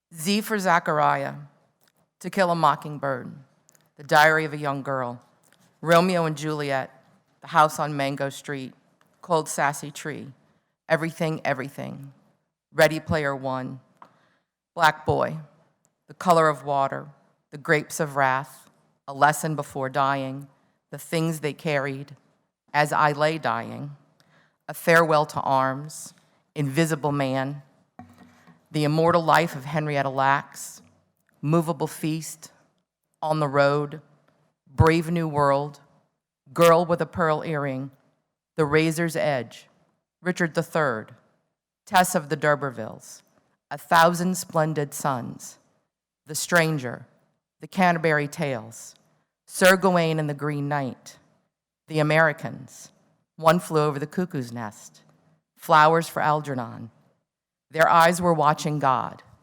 1984.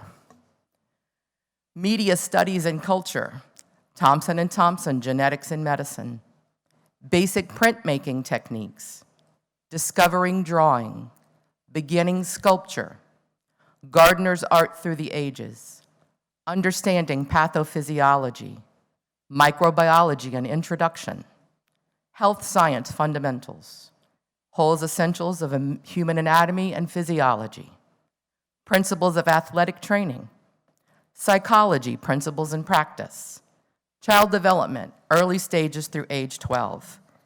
These are some of the instructional materials that have been identified as sexually explicit under Virginia Code 22.116.8, the result of the passage of Senate Bill 656.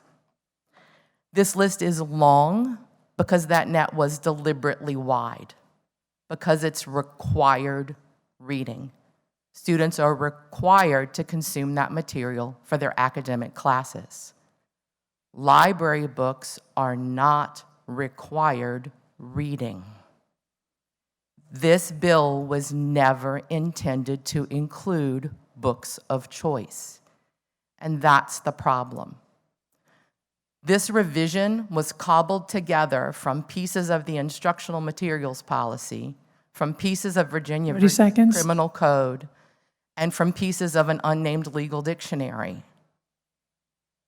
It's not an executable policy. Even if you believe that this addresses a legitimate problem in our system, this is not a clear-cut solution.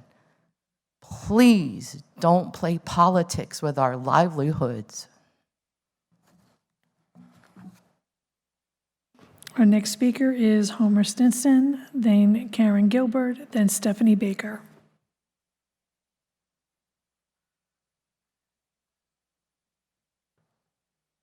Welcome. Welcome. I'm not Homer. I thought maybe I'd get an autograph, but hi, I'm Karen Gilbert.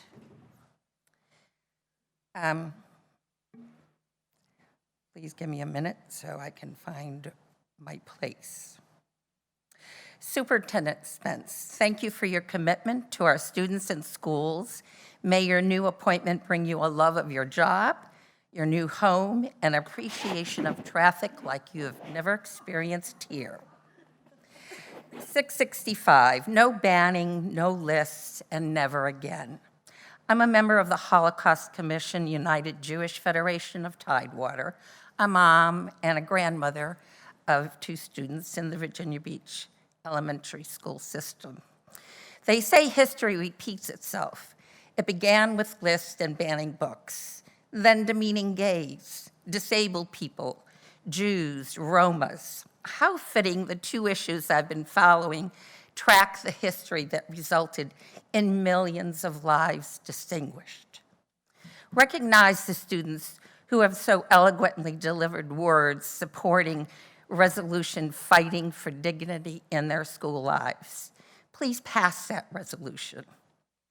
Never again, a policy that allows a few to decide that their assessment of what is appropriate for middle and high school students that infringes on First Amendment rights is wrong. You can spend the entire summer trying to find other words to clarify. You may even pass that policy tonight. It will be decided by a minority, no matter how you jockey for position on your committee so your voice is heard. It's a small voice in many ways and has no place in deciding on banning books or creating lists in the City of Virginia Beach school system. No to this policy. Never again. By the way, I'm woke. I'm glad I am. I can't imagine being anything else. So try it. You might like it. You might be a better human.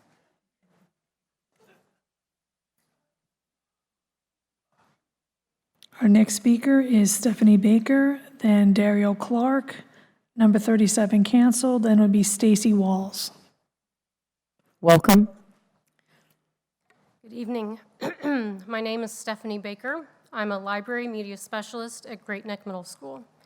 Like my school librarian colleagues in VBCPS, I am a highly qualified educator. I have a master's degree in elementary education with an endorsement in K-12 library science. I'm a national board certified teacher in the area of library media. I'm an active member of the Virginia Association of School Librarians, and I serve on the board of the Virginia Beach Library Association.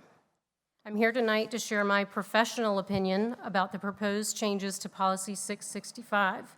While I believe the proposed changes are not clear and not reasonable, I will focus my remarks on why they are not necessary. Parents already have access to tools that enable them to manage their child's access to specific materials. Furthermore, the ability to search the library catalog through each school's website empowers parents to make informed decisions about their child's reading choices.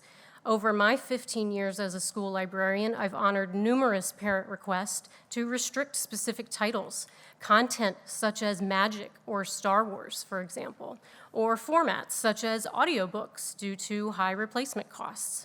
This is not a novel concept. Earlier this school year, a parent submitted a request to limit library materials form available on our school's website. As in the past, the restriction was added to the student's account in Destiny. The form was then filed in the student's cumulative record to follow them through middle and high school. The process for parental rights over what their children check out from the library has worked in the past, and it continues to work today. Parents have full access to view and search Virginia Beach School Library catalogs through each school's website. The link to browse the library catalog is clearly identified on the library page. If a parent finds something they do not want their child to access for whatever reason, they can submit the form to request to limit library materials. I encourage parents to actively support their child's literacy development and to use the tools currently available to them. Emphasizing collaboration between parents and school libraries strengthens the partnership in creating an enriching learning environment for students. Let us embrace these existing tools and foster open communication to support parents in 30 guiding their seconds. child's love of reading. As a highly qualified school librarian, I encourage you to vote no to the proposed changes to Policy 665. Thank you. Our next speaker is Dario Clark, then Stacy Walls, then Jennifer Herget. Welcome. Hey, what's up? My name is Darrell Clark. I graduated from this Kellam High School in 2005, and so it's hearing the students earlier talk about how what they experienced at the new Kellam resonates because I experienced a lot of discrimination and hatred when I was going to high school, but without getting off track. Queer and trans people just want to live safe, healthy, unbothered lives. It's that simple. There's nothing wrong about that. There is no agenda involved. The only agenda involving queer and trans people is that what was spoken aloud by CPAC leader Michael Knowles on March 4th of this year when he said, quote, "Then for the good of society and especially for the good of the poor people who have fallen prey to this confusion, transgenderism must be eradicated from public life entirely, the whole preposterous ideology." That is fascism, full stop. That's obscene. And fascism is a slow creep. It's not just like, boom, here it is. It's a very slow creep. And in an early stage, starts with it, like the woman said earlier, with banning books. And other bad books on other subjects are not threatening at all. And no piece of queer literature has ever influenced readers to cause harm to anyone. It makes queer and trans people feel safe, loved, seen, and not alone. It's empowering, it's inspiring, and it gives them tools to be brave, stand up for themselves and for others, and to fight back. So, like, why ban or pull books that could be used as a lifeline? That's enabling fascism. You don't want to enable fascism because fascism removes all the joys of life. Period. You can look it up, it's not hard to find that information. These kids know themselves better than y'all know them, and they know what's best for them, so they shouldn't have to ask permission to be called by whatever names and pronouns they prefer. That's fundamental respect. It's real simple. Some of these kids don't grow up in a home where they can come out safely because their parents and guardians are anti-queer and anti-trans, so school for these kids is supposed to be their safe haven. 30 seconds. I know some of y'all are endorsed by Students First of Virginia, but they don't really put students first because they say that they support Martin Luther King Jr., but they also oppose like issues dealing with equality. That makes no sense at all. So like, I support the resolution. I'm not down with pulling books. It's fairly simple. Let the kids be. It's that simple. And that is time. Our next speaker is Stacy Walls, then Jennifer Herget, then Teresa Langle. Welcome. My name is Stacy Walls, and I use she, her pronouns. I serve as the CEO of LGBT Life Center and serve this whole region of Hampton Roads. I'm here tonight to support the resolution presented by Ms. Owens. I'm actually here tonight to support every single one of these kids that stood up and told their story and asked for your respect and your support. I would hire every single one of them to work in our organization to advocate for people who from the LGBTQ community. This resolution assures that equal treatment for all students, regardless of sexuality, sexual orientation, or gender identity. It should be the absolute minimum to expect that all students have an affirming experience in their schools. Every single student. Students should not have to negotiate with adults to be counted as an equal with their students in their classroom, and yet that is exactly what they're here tonight doing. I am asking you to vote to affirm that queer students, LGBTQ students, should be treated equally as cisgender and their presumed heterosexual students. Co-students. Students should not be scared to be in school. Their words tonight tell you exactly what they need to stay in school. Students' rights, otherwise known as human rights, should not be debated. Virginia Beach Public Schools is having this dialogue with these bright young people here tonight listening, whether or not you think that they are worthy of human respect. Of course they are.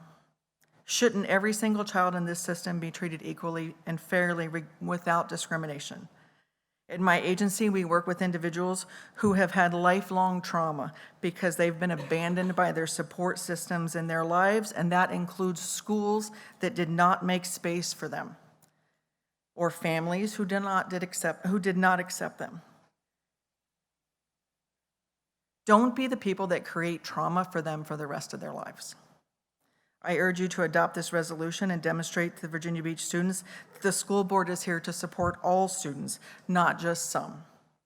The statistics will tell you that LGBTQ youth are at higher risk of suicide and depression and trauma. 7 years ago, in the Pulse tragedy, 49 people lost their lives. 30 seconds. These kids have grown up with trauma, whether it's when they were in elementary school, they are now in high school, they grew up with trauma. If this resolution can ensure that even one student is made to feel affirmed and respected, then why not do so? What is a good reason to not support anti-discrimination or anti-bullying for all youth? School should be a safe space, and I'm asking you to make a brave space here tonight and make the decision to support all of these students. And that is time. Our next speaker is Jennifer Herget, then Teresa Langle, then Jean Fitzhugh.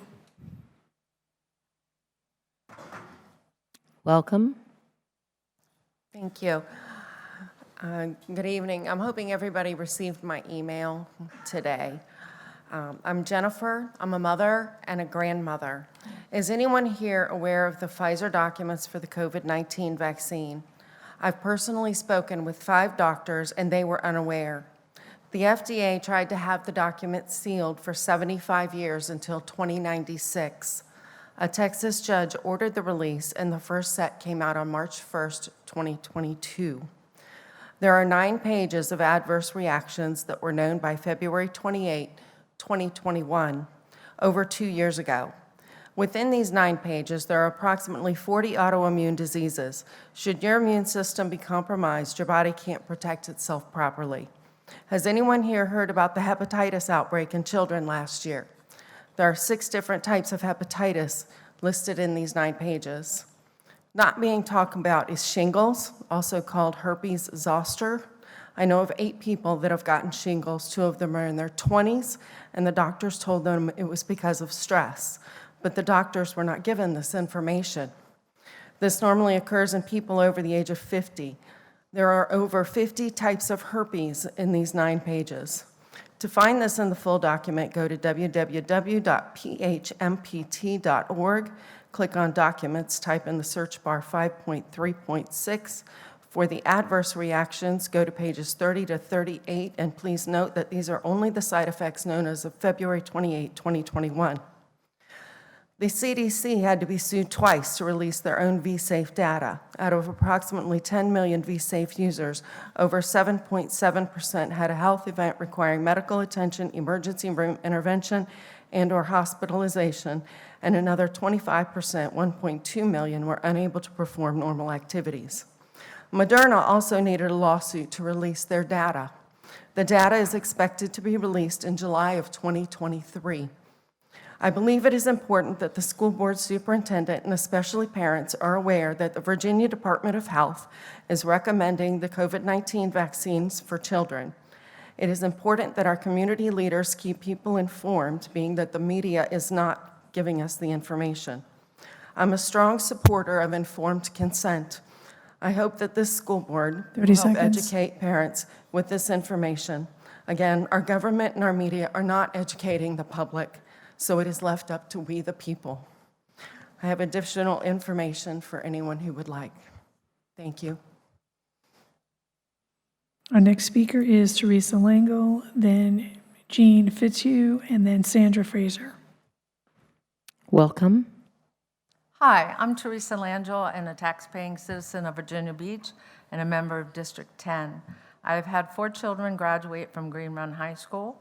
One was president for 3 years, and previously had grandchildren as students in this school system. I'm addressing the listing of books that are in the Virginia Beach school system and agree that there should be an extensive audit of each book so that we know what we have in the library. I'm assuming that an inventory is done each year, though I will say that it is obvious that inappropriate materials have been included in that inventory, as we saw last meeting. I don't see why, when we are considering the welfare of our children, and there's so much community concern, that there actually isn't an enthusiasm to conduct such an audit. All businesses complete thorough audits each year of their inventory, and given the budget, we can all agree that the education system is just that, a business with very important products. I also know that this school board can determine its own definition of what is inappropriate and what isn't.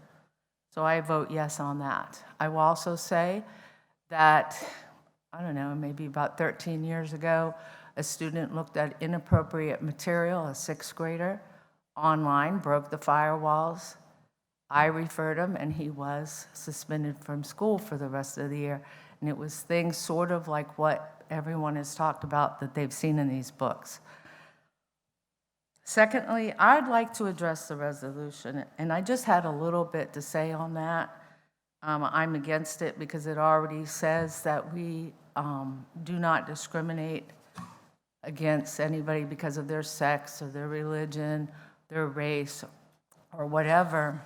And I actually had an incident back in 2000-something at Plaza Middle where a student was called queer by a couple of other students. They were kind of bullying, and I don't know if that student was or not, but I referred them, and those students were disciplined for that. They were suspended for, I think, a couple of days. So that's been in policy and in effect for a while if the teacher just takes a stand.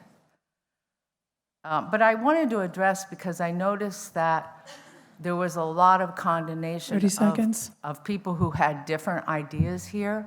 One of them was about Christianity when Jesus came up. There was a lot of laughter on that, and everyone remained quiet, regardless of how many Christians were in the room. That's discrimination and abuse. We're in a public building where people are giving their opinion. So I think maybe there's a resolution, maybe for that, or maybe Christians could be And that is included in time. that. Thank you. Our next speaker is Jean Fitzhugh, then Sandra Frazier, then Michelle Kovacs. Welcome. Hey, thanks. Yeah, the board's going to have to really coalesce. Superintendent Spence is leaving, and we're going to really need you guys to work together. I've got a master's in education. I've taught by substitution in dozens of Virginia Beach schools. I've met hundreds of students and teachers. Mike Callan. Mike comes from a wonderful family and has built his own business. He knows the difference between right and wrong, wise and foolish, truth and fraud, and how to improve the social conscience driving the decisions of this board. You should listen to him and give him a voice. Kathleen Brown is a mother, wife, and coach. She is also like a secretariat in her second year. She looks like any other citizen, but she will run you off your feet. She's just beginning to acclimate to these conditions, but after she's won the Derby and the Preakness, you better pay attention or you'll find yourself 22 lengths behind before you reach the 3/4 mile post. She doesn't suffer fools lightly, and she prepares before she speaks. She is a thoroughbred. Carolyn Weems has been to the rodeo and knows who the clowns are, where the bulls are, and what those barrels are in the middle of the ring for. She also knows how to make an omelet. You've got to break a few eggs, a few cherished opinions, and do what's best for everybody, not a pilot group or fan club. When she gets out her spatula, take notes. Vicki Manning knows how to get on the right side of an issue. I'll never be able to look at a sandwich bag the same way again.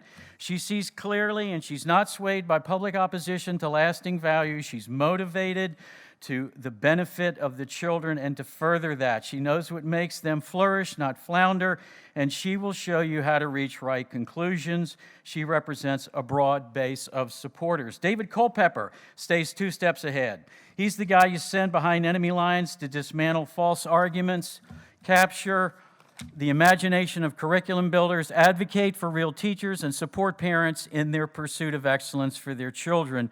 We'll put him in charge of IMF. Tom Cruise, move over. Jennifer Franklin is like the turtle on the fence post. We're not sure how she got there, and no matter which way she moves, somebody is surprised.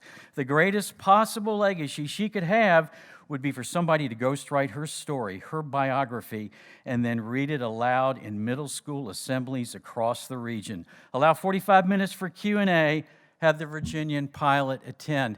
30 seconds. Indeed. I'm opposing 1.7. I'm for 6.65. And I'm opposing the Owens resolution.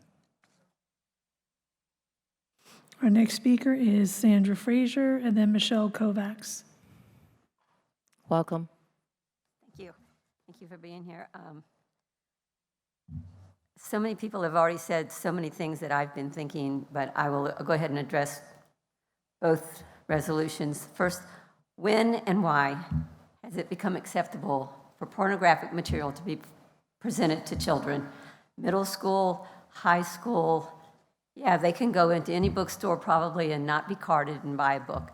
But like somebody else mentioned, you can't go to a movie. They're marked, NC-17. You have to be at least 17 or have your parents' permission to go in, your parent with you. So you've got to be 21 to buy alcohol. You've got to be 21 to buy cigarettes. I don't know. I don't understand why we think it's okay. And the last time I spoke at a school board meeting, which was a while back, I actually read from one of the books, and you guys told me I wasn't allowed to say some of the things I was saying, but it was in the book. So I failed to understand why we have a problem with monitoring and being careful about what our children are reading. And yeah, I do applaud these high school students. They spoke eloquently, passionately, but they're still children. like someone else mentioned, their brains are not completely formed. They're easily influenced by other things that are put out there by the media, by movies, by books, whatever. And it's something that we have got to be very careful about what's going into the mind of children and adults, actually. Now, as far as the discrimination on transgender, I do not hate homosexual people. I do not hate transgender people. I do not hate anybody, except people who try to harm other people. And I don't really hate them, but I do hate what they do. I don't know. I don't see why there's a special need for an anti-discrimination or discrimination against a particular group. Isn't that already covered by any other discrimination? You're not going to change what's in somebody's heart unless they get to know these people. And I do know homosexual people. I communicate with them. I talk to them. I have family members. Okay? I don't bash them over the head. I am a very strong Christian. And yeah, I do 30 seconds. I follow the teachings of Jesus. And yeah, he loves everybody, but he doesn't want us to live in garbage and sin. And yes, sin. And, you know, I just think we're just pushing the envelope on what God's going to allow. So thank you. Our next speaker is Michelle Kovacs. Welcome. Good evening. My name is Michelle Kovacs, and I've been in education for 26 years, specifically a library media specialist for VB Schools for the last 9 years. I am here tonight to express my deep discern for Policy 6-65 as it is written. It is with hopes that this policy does not get passed tonight. Voting no to this policy doesn't mean you are in favor of exposing students to obscene or pornographic material. It does not mean that you are against parental rights. You can and should vote no to this policy at this time because it is not ready for many reasons. It is unreasonable to think that we can implement a policy of this magnitude so quickly. We need to pump the brakes in the best interests of everyone and fully think through all aspects of the policy and their ripple effects. The members of the board should vote no to this policy because it is not clear, and most importantly, it is unclear to the people who would inevitably have to carry it out if passed. Why were the highly educated librarians of this distinguished school district left out of creating this policy? The librarians of this district are willing to work with the board to create a policy that will be feasible for all parties. I implore you to vote no to this policy because from previous board meetings to the present, the language within the policy hasn't changed enough. It is still too vague.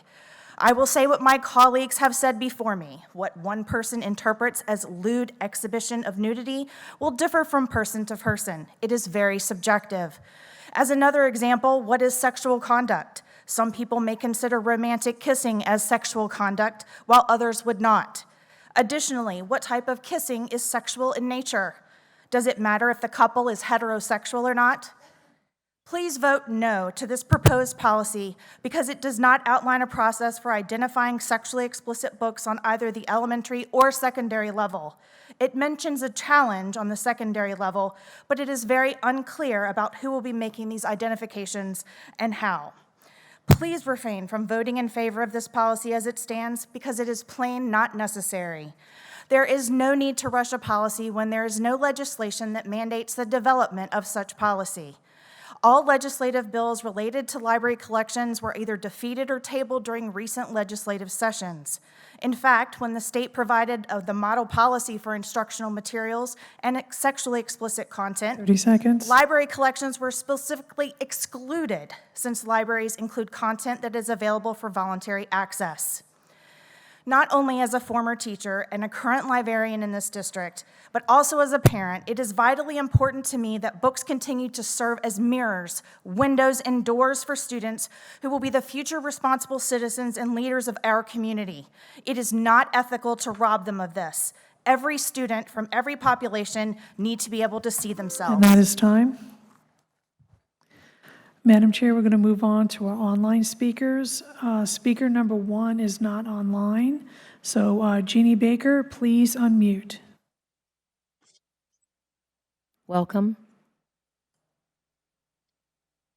Wow, it's after 11 o'clock and all the people that have to go to work and the taxpayers have probably gone to bed. Students first, parents always, and the school, stay in your lane.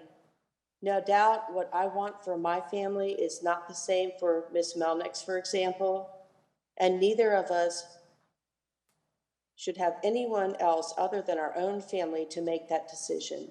And God bless that mother that talked about her child with fentanyl. God bless her, and I feel for her, and that topic should really be more important than what we're talking about. I'm online and not in person because the students are taking all the comment time. 54 students tonight, all saying the same thing. One would think they were coached. Beautiful children being manipulated for an agenda. If they could be pushed to be so passionate about learning as much, they could be, as compared to being pushed about sexualized topics, think how much higher our academic scores would be. That is our real goal. And there are no kids speaking against. Where is the healthy discord? Are these kids getting points for speaking for this agenda? If everyone being spoken is one way, that's not natural. Who is behind the culmination of over 50 plus student speakers? This is not prepping our kids to be independent thinkers. This is groupthink. Look up the definition if you're not sure what that means. And I think that votes are being made before all the public comments. You may want to readdress the student commenting period and the number of students. If they are all saying basically the same thing, it is inefficient. You may want to readdress the adult comment period. Either vote after all the comments or maybe reconvene the next day and go straight for a vote. There are several of you on this board that I know are problem solvers, and I know you can find a solution. Library material. First of all, there may have been about a dozen librarians at the last meeting who were against this policy change. I will tell you, there have been others that work in our libraries that say there are a massive number of books 30 seconds. pushing sexual and social agendas.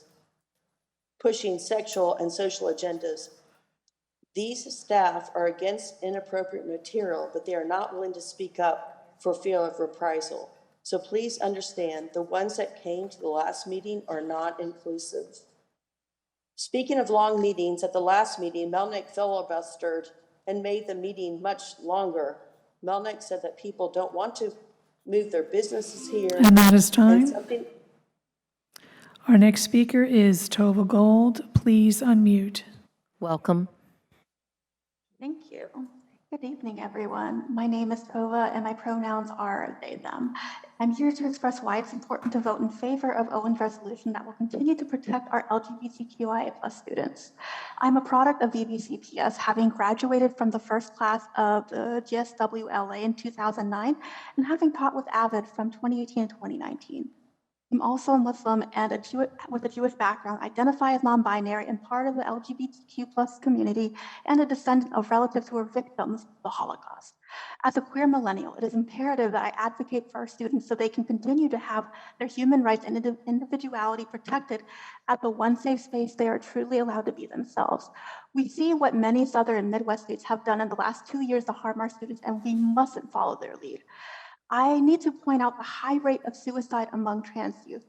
According to the Trevor Project's National Survey of LGBTQIA+ Youth 2022, 59% of trans and non-binary youth have considered suicide, while 53% have attempted suicide. These aren't numbers to ignore.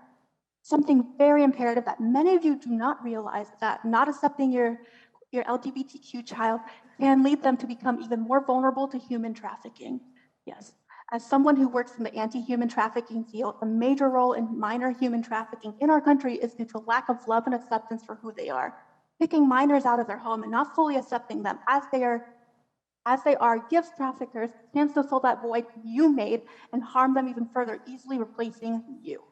According to the Polaris Project, 46% of homeless youth ran away due to family rejection. They're 7.4 times more likely to endure sexual violence, and 3 to 7 times more likely to engage in survival sex to meet basic needs. I'll be damned if any of your kids are one of the victims I work with asking to leave their trafficking situation, because believe me, I've helped many LGBTQI+ children in human trafficking situations alone this year. Our students deserve to have the autonomy provided to them by the International Convention on the Rights of the Child, which states in Article 12, Section 1, state parties shall assure to the child who is capable of forming his or her own views the right to express those views freely in all matters affecting the child. In Article 13, Section 1, the child shall have the right to freedom of expression. This right shall include freedom to seek, receive, and impart information and ideas of all kinds, regardless of frontiers, either orally 30 in part seconds. or in print. Thank you. In the form of art or through any other media of the child's choice. In Article 14, Section 1, state parties shall respect the right of the child to freedom of thought, conscience, and religion. Allowing our children to continue being protected by Owen's resolution, Virginia Beach will be a district that models fostering students to become the best versions of themselves that they can be and provide the road to becoming healthy, successful, accepted future adults who will make such a difference in the world. I'm proud of all these amazing, powerful students who spoke. And that is time. Our next speaker is Brian Sullivan. Please unmute. Welcome. Well, thank you, Chairperson Riggs and the Virginia Beach School Board for offering this opportunity to speak tonight. I'm here to support the will of the larger community of Virginia Beach in supporting our LGBTQ students. All the Pride events held this past weekend here in Virginia Beach and across Hampton Roads were all highly successful, family-friendly events which were held without conflict. This type of success could not happen without the support of the larger community. The only people that seem to have a problem here is a small political PAC called Students First Virginia. This PAC does not enjoy the support of the people of Virginia Beach, and they never have. According to this PAC's 2022 political campaign filings, they paid thousands of dollars to a Florida-based voting data research company to help them recall Virginia Beach School Board members. That effort failed, and it failed because the larger Virginia Beach community did not support it. This seems to be a recurring theme with these people. They act without the support of the Virginia Beach community. The origins of all this political minority discord seems to date from the political PAC No Left Turn in Education.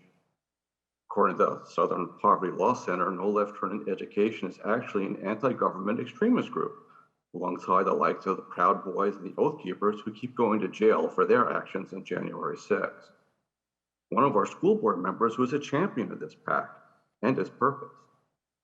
In fact, the same school board member is the founder of Students First Virginia. Students First is currently mimicking the activities of another recognized anti-government extremist group called Moms for Liberty. These PACs have consistently used extremist propaganda and rhetoric to promote their minority political agenda. They use personal attacks, highly charged emotional language, and scapegoating. These are recognized propaganda tools utilized by extremist groups. The roots of this type of propaganda are found in white supremacy. This may account for the news that was recently made the news. I do not believe that extremist groups have a role to play in our children's schools, nor should they be welcomed here. In closing, I would ask for our school board to keep the voice of this extremist minority group in perspective. They do not reflect the larger Virginia Beach community 30 seconds. who demonstrate their support for the LGBTQ community. Our community here, they make good friends, they make good neighbors, they make good coworkers, they make good community leaders. It's not much to ask for our school board to support these students from hateful extremist groups and their associates. Thank you. Our next speaker is Jerome Bell. Please unmute. Hi, thank you very much. I appreciate that.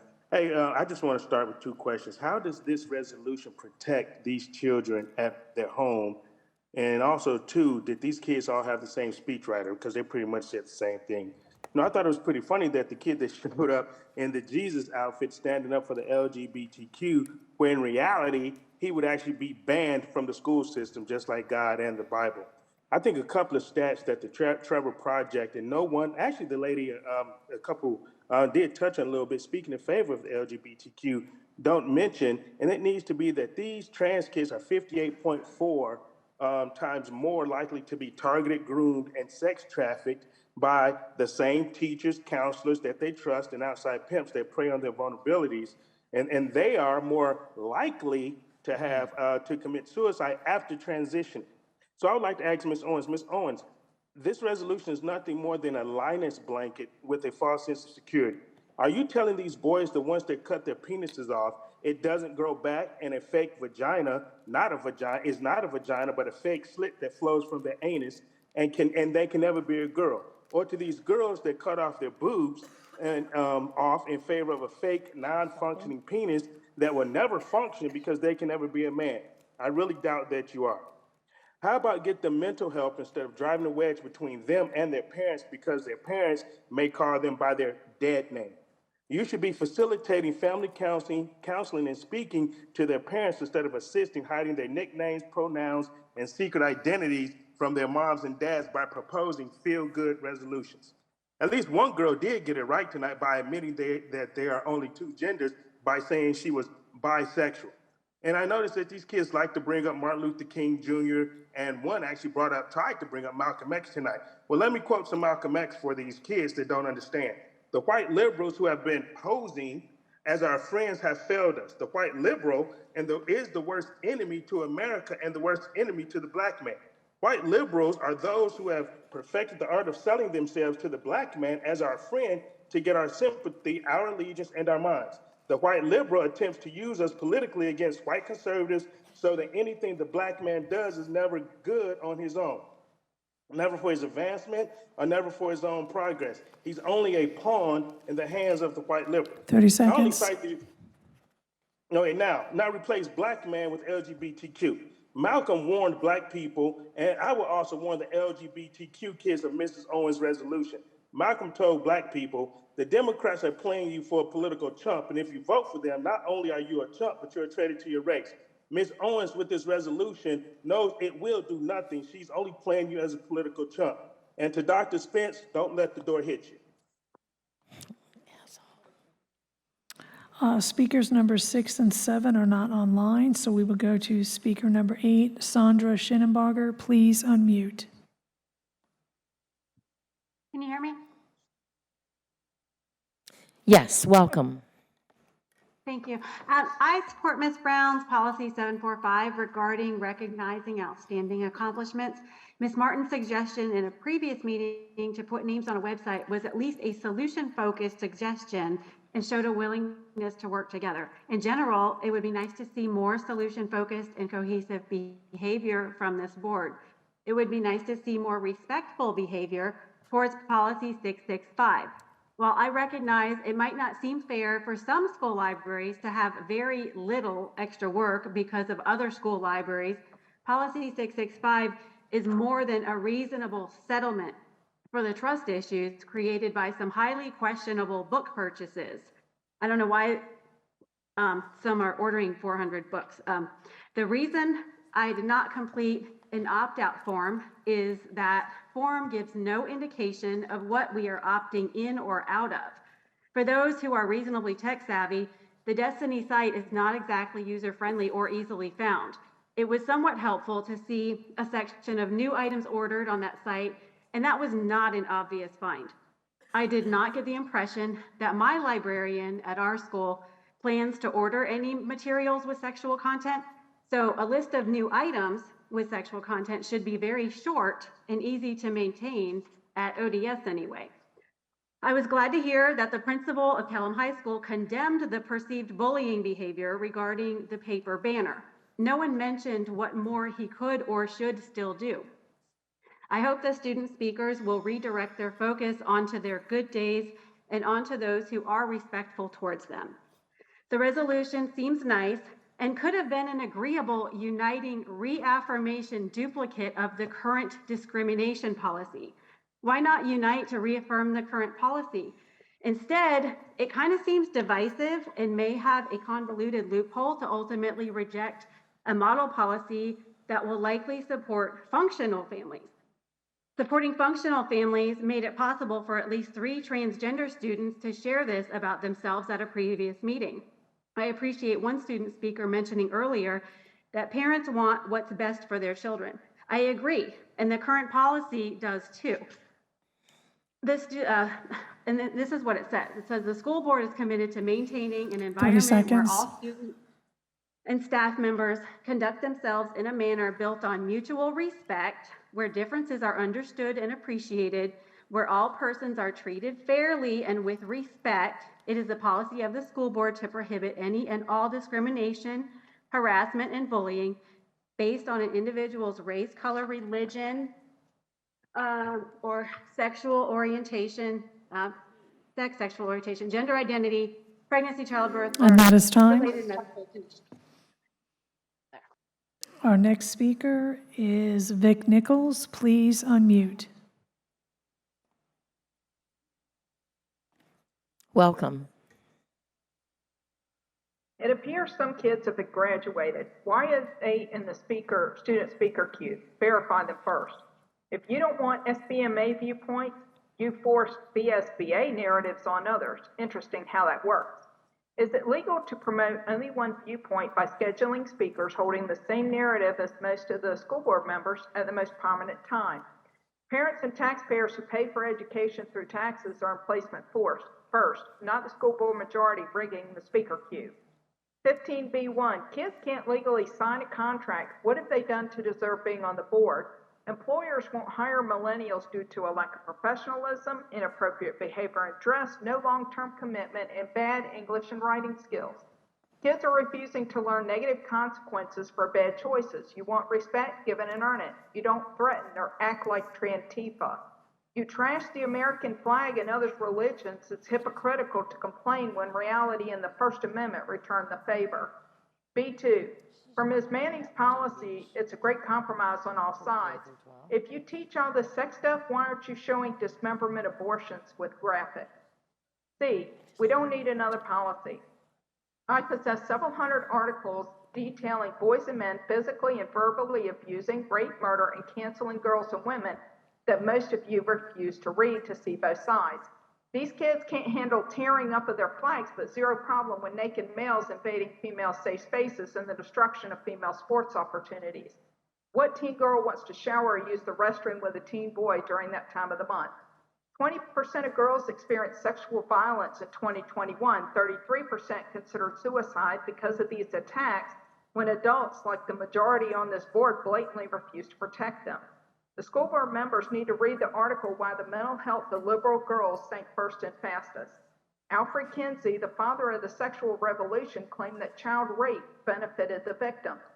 Psychologist John Money oversaw a twin boys case where one boy had a botched circumcision and was given a sex change and was used as evidence that gender identity was learned.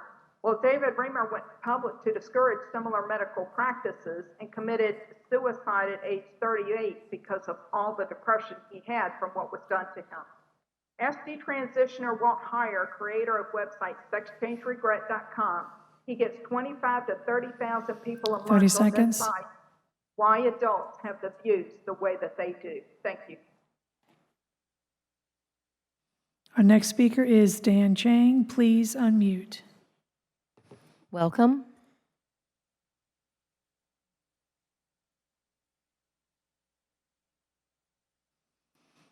Dan Chang, please unmute.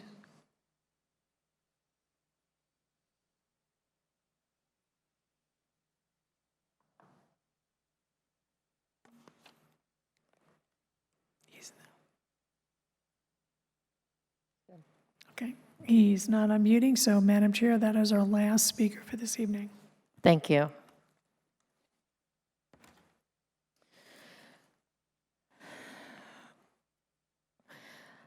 Now we will return to our agenda, and we're on the consent agenda.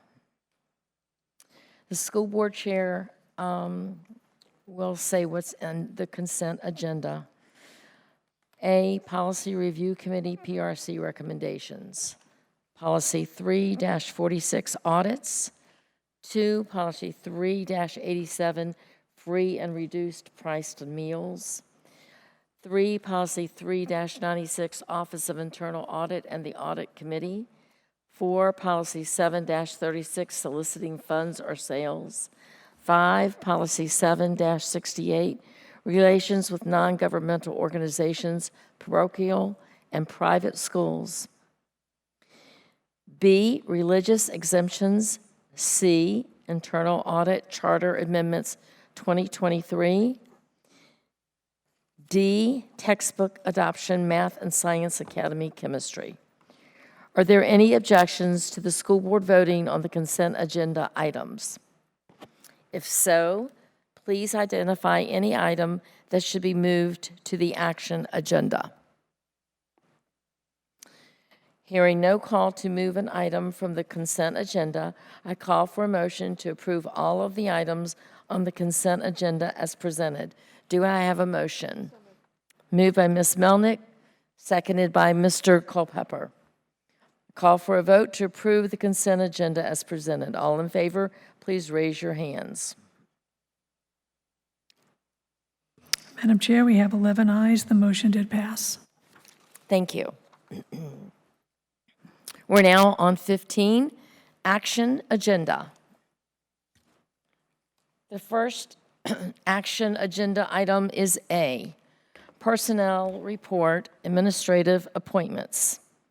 Before I call for a motion to approve the June 12, 2023 personnel report and administrative appointments, I want to share the intergovernmental affairs position has been removed by administration for further review. Now I call for a motion to approve the June 12, 2023 personnel report and amended administrative appointments. Do I have a motion? Ms. Brown? And do I have a second?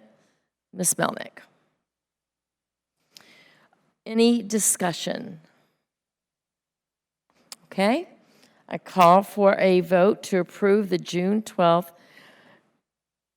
2023 personnel report and administrative appointments. All in favor, please raise your hands.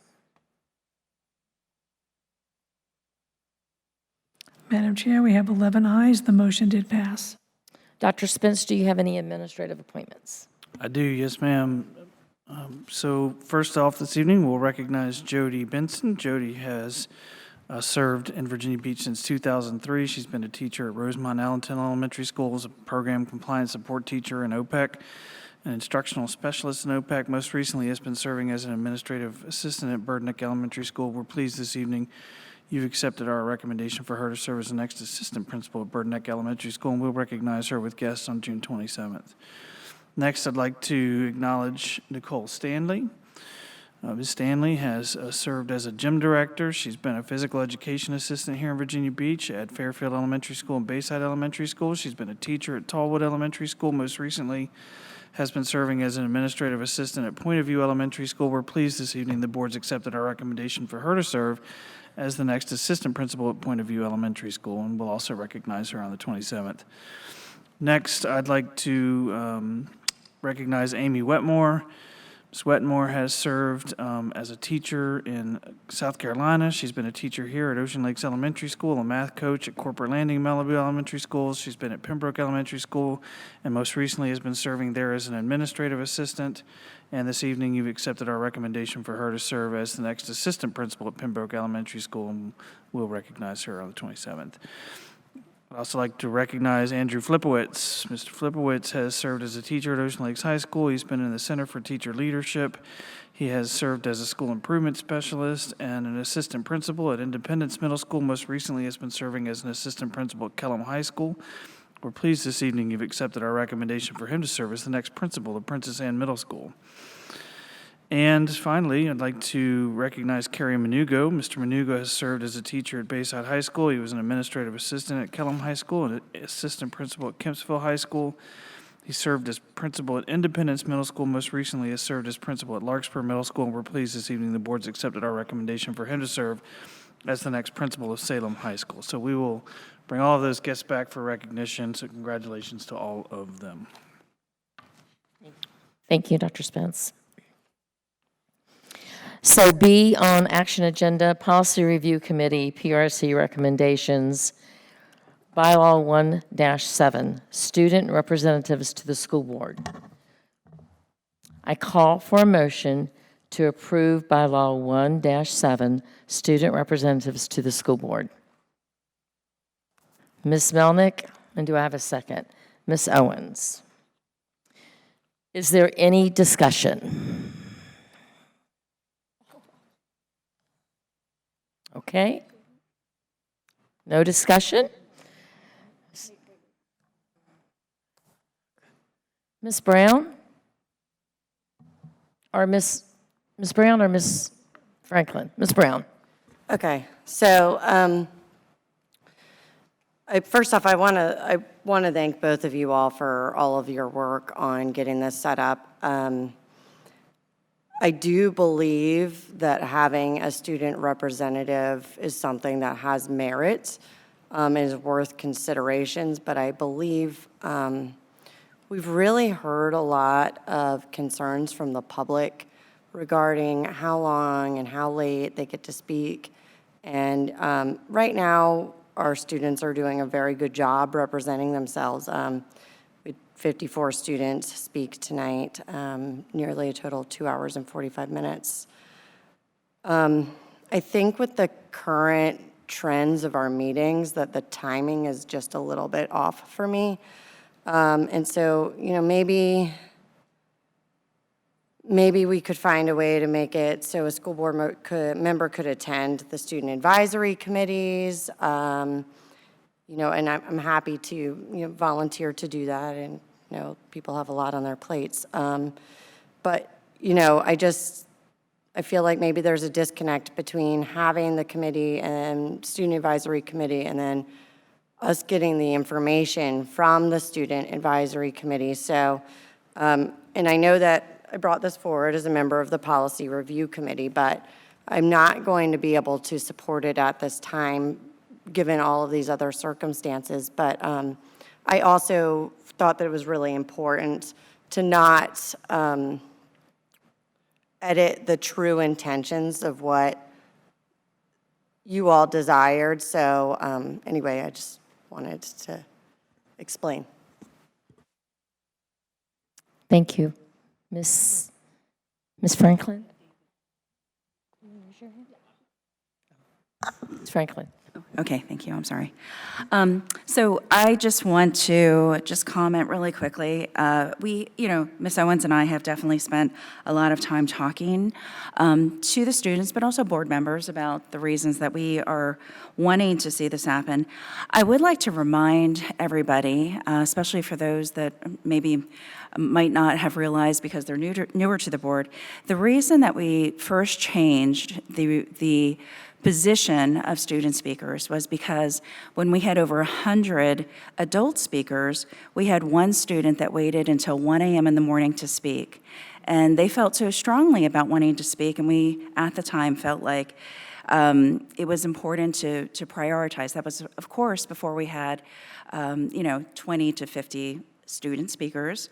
And now, it seems like we have forgotten the reasoning behind changing the position of the student speakers, which also leads to part of the reason why I feel like this is an important addition to our consideration, because we do have students that want to present to the board, that feel like they have opinions and considerations that need to be heard by the full board, and oftentimes they don't have the ability to hear from the board. We very rarely get to hear from SEA representatives or from other opinions that are presented, through students.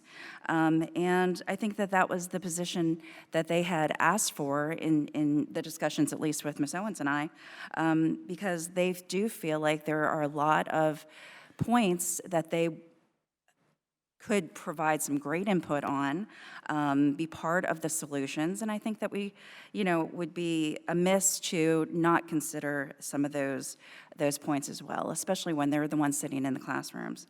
I really very much appreciate also the input from board members. For example, if this does pass, I appreciate the thought that we do want to ensure that there is not favoritism. So I would respect the lottery system, having applications handpicked for the schools from board members. That way there's no favoritism. We can't be accused as a board of choosing one, student over the other. So I just want to say that I appreciate all of the input as always. And I just wanted to kind of remark on some of the reasoning behind the time that we spent to try and bring this to you. So thank you.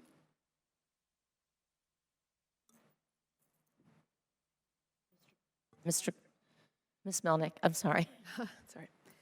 So what I appreciate the most about this endeavor, you guys did a beautiful job meeting with the kids and taking your time to really think this through. And what's really remarkable about this opportunity for us that is different from so many other school districts where they have one student for an entire year. This is an opportunity for this board to have one student, a different student at every single board meeting. And isn't it going to be great to hear from a student from Renaissance and a student from Kempsville and a student from First Colonial who might just bring a different perspective? And you're going to see that student once.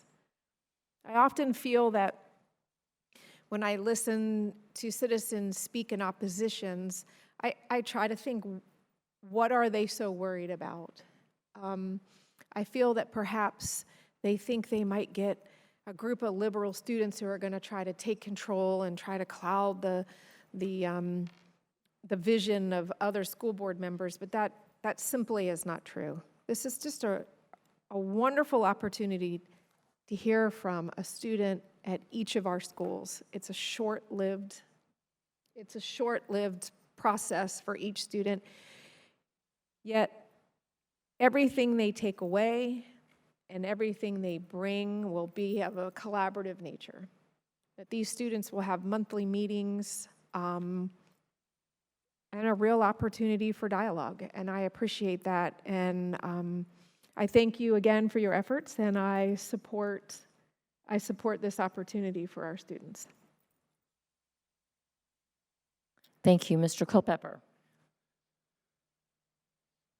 I guess if the goal here was to have, a student council representative or a student from the lottery, I kind of don't have firm druthers on how you pick it, but if the goal here was to have a student representative come into our workshop and make a presentation at the beginning of every school board meeting, you'd get no argument from me whatsoever on this. But making a student a member, even a non-voting member of the school board, makes no sense at all. And one of the speakers here tonight made the argument, well, how about a teacher representative? How about a parent representative?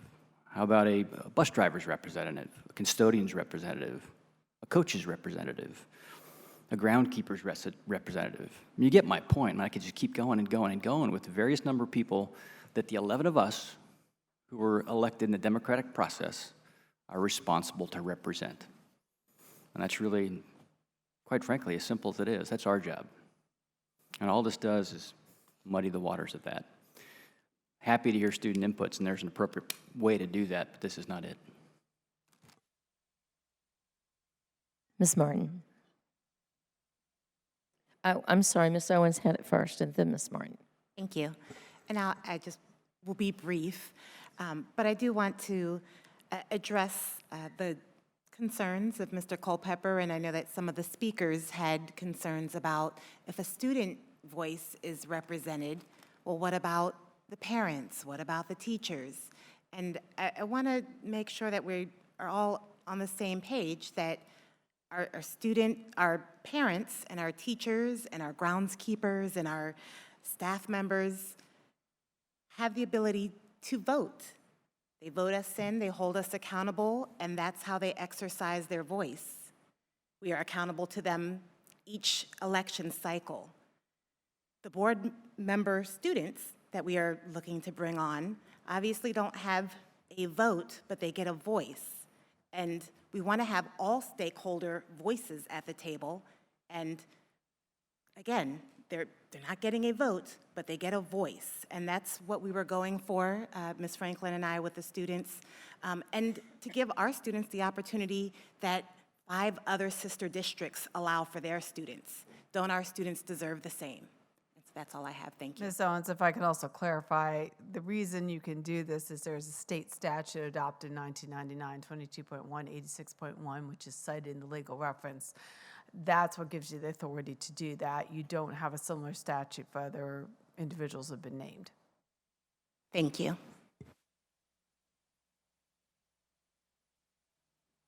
Ms. Martin. Thank you, Ms. Linetti. I was going to point out the state code passed almost 25 years ago in terms of having student representatives. These are mini internships, and I think they're really important to show students the democratic process and the legislative process in a way that might help them become leaders in the future.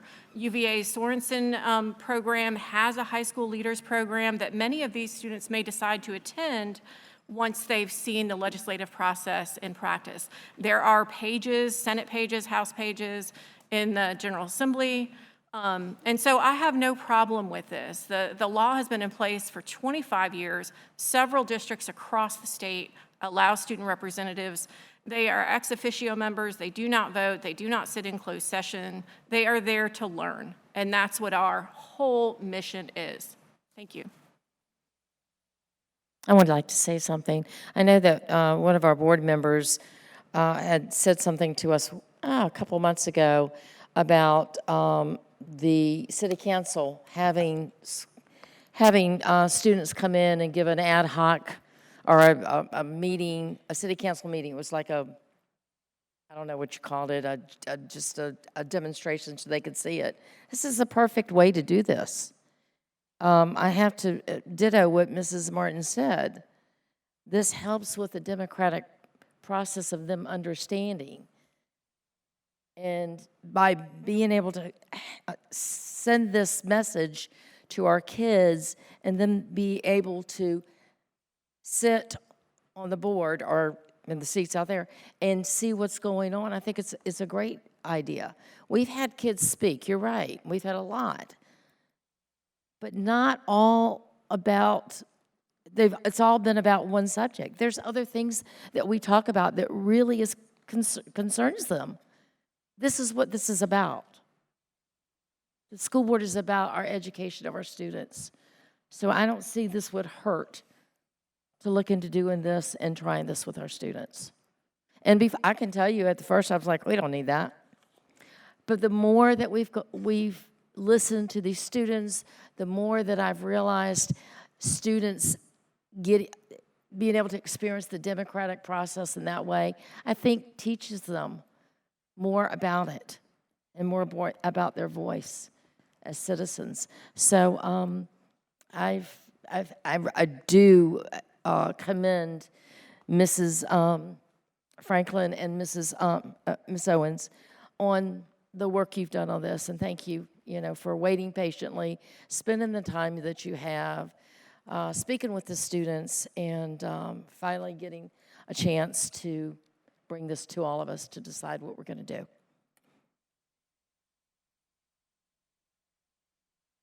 And so, with no one else raising their hand or in the speaker's list, I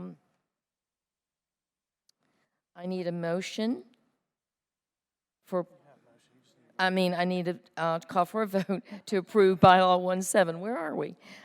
Student representative to the school board. All in favor, please raise your hands.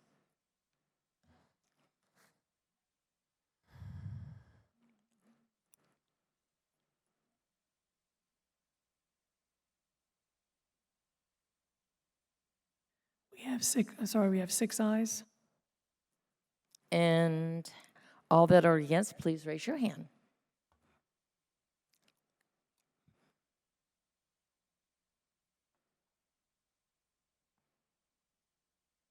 And we have 5 nays.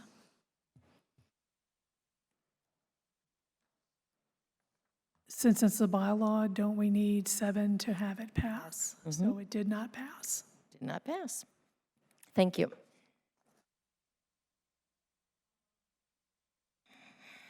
C. Excuse me, that was A, we're on B2, sorry. Policy 665, library media, professional libraries. Mrs. Wiggs, I do need to note that it was pointed out to me that the version you have in the packet under section C2, which is existing library materials, elementary school, we had made an amendment, and it did, between this meeting and the last meeting, and I'm not seeing it showing up here. And it is in the A where it talks about any existing library materials that contain sexually explicit content discovered through the school division's prescribed process for reviewing existing material as referenced in Regulation 665.1 as amended in elementary schools must be removed. We had it read beginning the 23-24 school year. We had changed it to January 1st of 2024.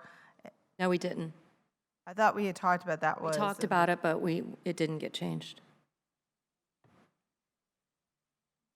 That's a good question. I would like to make a motion, if I could. Okay. I would like to make a motion that we approve policy 6-65 as presented in our agenda packet, but changing C2A language to begin on January 1, 2024, rather than the 2023-24 school year. Say that one more time. That, I think Mrs. Manning's proposing the amendment. I'm making the proposed amendment because we did not make it at the last meeting. So I move to approve policy 6-65 with the change under item C2A to change the beginning. It's going to get rid of beginning of 23-24 school year and change it to the beginning of, change it to January 1, 2024. Beginning January 2021, January 1, 2024. Okay, so I have a motion. Do I have a second? Second. Okay.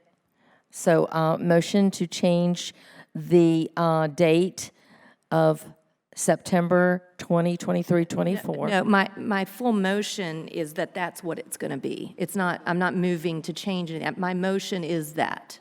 Okay, your motion is that because it was changed already in the policy. No, I'm making a motion to approve 6-65 as presented in the agenda packet with that following change. Okay. All right, so the motion has been made by Ms. Manning and seconded by Mr. Culpepper. Is there any discussion? Ms. Melnick. So when this policy was brought forward from the policy committee, I'm not going to lie, I was quite surprised, and so were so many in the community. We have heard from hundreds of constituents, probably more on this issue than any issue I've been a part of in the past 9 years, at least in writing. And overwhelmingly in opposition of policy 6-65. So my job as a school board member is to look carefully at this policy, weigh the pros and cons, and determine what existing protections we have in place to protect the freedom to read while giving parents the ability to control what their own children read. So I ask myself the following questions. Do parents have the ability to control what their children read? And the answer is yes. Is the process of notifying their child's librarian a difficult one? No. Would our current book challenge process remain in place? Yes. Is our book challenge process fair? Yes. Could this policy be the gateway to make removing books easier? Absolutely. I feel that I approached my decision-making in a logical and pragmatic way. It gives every parent the ability to make choices and decisions for their children without stripping others of the freedom to read and the ability to access information. I am often reminded of a quote by Abraham Lincoln. a quote that had nothing to do with books. But since I am incredibly grateful for the many freedoms we have in this country, including the freedom to read, I think this quote is appropriate.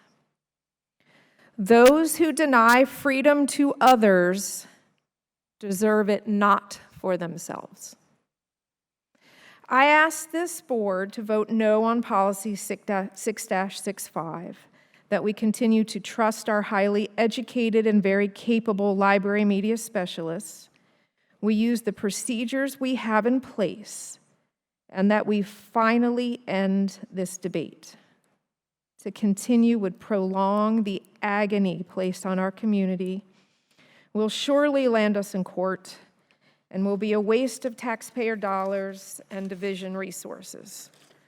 And I will refer to one speaker tonight. If you want to really understand the subjectivity involved in this policy, I heard a few, but one stuck out. And this particular citizen has asked for an extensive audit on every book in our libraries. This is what people will expect. It is based on subjective criteria, and it is unfair to our school district.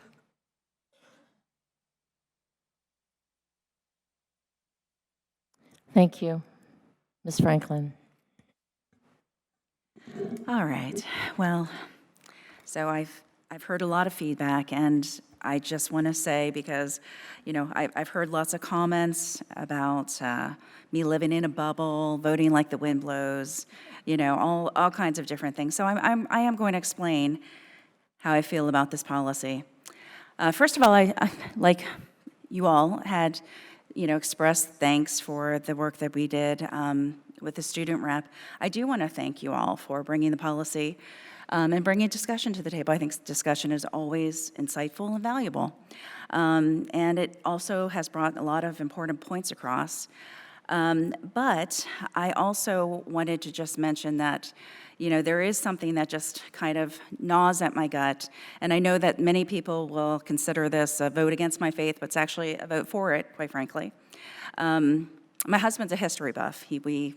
Unfortunately for me, I watch all kinds of history channels. So actually, not unfortunately, because I learn a lot. But he continually reminds me that when he's reading a book, that throughout history, we have seen where good intent has had unintended consequences. To name just one, in Australia, they imported cane toads to control the cane beetle population, but the toads had no natural predators, and they became the invasive species that harmed the native wildlife. What starts as a positive solution sometimes turns out to be the biggest source of concern and the biggest problem. A school district in Utah just banned the Bible due to its violence and sex. How does that happen? Well, in my opinion, it happens here tonight with these discussions. The unintended consequence starts here tonight with this vote. I personally don't want to be the vote that starts the division down this path and go down in history as being someone who supported this when it comes to that kind of consequence. Policy 665 still does leave room for human subjectivity in deciding what books are appropriate and which ones are not. It does not just incorporate a list, particularly at the elementary school level. And I get that when we think of these children, we are thinking of the kindergartners. We are thinking of the second and third graders. I get that. We have 18-year-olds that are joining the military, though, too. And they're about to give their lives, potentially, for our country. So when we're talking about children, I understand that we are doing this to protect innocence, and I want to protect innocence as much as the next person. But when we have people that are concerned about books like The Diary of Anne Frank and 1984 and different books that we have all read in high school, the whole consideration of banning books is personal to some of these people, like the Jewish community. And so, Ms. Linetti, I do want to just chat with you really quickly, because I've got to be honest with you, and I'm sorry if this is going to be extra long, but I know that my vote is going to probably be questioned. So, I have taken the time to go and speak to many LMSs, in fact, 6, 5 different schools, 6 LMSs, and they have just asked to be part of this process. I want to ask you, Ms. Linetti, the validity behind some of the claims that, and I apologize because I was not here at the last meeting, but does this policy actually open us up to further lawsuits? Are we required to have a policy limiting library books? How could we create a situation where this would be compliant? I think that those are very important questions in terms of implementing this potential policy. And by the way, I'm not against the policy. I'm just asking that if we are going to continue down this road, that we do include LMSs in the discussion to be part of the solution. I'm going to speak in a little bit. I had met with many students. They wanted to be part of the solution when it came to the resolution. And so I'm asking us to consider tabling this so that we can bring LMSs in to be part of the discussion and part of the solution. So I'm going to go back to my question to Ms. Linetti, though. So my question started with, does this policy open us up to further lawsuits? I would say yes. You are not required by statute to have this policy. The required statute Policy 611, which dealt with the instructional material, is what you were required to adopt last year, and it only dealt with the instructional material. There is no similar policy or requirement that you adopt one with the library material, so you are not following a law. This is something you would be creating that is not, it's not that it's not supported by law, it's that not required by law. So you have now opened yourselves up to potential lawsuit. I can't tell you who exactly would be suing you, but without this, without having this policy here, you'll have less likelihood to have a lawsuit. Putting this in will open you up potentially for somebody to bring a lawsuit. You know that I've told you that when you put this policy forward, that you have now opened yourself up to a potential lawsuit. It could be those that are in favor and those that are against it who don't think it's applied appropriately, or they feel like they've been damaged from it. Without this policy in place, you have less likelihood of somebody bringing a lawsuit for noncompliance with the policy or discrimination. Okay, so essentially what you're saying, having this policy in place, worded as it is, would, on both sides, potentially open us up to further lawsuits. And do you feel like we could create a list or something that would be developed by, in your personal legal opinion, would we be able to develop a list that would be considered compliant or less likely to be opening ourselves up? You can create a list. What somebody chooses to do with the list is going to be your problem on there. Obviously, you have to list instructional materials, so you have a process for that, but instructional materials are going to be significantly less than what's available in your library. So the library opens up to a whole lot of other types of materials that you might be using. Is it impossible to create a list? No, it's not impossible to create a list. It's making sure it's fidelity to the definitions, that you have consistency. And I do have concerns about do we have the program in place yet to train are those folks, which I'm guessing are mostly the LMSs, how to apply these? Do we have consistency among the schools? I don't want to see one school saying, yes, it's sexually explicit, one says no. That opens to an issue for us. So those are things we have to develop. We are not there, as I've mentioned before, we are not there yet. We have work to do if we are going to implement something like that. We are going to have to figure out what the definitions are, how we're going to train them. I would also want to know how you're going to make sure that you have every material in your library has been looked at and documented and verified for that. So that is a lot of work. And right now we don't have the program developed because we haven't confirmed the terms here. So that's something we're going to have to work on. So with the policies that we govern, that we use to govern how this division is run, I think that it is very important to make sure that we are, especially a brand new policy that has not been vetted, seasoned, that sort of thing. I really feel like we have work to do yet on this policy. I'm not saying that I'm not in support of a future, but I feel like there is still work to be done on this policy to ensure that we roll it out in a manner that is going to be productive and workable. So, thank you. Ms. Martin. So it concerns me that the policy is written cherry picks definitions from 18390, and it specifically does not list 18396C, which basically reads harmful to juveniles means that the quality of any description or representation needs to be looked at when taken as a whole, lacking in serious literary, artistic, political, or scientific value for juveniles. So that's the state code version of the Supreme Court's Miller test. And so clearly that was left out on purpose. They took some definitions from 18390, but did not put in this holistic qualification.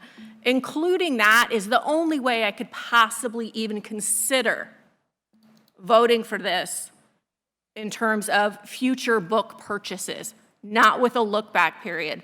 And the reason for that is that we don't have the staff or the salary costs to do this in 90 days. Our library media specialists are gone for the summer. We start school August 28th, and then we're out for the holidays 90 days later. I really believe this is a beginning of a slippery slope to silence certain voices from the past and present.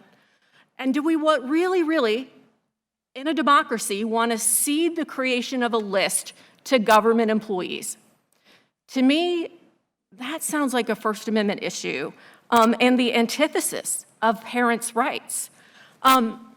We have multiple policies. We just passed that non-bundling procurement policy. We have the other methods by which parents can challenge books. Parents can submit a list that's based on their values. Everyone has different values. There's lists from Family Research Council. There's lists from Common Sense Media. There's lists from Students First. And I went through their 60-plus list of books and looked up the publication dates of every single one of those books. Most of them written before 2015. One of them written in 1971, older than I am. What's the problem with that book now? And that's a book that saved my life at 13 years old, a book about drug abuse, a book about molestation and trafficking. It kept me away from the stepdaddy of the week that was exploiting my mother's addiction. And so I tell you that why is this an issue now when these books are 8, 10, 15, 20 years old? It's because a gubernatorial candidate made a misstep during a debate and it's being exploited for political expediency. The money it will cost to implement this, the money in litigation is not something I'm going to burden the Virginia Beach taxpayers with. I am not going to pass that on to our taxpayer. The money is better spent investing in improving our academic outcomes. Thank you. Ms. Manning. Thank you. I think I have a couple of questions for Dr. Robertson. He was our staff liaison in our committee, and so he did a great job answering our questions that we had in committee and gave us some great feedback from the administration's perspective. And I've been told a number of times in the past that Virginia Beach Public Schools, it is the Virginia Beach Public Schools practice to not permit sexually explicit content in our elementary school libraries. Is that correct, Dr. Robertson? That's correct.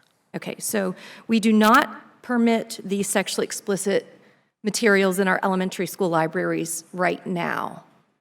So this really is no change. It's just putting that practice into policy in our elementary schools. May I? So at the So second, was that a question, or I mean, were you seeking? I asked the question and he answered it.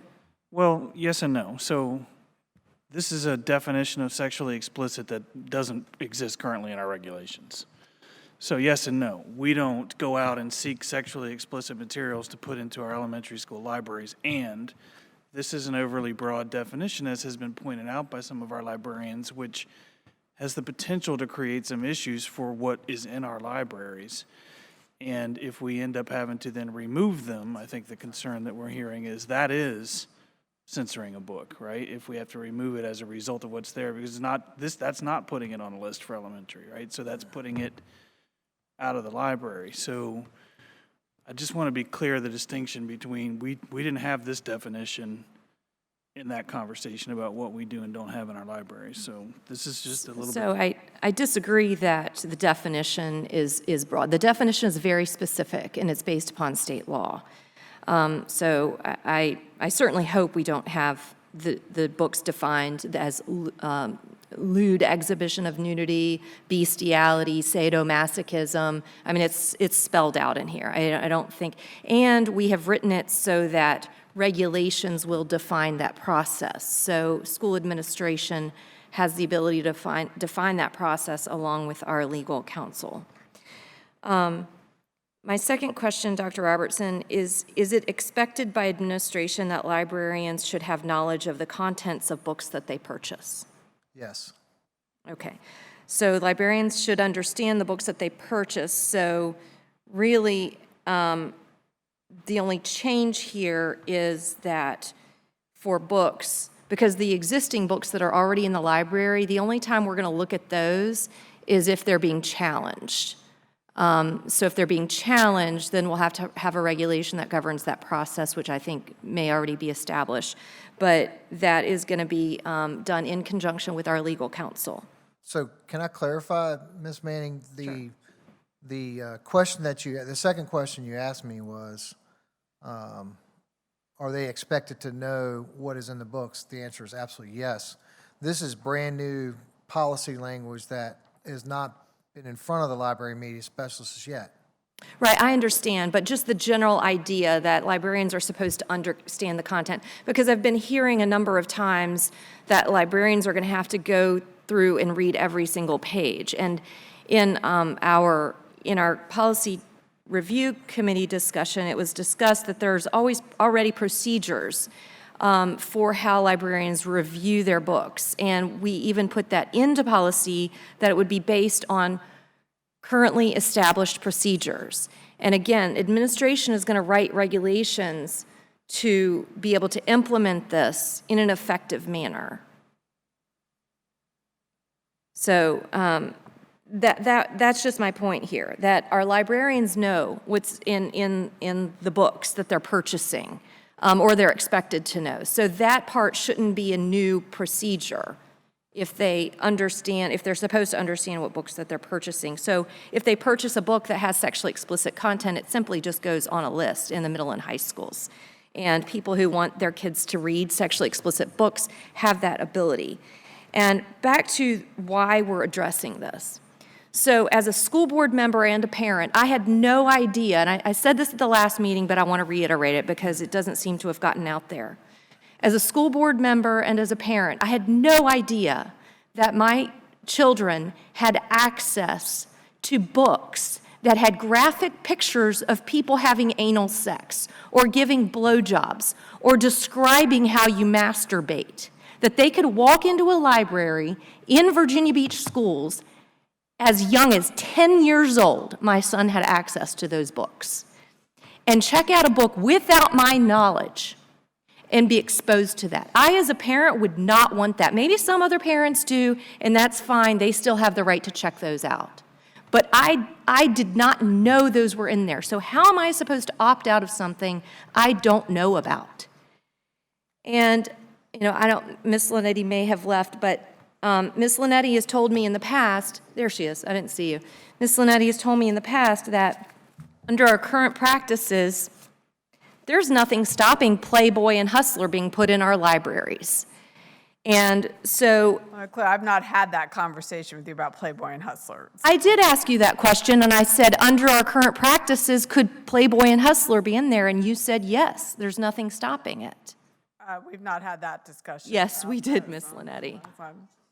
We did. And my next question, Miss Linetti, is you signed off on legal sufficiency on this policy. Why would you sign off on something that you felt wasn't legally sufficient? It's defensible. And again, I didn't bring this policy forward. You asked to bring the policy forward. I and I've specifically worked- asked you to bring, to make sure that it was legally sufficient, and you wrote and It is, signed off it on is a defensible policy. I can't promise you'll win. I cannot promise you. I've been asked repeatedly by school board members, will this open us up to a challenge? Certainly. Okay, could someone bring a lawsuit against us? Could someone sue us if they felt that their child was exposed to sexually explicit content and they didn't want that? Could they sue? I'm not asking if they'll win. I'm asking, could they sue? I'd have to think about how they were going to do it. Obviously, in the instructional materials, if you didn't follow that procedure, that would be a method. We don't have a procedure. Could someone For sue if they? 611, you do. Could For- someone sue under- if they felt their kids were exposed to harmful content and they were not aware of it? Could someone? There are ways to do it. If you had put in documents in there saying, I don't want my child accessing the book, and we allowed the So child someone to get could the sue book. pretty much for anything. Correct. So, so the purpose of this is to protect children, and that's why I brought it forward. It's to protect children from very harmful content, including children who've been abused, who might be looking through a book and not know until halfway through what it contains, because I've read some of those books, and they were very harmful to me. Thank you. Can I say something to that one thing? We just heard what Miss Martin said about being abused as a child and how those books helped her. So I just wanted to say that. So, okay, Miss Anderson. First of all, it was pointed out earlier this evening by one of our librarians that library books are not required reading. Our libraries have books available for voluntary access, not required. We have heard from numerous parents, teachers, and citizens about this policy. And the one thing they have in common is that they all feel passionately for or against this wording. The proposed policy directly affects the librarians across this division, but two members of the PRC committee did not take the time and for the most part have ignored the concerns brought forth through countless emails written by librarians to us. We have members from the Jewish community warning us, some with family history, warning us that limiting books, making a list against some books, is a form of censorship that can lead to eventual banning of certain literature. Banning and burning, they've told us. History tells us that. Some of the things I'm going to say are actually quotes from a few of the emails that we've received from some of our librarians, and I'm going to take the time to read this because I think many of these things that they've told us need repeating. And what they said to us affirms my belief about the changes to this policy. This new wording in the policy as it's currently written is vague, confusing, and subjective. The term lewd is subject to interpretation. When asked if an image of two men holding hands in an elementary book was considered lewd, Ms. Linetti couldn't give an answer a couple weeks ago. And if she couldn't answer that question, how are librarians supposed to interpret lewd? In one of our elementary library books, there is a picture of an Indian man only wearing a loincloth that barely covers his front private parts. His backside in the picture is completely exposed, but it's historically correct. My colleague said, when I asked her about it, that she didn't feel it was lewd. She didn't think that was a lewd picture because it was historically correct. But children in kindergarten through fifth grade will be able to view that picture, and someone else might conclude that it is in fact lewd. It's showing his complete backside. So just the opinion of someone might conclude lewd for that picture, and it just goes to show that lewd is subjective and depends on opinions of those viewing the picture. I believe that parents have the right to make decisions for their own child. It's been pointed out that parents have the right to decide if certain books are not appropriate for their child, but does that mean that a parent has the right to make that decision for other people's children? The existing policy already allows parents to exclude their own child from checking out books that the parent doesn't approve of. We shouldn't change this policy so that one or two people can decide on a list of books that they think is offensive. There are certain political sites on the internet that parents can view to find titles of books that some say are inappropriate. Well, that's what my colleague did to develop the list that she already has come up with. Parents can check with their child's school to find out if any of those books are on the shelf. And then those parents can follow the policy that we already have in place. Their child can be excluded from checking out those books. That's still giving parents a voice in their own child's reading material. These proposed changes amount to censorship, and censorship is an assault on our freedom of speech. Trained and highly educated librarians select what they believe are appropriate books for the students in their schools. When a book is added to the library collection that someone doesn't think is appropriate, there is already a policy in place to challenge that material. We're being told that the changes basically amount to a list that parents can be informed about. Well, I want to know who decides what books are put on that list. Is it my colleague? Should she be allowed to develop the list according to her personal values? Who will make the final decision about new books that arrive in our libraries? Will it be up to one person, a group, a school board committee, or will it be individual librarians to inform the rest of the division that in their opinion, the book should be put on the list throughout the division? I have a problem with developing the list. History has shown us the dangers of book censorship, from burning books in oppressive regimes to banning literary classics. The suppression of ideas has often been the precursor to the erosion of individual liberties. And yes, I'm quoting from some of the librarians who sent this to me. That's why I believe it's important to defend the right to read. It starts with the list of sexually explicit books, but where does it end? After these books are added to the list, do the books with LGBTQ characters get added next? Then do we go after books about different religions that may not be like ours?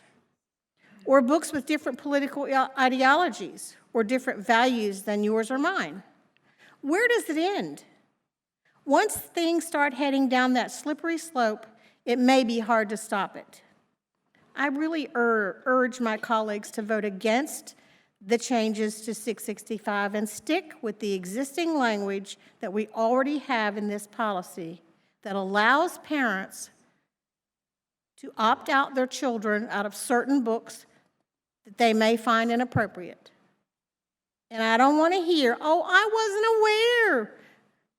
There are plenty of sites, political sites, that people can go to figure out if there are books. And then all you have to do is notify our librarians, it's really easy to do, and find out if any of those books are on the shelves. Then they can opt their child out. We already have a policy in place to take care of that. Thank you. Thank you. Mr. Culpepper. Well, I tell you, I don't know what to say anymore. I don't know what to say anymore. This conversation really frustrates me. I mean, I'm a small government guy, and government sticking its nose into pretty much anything bothers me. But the problem we're all looking at here is that the system that we have in place that's supposed to protect our children from things they really shouldn't see when they're children isn't working. What do you want to do about it? Nothing? That doesn't make sense to me either. And Dr. Spence, I asked you a question here. Sorry, you said it a minute ago, but I need you to repeat it for me because I'm not sure I caught it. But Ms. Manning asked you a question about what is our current policy towards, did you say sexually explicit? Or what is our current policy? What limits you with our current policy with sexually explicit material? Anything? I think current policy would point, it's actually defined pretty clearly in terms of how library materials are purchased. And so sexually explicit is left to the professional judgment of the library media specialists. Okay, but we do have something in now policy have that says this- something, right? I'm sorry, say that We do have a line in policy in reference to what's appropriate or inappropriate. The instructional, in terms of how they select the materials, that's in a regulation, but there is policy in there that says the librarians are the ones who select library materials. Okay. So it's left to their professional judgment, I think is what you're asking. Well, partially. There is one line in our library policy that basically says age-appropriate material. Correct. I can't imagine anything more vague than that. I mean, really. I mean, sexually explicit is far more specific than age-appropriate. I mean, I might find that tiddlywinks are not age-appropriate, you know, for my 2-year-old. It might even say it on the box, I'm not sure. Maybe tiddlywinks is a bad example.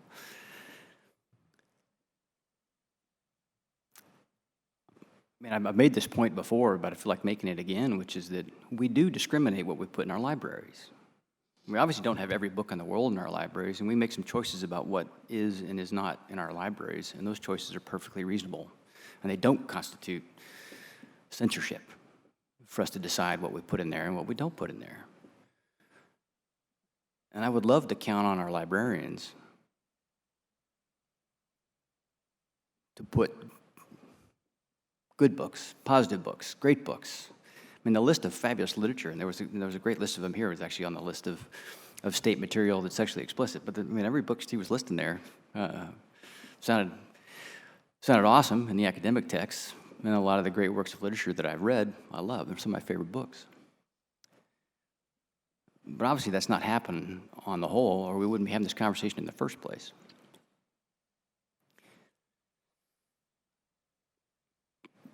Sorry, I got to catch my train of thought here again. It ran away with me. So we've had this discussion about parents have an avenue, but we've pointed out that they don't use it, right? That's been brought up before, and the reason they don't use it is because it's impossible to use, essentially. You have to go in there and name a book by title to have it restricted from your kids. And our own librarians have stood up here and testified that they don't even know what's in their libraries, and they couldn't possibly know.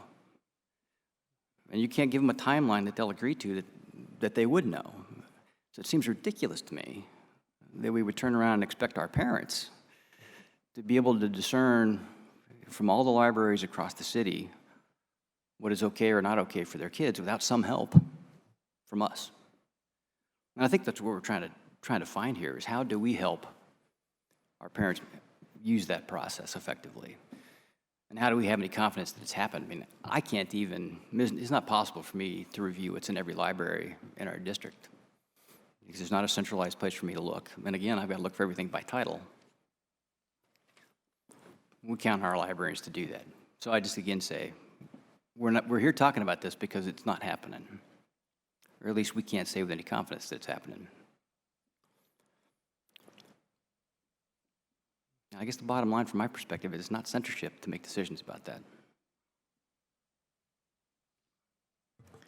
I have a question. I think Mrs. Linetti could answer it in referring to when Mrs. Manning was asking her questions. She was asking about being sued for, you know, appearance. Hold on, let me finish. Let me say what I wanted to ask you. There's a state code that's 18-391.1 that exempts libraries from those criminal statutes. Is that true? Yes, that's the obscenity statutes, giving minors obscene materials.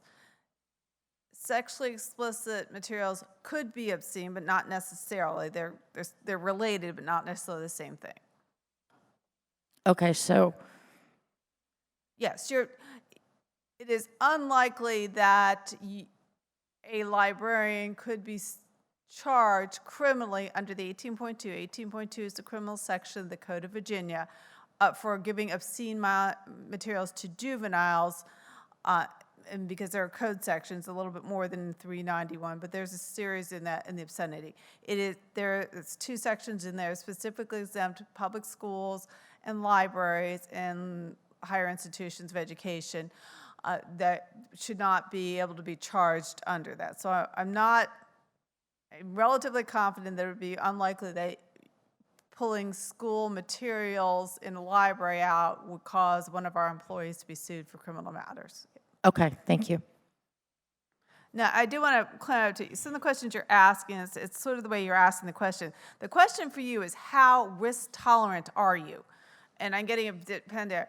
Are you willing to accept a lawsuit, potentially be tied up in litigation? That's a question you have to ask yourself. This is not, as proposed, this is not required. There's no law telling you have to do this. You are choosing to do something that is not out there by law. You have picked similarities to other statutes that are out there. I will tell you the law that supports sexually explicit materials under what is policy 611 for you has not been litigated at this point, so I cannot tell you how it would hold up, but right now it's not been litigated.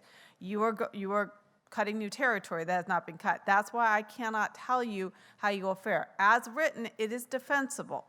I cannot guarantee you will win it. I cannot guarantee you it'll be properly implemented. We do have to develop regulations. We do have to develop training. That is a concern for me because this is a new area for us to deal with, and you have large volumes of material. The policy, defensible, and that's why I signed off on it on there. Can we implement it appropriately? Can we deal with all the materials? That's another question. There are some areas, some of the definitions, as Mrs. Mayonnaise pointed out, are pretty obvious to figure out what they are. There are other areas, nudity areas, that we have to look at. Those are going to be some nuances we're going to have to deal with. That's probably what's going to open us up. So if you're asking me, can I guarantee you that you will not be tied up in litigation, that you will not have to defend it? I cannot guarantee you that. And as you mentioned, other areas, true, you can be sued for anything. Just if you were saying, is it a good idea for you to have a trampoline in your backyard? As a lawyer, I'm going to tell you, don't put a trampoline in your backyard. It's just going to open you up. If you're going to put a trampoline in your backyard, I want all these safety things around it. You have to make that decision as to whether you want that in there.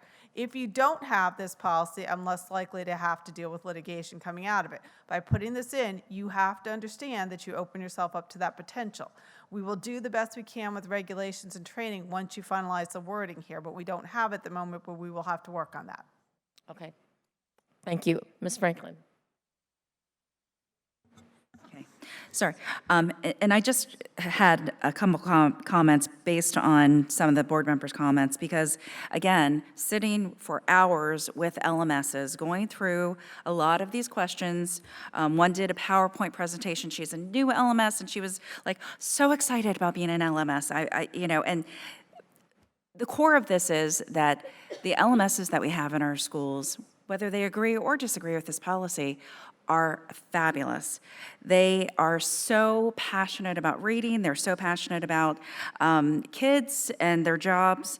And a couple of the things that they had mentioned to us is that there are 2 primary sources that they go to determine what books that they're going to even look at for purchase, okay?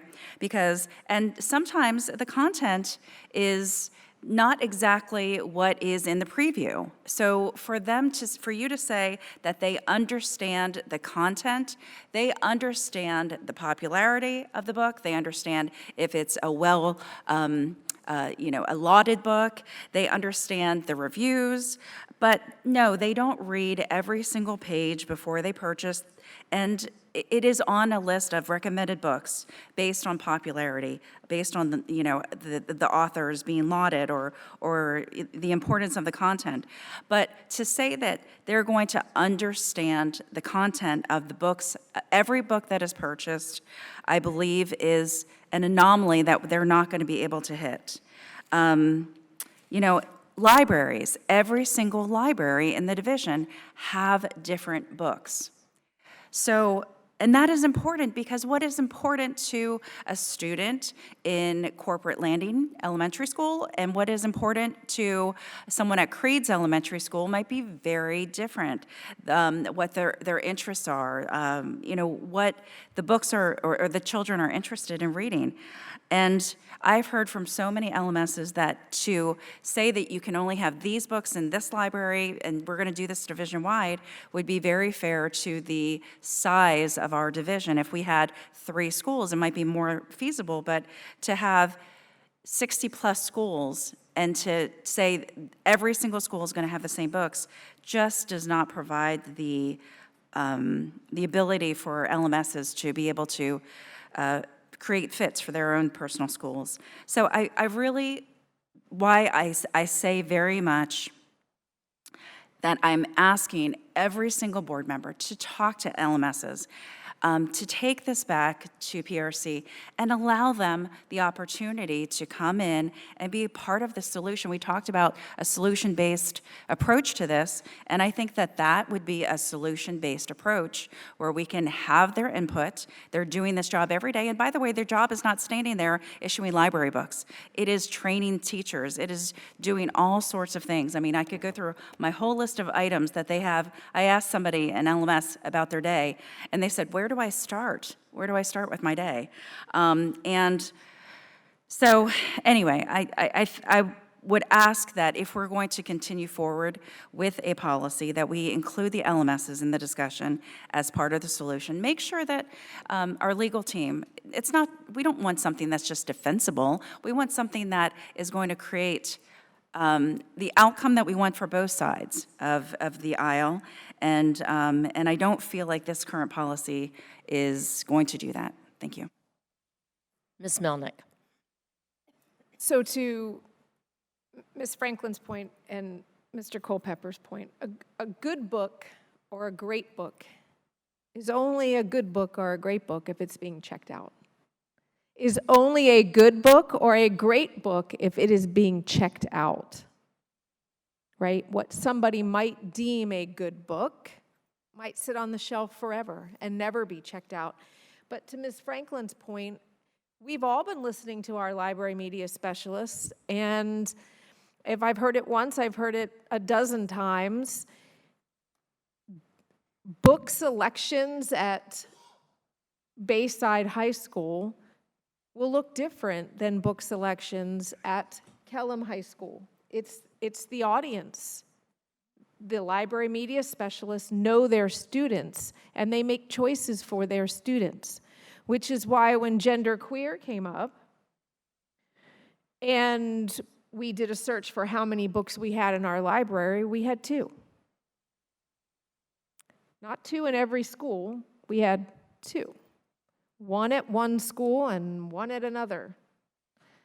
And only 1 of those books had ever been checked out once. The other was untouched. So I like Ms. Franklin, have done a lot of listening, and as I said earlier, we need to trust our library media specialists. And I would also challenge my colleagues for next year to perhaps take a week and spend a week in a school.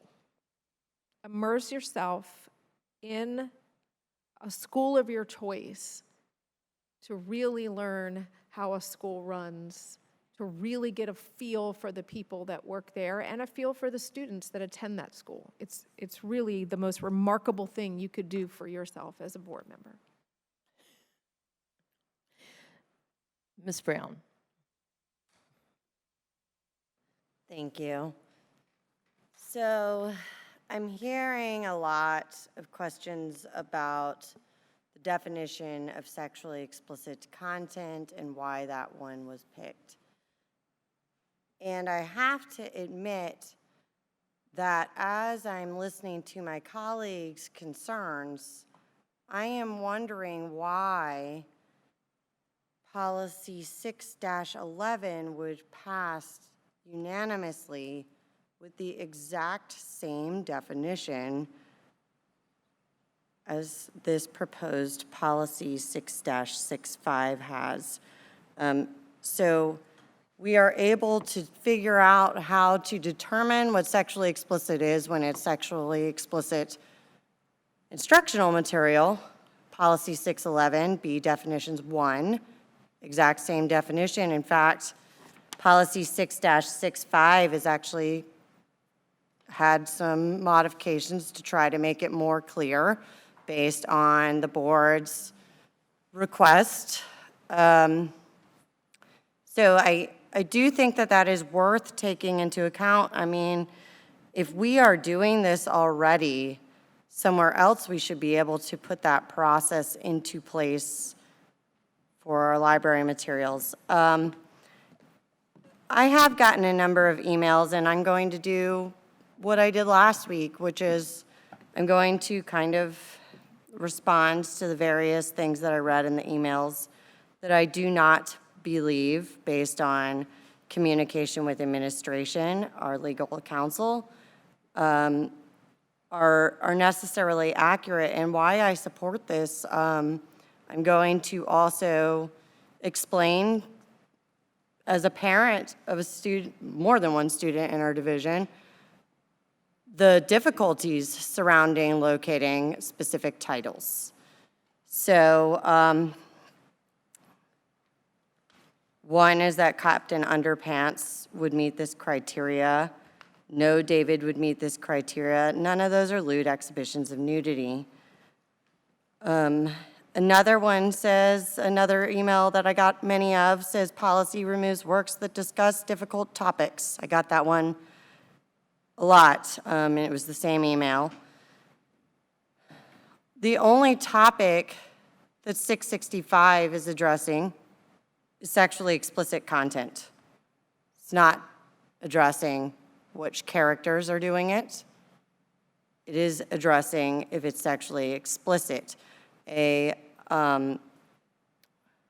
wouldn't matter which background those people come from, in the characters in the books come from. You know, there's some titles for middle and high schools that were mentioned. Those would, middle and high school, new materials, they would go on a list, so parents are armed with the information to determine if it's okay and acceptable for their kid. I understand we have an opt-out process. I really do. But I'm on Destiny Discover right now. So there's a section on Destiny Discover. It's called Back Office. Many other divisions, when you go on Back Office, allow you the opportunity to search every single school in the division for that book. Our Back Office in Virginia Beach only allows you to search one school at a time. So why do I believe that's a problem? Well, looking just at elementary schools. We have 55 elementary schools. So I have a title. I need to put it into Destiny Discover 55 times because you can check out a book from a different school and have it brought to your home school to check it out. So 55 times for elementary school, 15 times for middle school, and 11 for our comprehensive high schools. That's a lot of time to really expect somebody to go plug individual books into a computer system to determine what books meet that criteria and do not. And you know, maybe other people have many hours to do that. I don't know that that's the reality that many people I've spoken to face. So, you know, that's a problem. And, you know, I do think that this is trying to have a solution.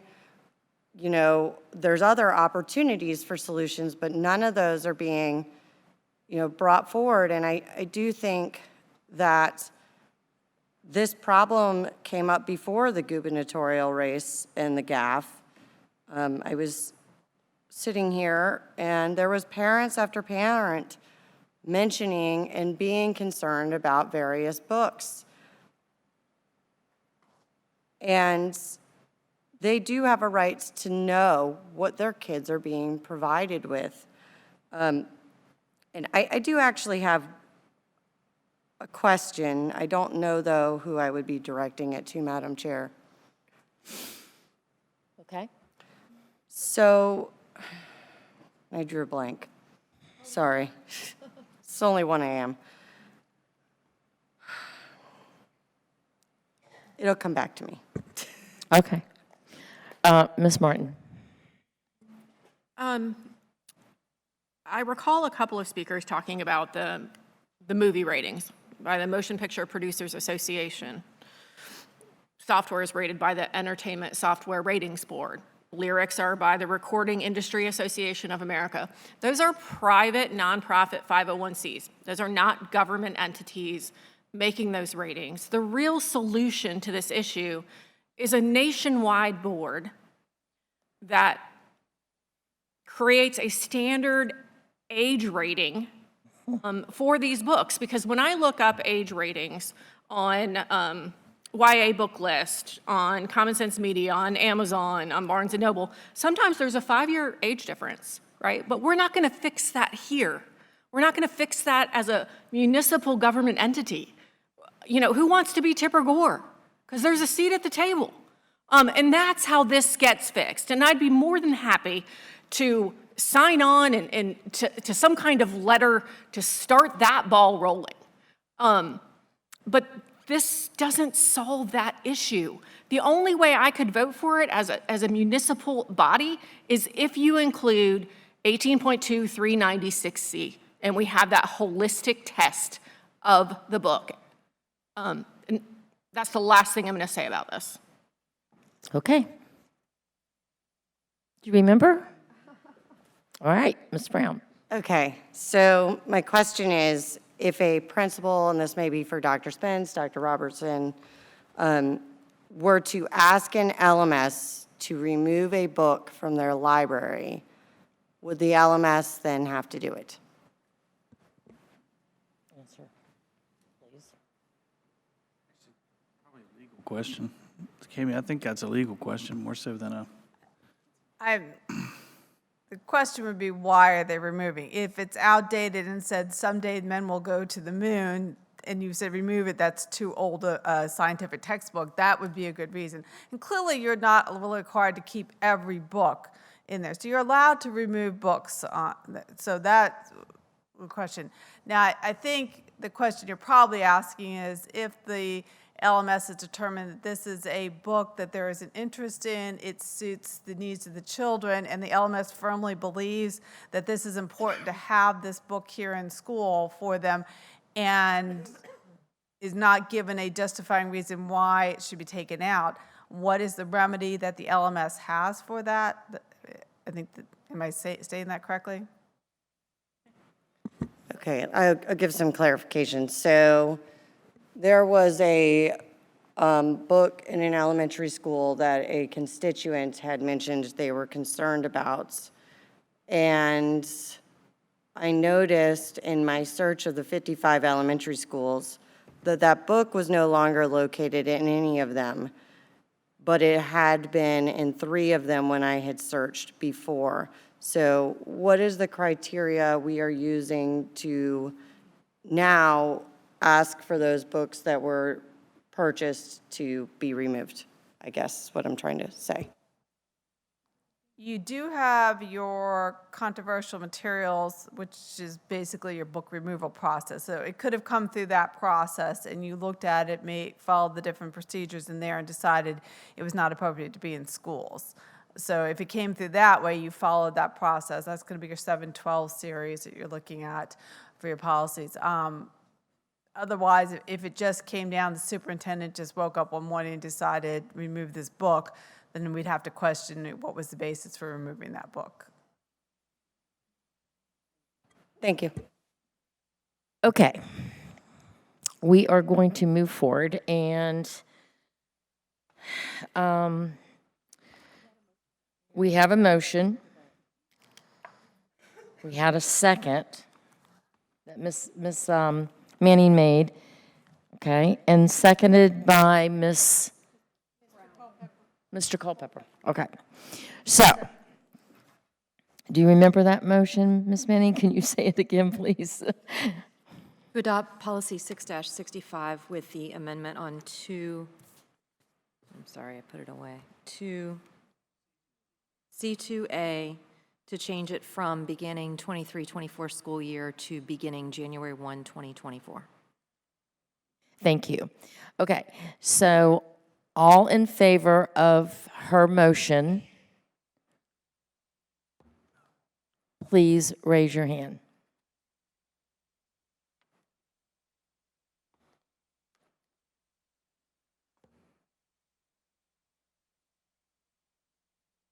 Madam Chair, we have 5 ayes. Okay, all not in favor of her motion, please raise your hand. And we have 6 nays. The substitute motion did not pass. It wasn't a The substitute. the amended The amended. motion did not pass. Okay, thank you. Okay, now we are going to move forward to number 3, policy 7-45, recognition of students and staff by the school board. I call for a motion to approve policy 745, the recognition of students and staff by the school board. Do I have a motion? Ms. Brown, do I have a second? Mr. Culpepper, is there any discussion? Ms. Melnick? While I appreciate the intent, this will be never ending. And it is going to cause a lot of hurt feelings for members of this community and additional questions as to why this but not this, and a fight to get 3 school board members to approve things. And it's just never going to end. I appreciate it, but I think our current practice is sufficient. Okay, thank you. Ms. Anderson? So the current policy, without this revision, without this new language, was put in there for a reason. And as has been pointed out, I tried to find some of those emails that we received earlier about this, but it was pointed out that, you know, there are countless numbers of students or children around the city. And then how do we go about recognizing, for example, a team that might have won the national baseball, you know, Little League, you know, and then some of those students are not even our students who are on that team. There's just tons of things. And then we got a couple emails of people saying, well, my child does ballet and she was chosen to, you know, participate in a dance recital and she won #1, so I want my child recognized. And somebody else could say, all right, well, my child is great at gymnastics. So the gymnastics event that they were in, and they won #1 in gymnastics, and they're considered, even being considered for the Olympics. So, I mean, there are tons of things, and as Ms. Malnick just said, and I'll reiterate, this is never ending. And that's why the guidelines were put in place, so that we didn't have to make choices like this. It's not going to be fair. Some people don't even know 3 school board members. That also is part of it that's not fair. This is not a good thing to start. And I can't tell you how many soccer teams or how many tournaments I've been to in my life. They're countless that I've been to. And had this been in place, I might have come back and said, hey, our team just won the state championship and we need to be recognized, even though 3 of the players on my son's team were in a private school and one of them was being homeschooled. But do we bring the whole team in or just the kids who are part of VBCPS? So it's just, this just opens up a whole can of worms that we really don't need right now. And that's why the guidelines were put in place originally, and we need to stick with those guidelines, those original guidelines. Thank you. Ms. Owens? Thank you. I want to thank Ms. Brown for the work on this one. Recognizing student success is something that I generally am behind. And in this situation, I still am behind recognizing student successes. I would like to see that happen at a school level, though, rather than at a board level, where parents can bring it to principals and have a process where they're recognized on the announcements, or some way recognized there with their peers, with the adults who know them, with the people that they have trusted relationships with. We've certainly heard from our constituents about the time constraints, that people are waiting till 1 a.m. to speak, and to add another set of recognitions and things that happen prior to any of the speaking, I think would be a concern. But I definitely support recognizing student successes, and if there's a way that that can happen within their individual schools, and then they get the street cred from the people that know them, rather than, in here and they're never going to see us again. And so I think that there are some benefits to having your peers hear and see that recognition. But I can't support it at the board meeting. Thank you. Thank you, Ms. Owens. Ms. Weems? Yes, I too want to thank you, Ms. Brown, for bringing this up, because, recognizing our students is our favorite part of the evening. I think we can all agree, and it's kind of all in our equity plan. Recognize diversity, and so that fits in with that. I know you brought this forward with pure intentions, and I'm sorry that some on the dais and in the community tried to twist this and say that there was a conflict of interest. That was, shame on that for happening, because that is so far from the truth.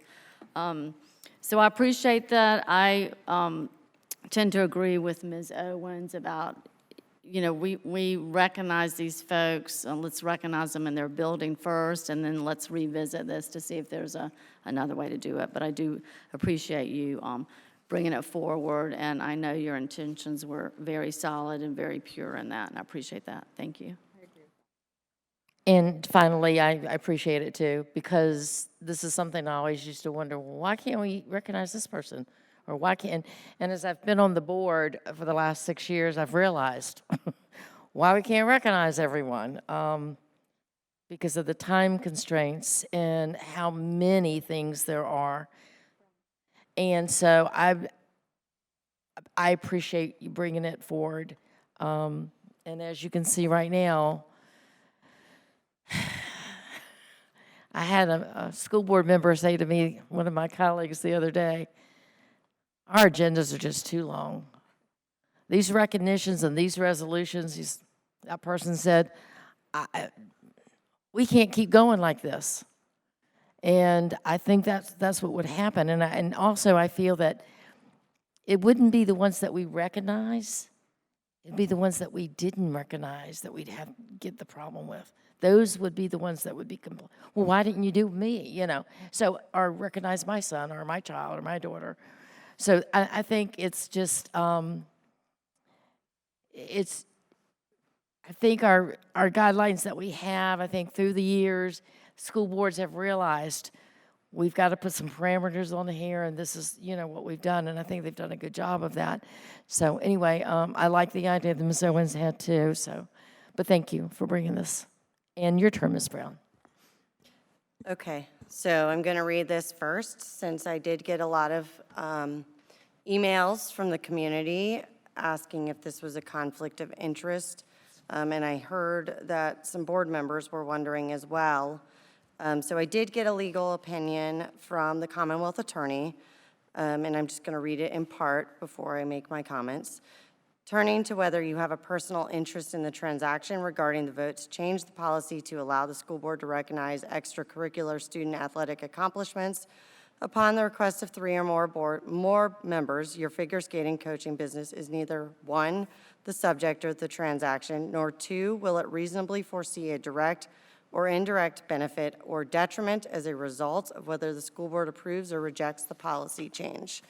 And then it goes on further to say, school board policy change as well as, It is my opinion that with respect to your participation in the discussion and voting on the proposed school board policy change, as well as in a vote to recognize certain VVCPS athletes who have not had, nor are they likely to have, a business relationship with you in your private coaching business, that the act does not limit your participation, nor does it require any specific disclosures on your part. And I did print an extra one so that that can be put into the record.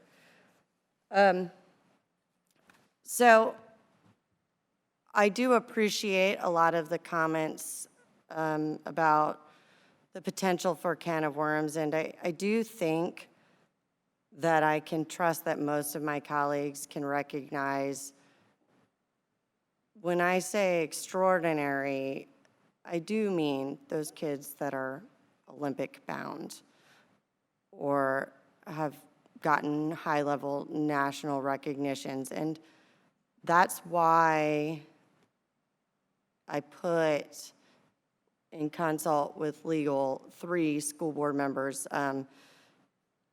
You know, she said, well, maybe not 1. So, you know, we worked on that language a little bit together, and that was what we came up with after taking into account those considerations. So we do have hurt feelings right now about who we aren't recognizing. We already have it.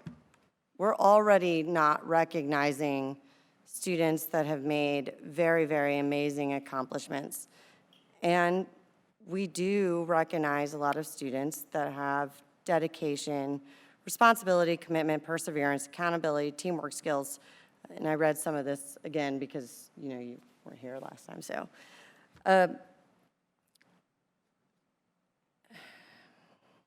You know, and I would be fine with this at the school level, but I also feel like this is a very important discussion for us to have because it's not happening for these students at all right now. And so the only way for this to happen, because we direct our division by policy, is to make a policy change.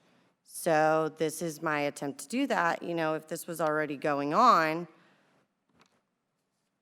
then I wouldn't feel the need. But, you know, right now there are hurt feelings, and I do think that's important to point out because it's already happening, and so that can't be really the great argument. Just because, you know, we've had a policy in place for a long time, it doesn't necessarily mean that we should be resistant to trying to improve upon that policy. And so that's what this does. And, you know, I don't have any hard feelings against anybody that cannot support it. I simply just want to make sure that we are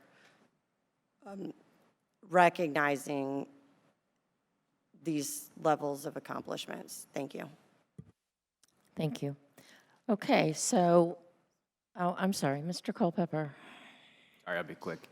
I definitely see both sides here. There's clearly a risk of creep in something like this. But as far as this goes, you know, I would definitely err towards the side of recognizing exceptional performance. You know, and I think the standard that's in here, you know, for national or state level merit, you know, we can seek an equivalency there, and the burden is on us as board members to hold the line, if you will. And I think we're capable of doing that.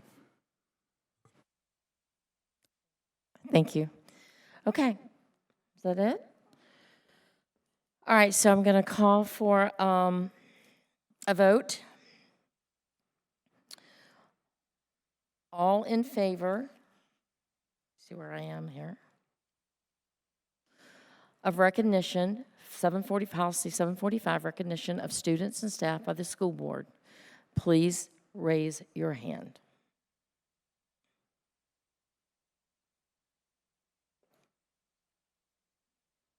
Madam Chair, we have 3 ayes. Okay, all against or vote no, please raise your hand.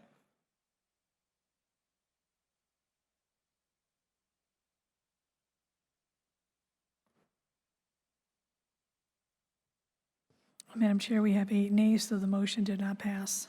Thank you. Okay, we're on C, the resolution affirmation of commitment to non-discrimination and anti-harassment of LGBTQ youth and adults in the VBCPS educational environment. I call for a motion to approve the resolution affirmation of commitment to non-discrimination and anti-harassment of LGBTQ plus youth and adults in the VBCPS educational environment. Motion by Mrs. Melnick. Do I have a second? Second. Second by Mrs. Owens. Okay, now we need to read the resolution. I'm going to have Ms. Owens read it. Okay, I'll go ahead and read it. But thank you, Ms. Melnick. I appreciate the offer. So I'll start by reading the resolution, which is affirmation of commitment to non-discrimination and anti-harassment of LGBTQ plus youth and adults in the VBCPS educational environment. Whereas the school board and Virginia Beach City Public Schools, hereinafter VBCPS, believe that every student is entitled to an education that is responsive to the student's unique needs to work towards reaching their full potential, and that all individuals have the right to a safe physical, emotional, and social environment where responsibility and respect are demonstrated daily, and where students are engaged in learning and are active participants in the educational environment because they feel accepted and valued. And whereas LGBTQ plus youth and adults are valued members of the VBCPS community, and whereas VBCPS acknowledges that LGBTQ plus youth and adults encounter many challenges both in and out of the educational environment, and whereas VBCPS further acknowledges that federal and state law, regulation, and guidance regarding non-discrimination and anti-harassment based on sex, sexual orientation, and gender identity are rapidly changing and at times inconsistent. And whereas in 2016, the school board amended school board policies 4-4 and 5-7 to prohibit discrimination based on sexual orientation and gender identity. And whereas the Virginia Human Rights Act 2.2-3900 amended prohibits discrimination based on sex, sexual orientation, and gender identity. And whereas the school board amended its policies and regulations regarding sexual harassment and discrimination in violation of Title IX of the Education Acts of, and adopted enhanced Title IX procedures as required by federal law and regulation.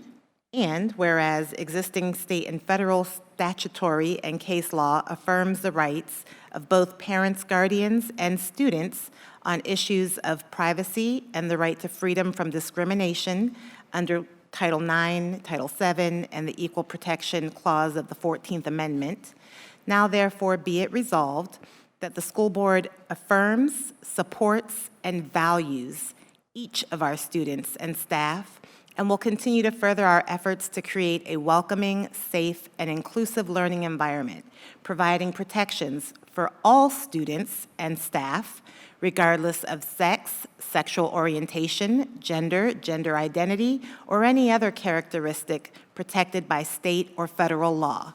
And be it further resolved, VBCPS is committed to eliminating all forms of unlawful discrimination and harassment in the educational environment.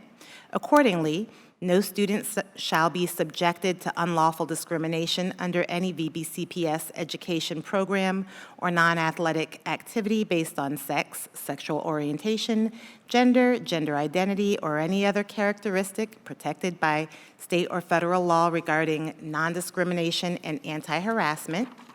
And be it further resolved that the school board will not adopt, amend, suspend, or repeal its bylaws or policies to violate the Virginia Human Rights Act 2.2-3900 as amended, Title IX of the Education Amendments of 1972, Title VII of the Civil Rights Act of 1964 with regard to discrimination and harassment based on sex, sexual orientation, or gender identity, and be it further resolved, the school administration will not adopt, amend, suspend, or repeal its regulations to violate the Human Rights Act 2.2-3900 as amended, Title IX of the Education Amendments of 1972, Title VII of the Civil Rights Act of 1964, with regard to discrimination and harassment based on sex, sexual orientation, or gender identity, and be it further resolved that a copy of this resolution be spread across the official minutes of this board. Okay, thank you.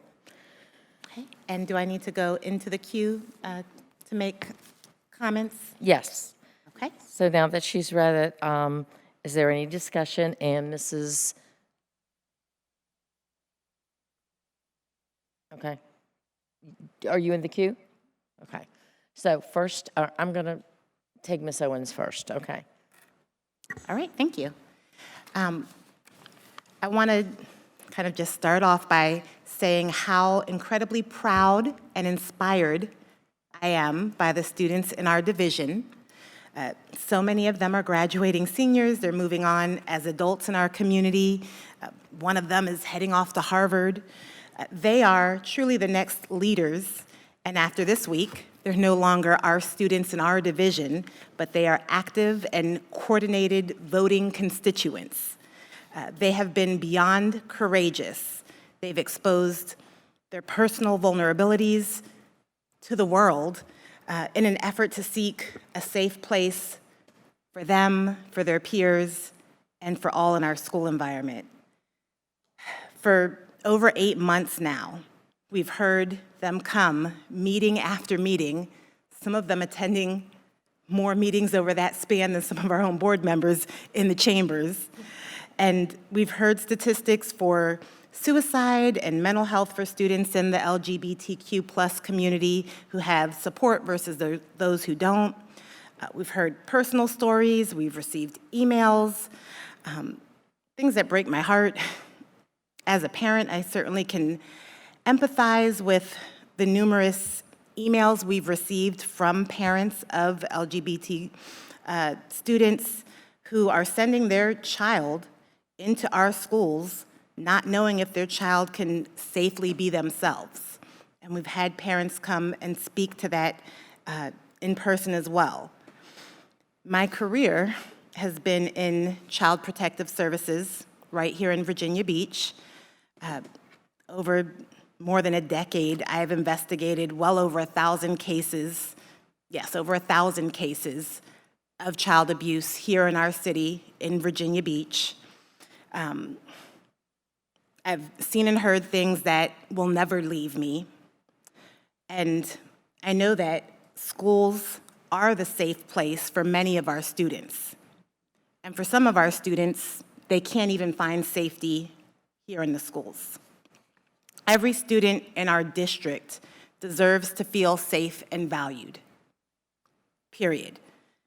If we had 8+ months of Asian student speakers or Jewish students or military students coming and saying that they feel threatened, that they feel fearful, that they are asking for respect and affirmation through issues of discrimination and aggression, would it have taken this long to affirm them? I want us to consider what message a no vote sends. Voting no to these students being allowed to have the same rights as their peers. Voting no to following the Human Rights Act. A no vote kind of feels worse than taking no actions at all. It sends a message that perhaps issues of discrimination shouldn't be reported because the school board, which is the highest level of authority in this district, isn't willing to affirm the laws or policies that are already in place for protection. One of our student speakers today, Ian, called this resolution a no-brainer. It is for me. This resolution is truly a humble gesture, really a bare minimum that sets a tone. And the tone set in our schools impacts how our students may treat each other, inside and out of our walls. One of our seniors, Emily Labar, mentioned reassuring her peers that it won't rain forever. And in fact, the rain tried to dissuade students from assembling outdoors today. The rain was not successful, in fact. I was told, though I didn't see it, that this afternoon's rain did subside and made way for a rainbow outside today. So I want to reinforce to the students that I share Emily's optimism that the rain won't last forever, but sometimes, like today, you do have to stand against the rain to get to see the rainbow at the end. I am so proud of our students in this district. Thank you. Thank you, Ms. Owens. Mr. Culpepper. Thank you. First off, I want to say thank you for all the effort that went into trying to make this something that we could all agree upon. And I also want to thank everybody in the public, the students and adults as well, who took the time, especially their patience tonight, to wait it out till the end and get their opportunity to say their piece. Having said that, my number one concern with the previous version of this resolution is pretty much still here, and that's paragraph 11, which seeks to limit the future actions of this board or future boards as it relates to policies or laws that we haven't even seen yet. I'll offer the substitute resolution, so I move to substitute the resolution in question with one in my hand, which I'll pass down. There you have that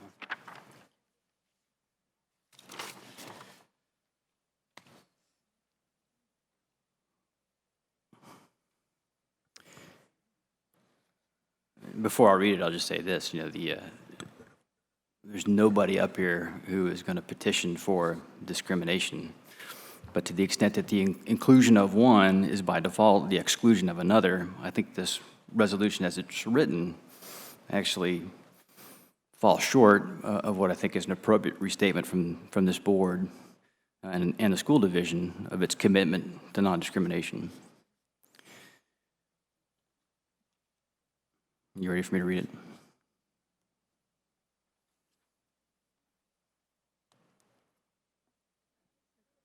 Pardon me?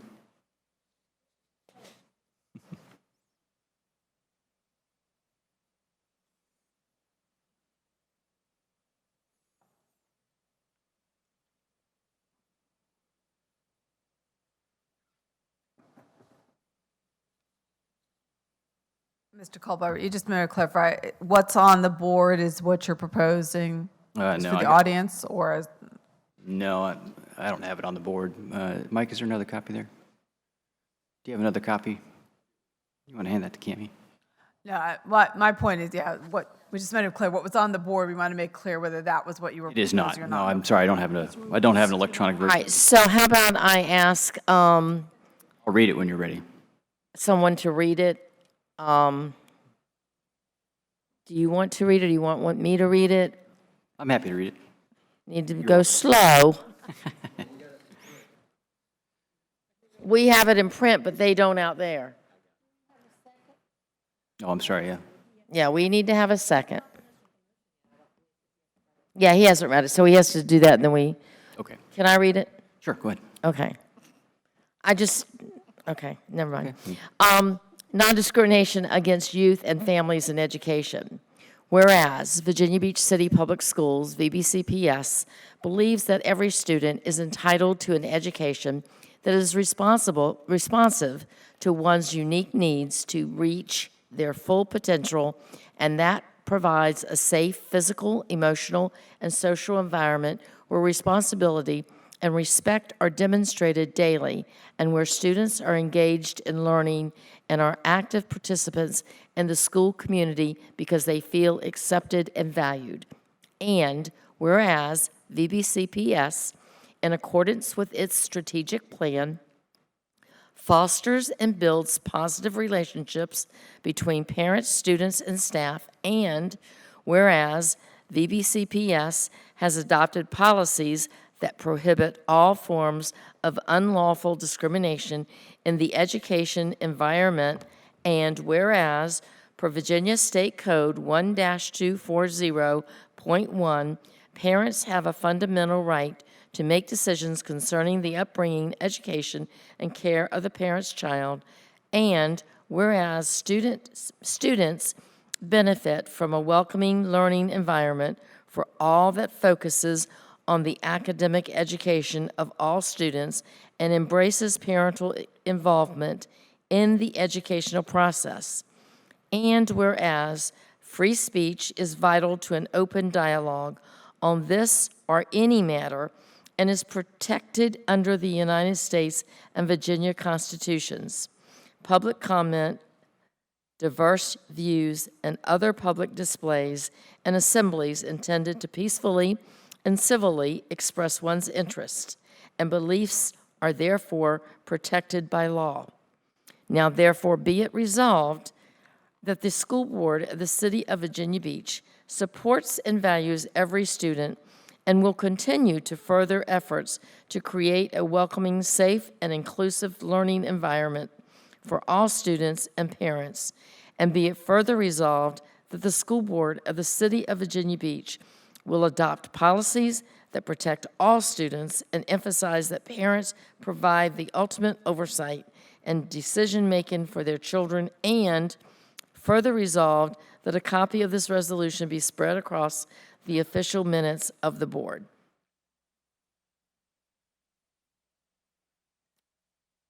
Okay, do I have a second? Okay, so I have the motion made by Mr. Culpepper for this new resolution, seconded by Mrs. Manning. Now, we need a discussion. Is there any? Okay, so Ms. Owens, I'm sorry, Ms. Melnick, I'm sorry. So again, a few things. First of all, the public hasn't even had the opportunity to view this or comment on this. This is absolutely, I appreciate this, but this doesn't even fit anything that we're talking about. This takes this and moves this over to satisfy the needs of one's. I barely even have a chance to even digest this, but this doesn't make any sense based on what we've been talking about for the past 8 or 9 months. And now it is 1:26 in the morning, a day before some of these kids are graduating, and they've been coming to speak for 9 months, and now all of a sudden we're going to spring this parental rights resolution onto these students. And so I ask my colleagues, please, in the interest of time and effort and everything that's been put into everything over the last 9 months, if you don't like this, vote against it. But this is nothing, and I'm proud of these students. I'm proud of what you took out of here, because I've said this once before. This board has not made a comment, has not reacted to the governor's model policies because they have not been given to us yet. And so that language was removed from this resolution, and I applaud you for that, because the students have always talked about the governor's model policies. They met with Ms. Owens, they met with Ms. Franklin, and they removed that language as it was deemed offensive to other people. Kudos to this team for doing that. This was a collaborative effort over nearly a year, and this does nothing but spell out the law. And for the record, so I don't have to go back and talk, gay is not new, Transgender is not new. And what this group did for me as a board member was every time they spoke, you took me back 40 years ago to Green Run High School, sitting in a theater every day just like this, with people who felt the same way that you did. My friend Tiffany, December 31st, 1982. She wasn't Tiffany, December 31st, 1982. She was Michael. And she's been Tiffany for 40 years. And she had a heck of a life. And I carry her little post around because our drama teacher at Green Run is ill. And we have a group and we chat. And she says, as I remember back to that time of my life, I remember that I had a safe space. Wow, 40 years ago, same language. My home life was pretty horrible, but the hours spent working on Anything Goes, Dracula, Joseph, they saved my life. Tosh went to battle for me and a few others when administration wouldn't or couldn't. Those days, weeks, months spent putting productions together were some of the greatest times of my life. And I've been carrying this around for almost as long as you've been speaking, remembering those days and reminding myself that transgender is not new, but the way our transgender students are treated is exactly the same as it was 40 years ago.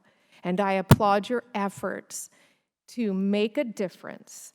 And I applaud you asking this board to affirm our commitment to our LGBTQ community. And that is what I intend to vote on tonight. Thank you. Thank you, Ms. Melnick. Ms. Franklin. Okay. Well, in regards to the substitute resolution, I would say that if it was a resolution that was brought up separately, I'd be happy to take a look at that. And I think there's a lot of valid points in here that I'd be able to agree with. But in terms of replacing the resolution, I do not feel like I could probably replace it because there has been so much discussion back and forth, and I do feel like that needs to be recognized. And while I have the mic, I just want to also just go ahead and put my comments out there. First of all, I've heard, this is a tug of war. We've heard from parents, if you vote against this, then we're not going to vote for you. If you vote for this, we're not going to vote for you. We're in the middle, some of us are in the middle of all that. And so at this point, I just have to vote how I feel internally is what I can live with. So I just want to personally thank a couple of students, Alex, Jake, Emily, for meeting with me throughout this period of time and discussing the policy. You've all made an impact to this division by not only getting kids involved in voicing their concerns, but also in how people present themselves at these meetings. You've been a shining example of using appropriate decorum and words to get your points across. I've seen adults change the way that they present because of this, so you've definitely initiated change in this division. Well done. I also want to say thank you because of your willingness to look at the resolution and see areas where you can all find compromise. I believe solutions are often found in the middle, and I know it's important for you to feel like your efforts haven't been for naught and would like to see them recognized before you graduate. I hope you truly understand the positive impact they've made on us all. Even those who might disagree with you could say that you have presented yourselves well with effective, impactful speeches. The time that you spent to bring some changes to this resolution and make it more of what I was hoping for, a resolution that shows our recognition of the LGBTQ+ community, aligning with how we use resolutions in our division, is admirable and again appreciated. The amended resolution shows, well, the amended one that we brought forth tonight, I should say, since there's a newly amended one.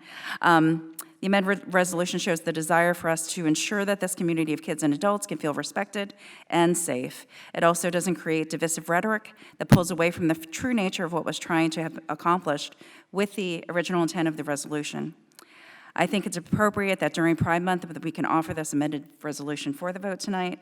And I'm going to ask you, just with all of the time and effort spent into working this resolution to something that was, digestible for many, I hope that you will just continue in the future to be willing to have open communication and dialogue with others that might not see completely your point of view. Remember that being enlightened and informed means that you listen to various opinions and you get information from all. So I just appreciate the time that you spent working this amended resolution with me, and I just wish you the best for your future. Ms. Owens. Thank you. I want to say that I'm open to the idea of additional resolutions being brought forth and presented at any of our meetings. Certainly, we can have resolutions that affirm all of our students. Today, we're here to talk about the students who've been coming for 8+ months, the hundreds of emails, the speakers, the students who've come to beg for safety, for acknowledgement, for affirmation. This one completely erases any mention of them on Pride Month. There is no reference to LGBTQ anywhere in the resolution, not once. There is no reference to sexual orientation. Students talked about an incident at the school where it was staged to rip down a poster, to video it, and then put it up and say, this is the statement of our school. The goal of the resolution that I presented, that I worked on with students, with other board members, that I edited, that we edited, to come to a compromise that we can all get behind, is to provide that affirmation to students. And I think that it would be a disservice, not only to the students, but to the community, for us to vote on a resolution that nobody in the community got to see. I don't know how, when this one was written, it could have been emailed out, it could have been publicized for people to look at, but after 1 a.m., this was brought out, and for us to vote on it with no eyes from the public would be a complete disservice to everything that has been done from the students. It would be a disservice to us who've sat here until 1:30 to make this vote. And so I'm certainly open to looking at affirming non-discrimination against any other group or all of the groups at a different time. But today, I hope my colleagues will vote no on this for now and vote on the other resolution. Thank you. Ms. Anderson. I agree with my colleagues, Ms. Franklin and Ms. Owens, 100%. Mr. Culpepper, if you'd like to bring this resolution back to the board, I think we could consider it at another time, but this was not the time. It's not right.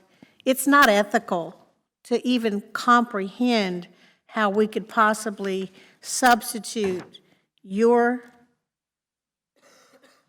resolution in place of the one that we've been working on, trying to get right for the past month and a half. And these students, I want to say something to the students. You have been coming faithfully. I thought it was kind of comical when somebody said, some of you have attended more meetings than some of our colleagues on the board here. You've been coming faithfully, and your speeches have made me so proud that you brought me to tears several times. Even tonight, I was sitting here wiping my eyes, and I was like, they probably think I'm just boo-hooing. But it's because I was so proud of you. The things that you said, the way you said it, You just really made me proud. And I don't know how anyone can turn down the resolution affirming, Ms. Owens' resolution affirming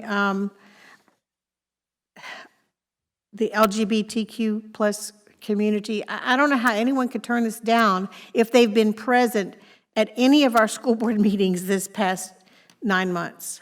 You guys have, you were awesome. So no, I'll be voting against the amendment. Not that I'm against most of the things that are on here. I'm actually, I could support most of it. Okay? So I encourage you, if this does not pass, if we vote this down as the amendment, then I encourage you to bring this back at another time, because we could talk about this. But I'll be voting against the amendment at this time, and hopefully my colleagues will also. Thank you. Okay, thank you. No one else, right? Ms. Brown? So I find myself in a pickle because I actually agree with everything in this resolution. So while I recognize that it may not pass with the substitute, I will be supporting this, although I do have a lot of comments on this, and I will reserve those to speak on this if we come back to it. But since I'm just speaking to the substitute right now, I agree with what is in here, so thank you.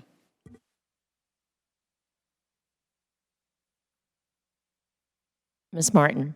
I'll speak very briefly. We heard some student speakers tonight talk about erasure, about feeling like their identities don't matter. And this substitute resolution is a prime example of that. And I absolutely cannot support this right now. Bring it up in July or August, and we can have a discussion about it. No, none of the public has been able to speak about this. This wasn't on the agenda. They haven't been able to offer comments. I can't stand for something that completely erases the identity of the students who've been speaking for the last several months. Thank you. Okay, thank you. So we have a substitute resolution, and we have a motion and a second on a substitute resolution. So this is what we need to vote for first, okay? So all that are in favor of the substitute motion that Mr. Culpepper presented, please raise your hand.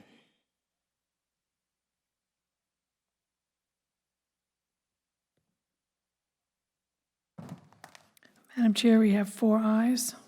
Okay, all that are against or vote no on this resolution, please raise your hand.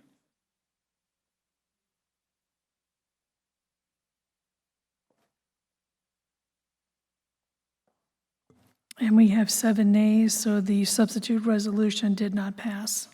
Okay, so we have had our discussion on the original one. We haven't, okay, so, all right.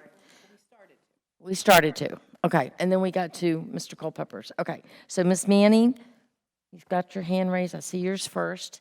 Ms. Martin next. Mr. Callen after that, Ms. Brown after that. Okay, so I respect my colleague, Ms. Owens, and I respect her advocacy on this issue. But it is clear to me, based upon all the week's conversations leading up to this, that the purpose of this resolution is intended to provide the public with an answer regarding whether or not this board will adopt the 2022 model policies. I believe the students who have been coming to our meetings and speaking to us, asking us to not adopt the policies for the last 8 months, do deserve an answer. And it is unfortunate that those model policies have not yet been finalized. I do care about and love all students, and I do not support discrimination against anyone. I don't agree with keeping secrets from parents, and I don't agree with the statements in the resolution about Title IX. The Biden administration has recommended changing Title IX regulations to allow men to compete in women's sports. And Title IX is mentioned in here. And I do not support that change. And if those regulations are adopted by the Biden administration, I will not support implementing those changes. I believe it would be unconstitutional. I have supported previous anti-discrimination policies adopted by this board that still remain in effect, but I can't support rejecting the 2022 model policies. Thank you. Okay, Ms. Martin. So I want to point out that this resolution is not just about our students. It's about their siblings. It's about our staff and their families. And it's also about the Virginia Beach economy. I rarely allude to my day job. It starts at 8 a.m. tomorrow. But this is also, oh, today. Yeah, and I'll also be at the graduation tomorrow afternoon. But this is an economic issue for our city. Localities that support LGBTQ plus youth, families, tourists, education ecosystems, and economic policy have strong economies. We are looking at a serious population contraction when the boomers bail, excellent book out there called When the Boomers Bail by Matt Lawman, all about economic policy. And the fact is that we need a robust economic ecosystem to support our school system. And LGBTQ plus families are part of that equation. I have no problem articulating a commitment to safety and inclusion, especially in light of the incidents at Kellum. We need to affirm an unbiased educational environment. There were additional issues that happened this week, one at Newtown Elementary, not related to LGBTQ, on a different issue, but an acknowledgement of the lived experiences of our populations is critical. I see no reason not to pass this resolution. It means we're going to follow currently applicable rules and regulations. It's not a vote against the governor's transgender policies that are still pending or under review. It doesn't affect sports that are managed by VHSL. It doesn't affect the SCOTUS ruling on Grimm v. Gloucester. And it's an affirmation. It's no different than the messages for Pride Month that VBPD posted. It's no different than the city's support for Pride in the Vibe. It's no different than Cracker Barrel putting out that rainbow rocking chair to be welcoming. And it's no different than Chick-fil-A affirming their commitment to DEI policies. It doesn't exclude anyone. It includes everyone. And I affirm the community's right to exist and to access an unbiased educational environment. Thank you. Okay, Mr. Callan. Well, as I have communicated before to those students who have come, my hat is off to you, as everyone else's hat has been as well throughout this journey. And I'd like to share a bit of maybe it's a philosophical perspective, but the perspective that comes to mind is you have arrived at the positions, the opinions, and the perspectives that you have as a result of all the things you've seen, heard, listened to, participated in, enjoyed, whether it's movies, magazines, books, TVs. All of these things have shaped, formed, and influenced the opinions that you have. We call it a worldview. And the worldview that you have reached has allowed you to arrive at the place and the positions that you are and the values and the beliefs that you embrace. Each of us here at the dais has gone through our own life journey, and we've arrived at our own worldview. And some of them may be identical to yours, and some of them may be different. But we each have our own worldview, and you've shared yours passionately, articulately, impressively. And if someone disagrees with the opinion that you have, it's driven by a different worldview. And part of my perspective on why I'm not in favor of this resolution is that it represents, in my opinion, in my worldview, what's been described as the balkanization of the United States, where we have lots of little pockets made up of lots of little groups, each of which espouses lots of different belief systems. The national motto of our country at its founding was E pluribus unum, which is translated, out of many, we're one. And yet what's happening in this day and age, and the worldview that I embrace and represent, is the fact that we're no longer seeking to be one. We're seeking to be lots of individual balkanized islands of our own entity. And so I'm not in favor of this resolution, but that doesn't mean that I am in favor of intolerance or discrimination or bullying or harassment. As a matter of fact, as I've listened to the stories, I'm terribly sorry for so many of the experiences that either you personally have encountered or the friends that you know have encountered. That truly breaks my heart. And I'm sorry that that's happened, and I wish that the world was different in that respect. But I believe that we need to work towards a greater unification instead of a balkanization. And part of my worldview is shaped by lots of different things. Here's an example. I heard so many times that people felt as though they were hated. Part of my worldview includes a belief in the God that created the universe. And I have this in my day planner because I go to it a lot to be reminded of things that I can easily forget. But here's what shapes my worldview. And it's not directed at me, but every single one of us in this room and in this city. And it's made up of 4 perspectives. Number 1, God loves us just the way we are. We don't have to do anything different. We don't have to change or be anything different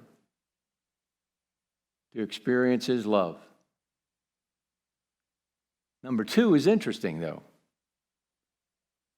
But God loves us way too much to want to leave us just the way we are. And like a good parent, and since this has to do with the consideration of parental rights, like a good parent, if he has to,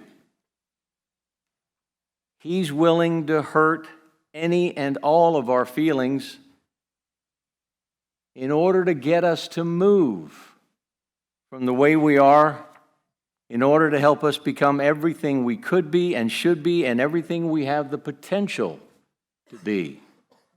And so in an effort to get us to stop hurting ourselves, at times, He may be willing to hurt our feelings. So this is part of my worldview, and it shapes and forms the decision that I'll make in reference to this resolution.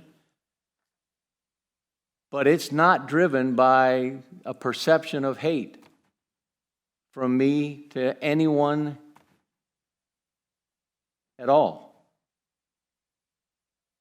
But you've come repeatedly, you asked repeatedly. Respond to us, school board. We keep coming and you keep being silent. So you were probably waiting for that day when you heard from us, whether collectively or individually. Where are you on this matter?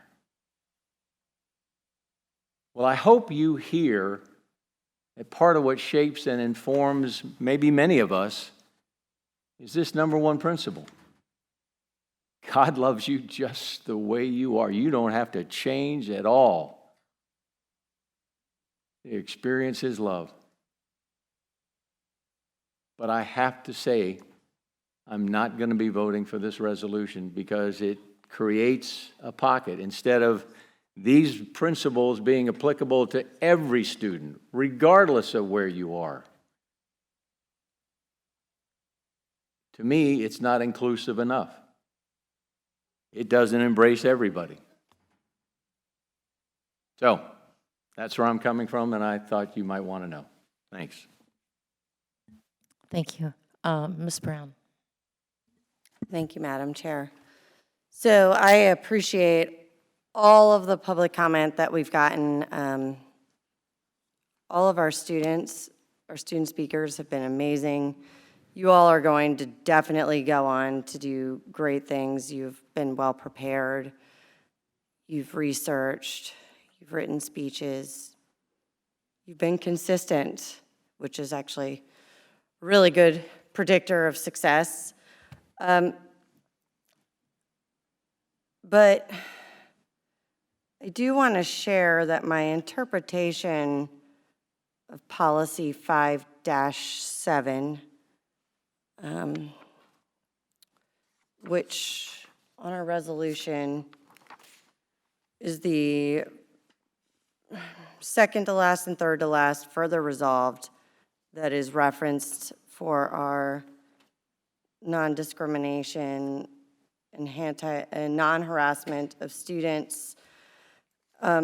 It says under Purpose A, the superintendent or designee is directed to develop regulations, practices, and trainings related to compliance with Code of Virginia 22.1-23.3 as amended in the Virginia Department of Education model policies for treatment of transgender students in public education and secondary schools.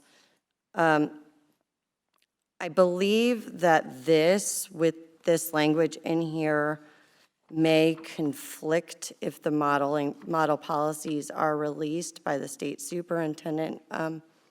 And Madam Chair, I don't know if Ms. Linetti is over there. Ms. Linetti, do you think that as written that this could materially change our existing policies if those are released? That is a potential. Without seeing what will come out of VDOE, there is a potential you're going to have a problem, and we're going to have to look at this. And again, I would look at this language. It says this is 5-7, and Section A. The superintendent designee is directed to develop regulations, practices, and trainings related to compliance with the Code of Virginia 22.1-23.3 as amended, and the Virginia Department of Education model policies for treatment of transgender students in public elementary school and secondary schools. Okay. It doesn't, now, read that language, it doesn't actually say it's compliance, that it will deal with regulations, trainings related to the compliance. So we have some little flexibility here. But quite honestly, I can't tell you until I see what those model guidelines are.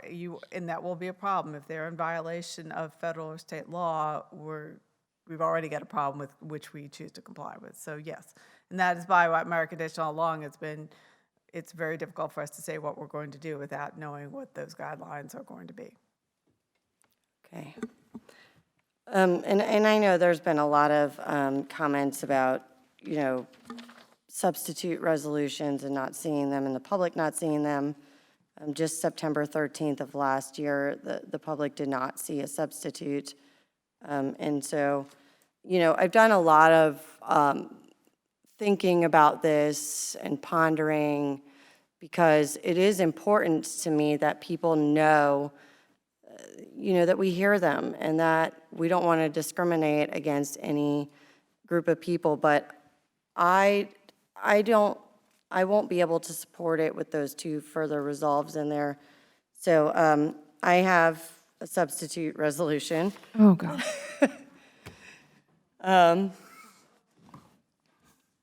Mine has all of it. And I don't know, I have enough, I think, for everybody, but I can read it.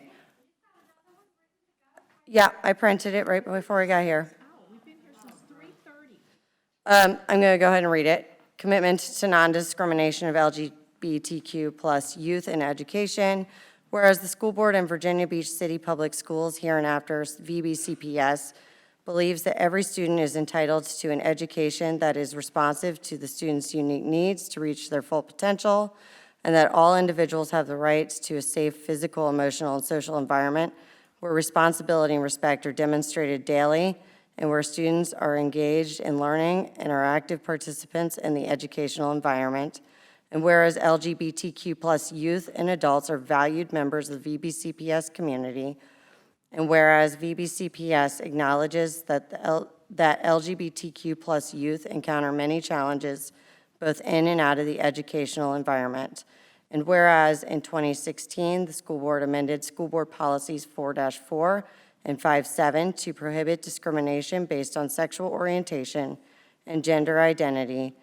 And whereas in 2020, the Virginia General Assembly amended the Virginia Human Rights Act 2.2-3900 to prohibit discrimination based on sex, sexual orientation, and gender identity.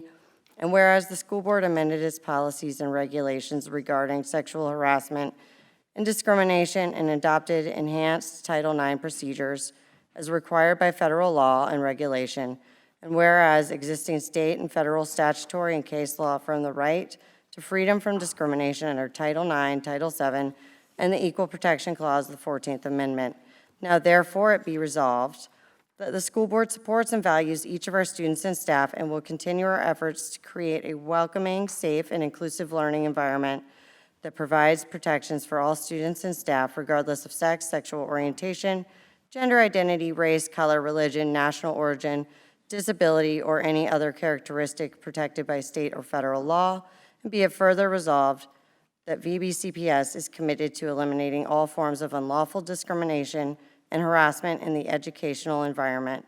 Accordingly, no student shall be excluded from participation in, be denied the benefits of, or be subjected to unlawful discrimination under any VBCPS education program or non-athletic activity based on sex, sexual orientation, gender identity, race, color, religion, national origin, disability, or on any other characteristic protected by state or federal law. Be it further resolved that this resolution be spread across the official minutes of this board. Do I have a, first of all, can I say something about this? Do you have copies for us? Could you please give them to us? We need to see these before we get to take a second. And I do want to say I would appreciate that people would we've known about this for a long time, and to bring this tonight and throw it on us like this is not fair, and it's not right. And as the chair, I'm going to say this. You should have sent this to us earlier, both of these new resolutions. This is not right.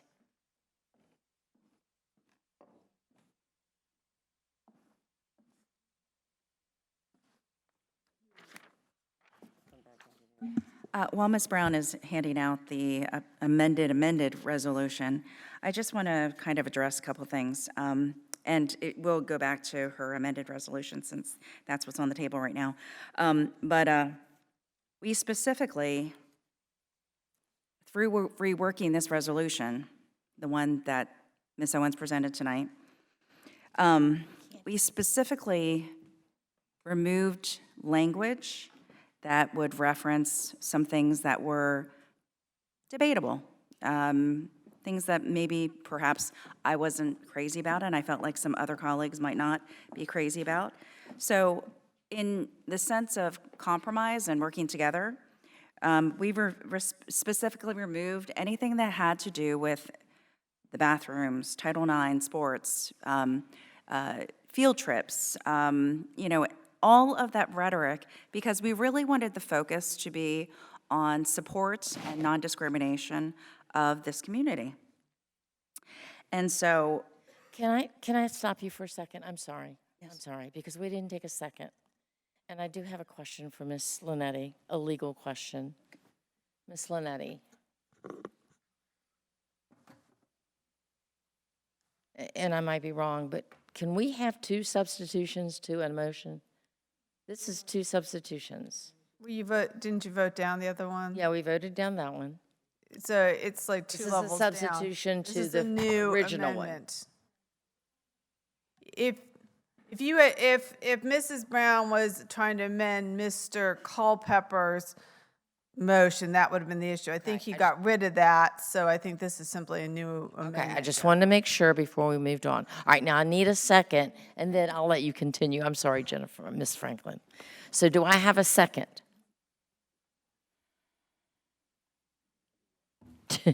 To Ms. Brown's substitute resolution that she just read. Ms. Manning, second. Manning, second? Okay. Now, okay, thank you. for, And then, Mr. Callen, I respect you tremendously, but I would say that when they were formulating the Declaration of Independence, when they were having discussions about slavery, I mean, throughout American history, we have definitely seen that there have certainly been lots of different opinions, and I think that respectfully, that this is just another instance in history where there are disagreements in values and principles and how they see things going forward. In terms of the amended resolution, Ms. Brown, we specifically, because one of the things that I had mentioned, working with Ms. Owens and the students, is that we specifically removed the dialogue about the 2020 model policies for a reason. And we, the 5-7 is something that is basically, hold on, let me make sure I've got the right one. There's got 3 now. We specifically removed that for a reason because we don't know what Governor Youngkin is going to do. So we removed that paragraph to ensure, again, we get back to the original intent of the resolution. And in regards to 5-7, that is something that, and I'm sorry, I'm getting tired, but with 5-7, you had, what did you say about that policy again? Madam Chair, can I respond? So 5-7 specifically directs the superintendent or designee to develop regulations, practices, and trainings related to compliance with Code of Virginia 22.1-23.3 as amended, and the Virginia Department of Education model policies for treatment of transgender students in public education and secondary schools. Okay, so in regards to that, thank you for repeating. In regards to that, if something comes down in the future, I imagine that we will relook at policy 5-7 at that time. But for right now, just focusing again on the intent for this resolution, there has been so much work that went into trying to remove some of the wording and concerns that were in the original resolution. I am so grateful for the willingness to be able to, come to the table and work that. And I just feel like we specifically created a resolution that was, again, palatable to many and didn't restrict this board in a way that if things change, that we can't revisit. So that's why we might refer to something, but not in the sense that we can't relook at that if something changes, just in the sense that it has been put in place. And again, it's something we're already doing. So anyway, but I just wanted to make sure that that was clear to everybody. Can I make that more clear? When something comes out from federal or state government, we have always followed it. we've come, Ms. Linetti has made a point, we've had this PRC Policy Review Committee for 6 years, I think, and she has made sure she has come to us with, there are changes to this policy. The federal government has said this is what's going on, the state government, and we have abided by that always. We have never veered off of that. So I want to let you know that if and when our governor decides to go ahead and put it out and give it to VDOE and it comes down, we will be doing that. If I can clarify, and I think Ms. Brown's pointing out to you, you have a policy 5.7. Now, the language is not, you need to read the language. We wrote it that way deliberately. It doesn't say you will, that the regulations developed will comply. It will be regulations regarding compliance with whatever the VDOA guidelines are on there. And if, Ms. Brown, correct me if I'm wrong, if you pass this resolution like this, which says you will not change your policies, you may be stuck with having a resolution so you're not changing your policies, and another policy that says you will, depending on how you interpret 5.7, that says you will comply with the VDOE guidelines. Now, again, you're still going to have a problem if those VDOE guidelines are in direct violation of federal law and state law. You have an issue, but you may have a resolution that says we will not change anything, and we can't change our policies. And now you have 5.7. If you're interpreting that to say that you will develop policies and regulations that comply with VDOE's guidance, does that resolution override policy 5-7? I think that's what Mrs. Brown's trying to point out to you, is we potentially have a problem if you're interpreting it that way. It also goes back to if the VDOE guidelines are inconsistent with the Virginia Human Rights Act, Title IX, Equal Protection Act. There is that possibility that this resolution may be inconsistent with your own policy, and then we have to look to see what it is that might potentially be violating. Thank you, Ms. Linetti. Now, Ms. Anderson. Well, I was actually going to speak to the original resolution. So since we have another amendment on the floor, I'm just going to speak to that real quick and just say that it's inappropriate to come up at 2 o'clock in the morning with a resolution, a substitute resolution, where you knew ahead of time that you wanted to do this, and this is totally inappropriate. I'm sorry, but I'll be voting against this substitute resolution because it is totally inappropriate to come up at 2 o'clock in the morning and offer something that you knew you had when the meeting started. Every one of us should have had this at least during workshop. And I'm sorry, but that's my opinion on this. Okay, Ms. Melnick.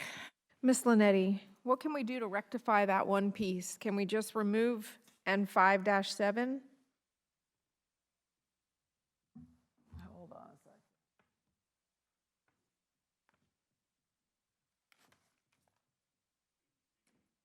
Are you saying 5-7 in, as proposed by Mrs. Brown's language? No.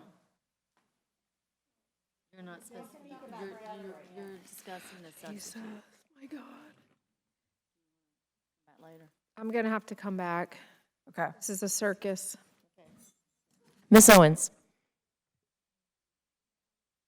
Yeah, I do. You're after Ms. Owens. Oh, you're not in the queue? Oh, I'm sorry. Ms. Manning. Okay, so, I'm looking over this substitute, and, I have some problems with this one, the same as I have with the other one that mentions Title IX. And again, I go back to the Joe Biden administration right now has regulations that have been approved. They're not finalized, but they've been approved to allow boys to compete in girls' sports. And he is going to say that's law.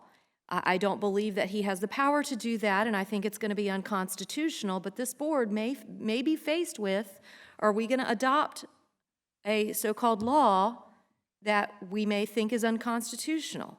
And this policy right here is saying we won't, or that we will implement what he says is law.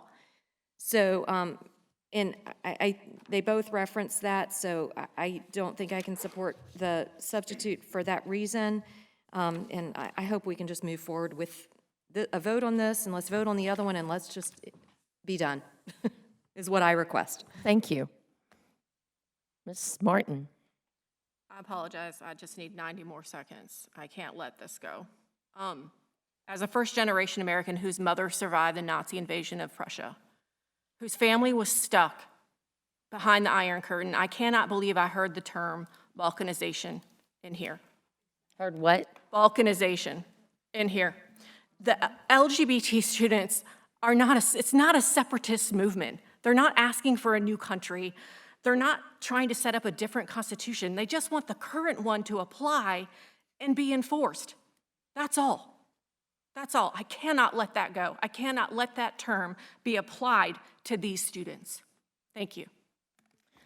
Okay, Ms. Okay, all right, so we're going to vote. We've discussed it, we've had a motion, we had a second. All in favor of the substitute motion that Mrs. Brown gave us, please raise your hand.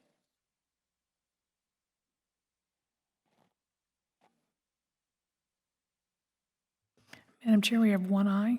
Okay, all that are against the substitute motion that Mrs. Brown, please raise your hand. And we have 10 nays, so the substitute resolution did not pass.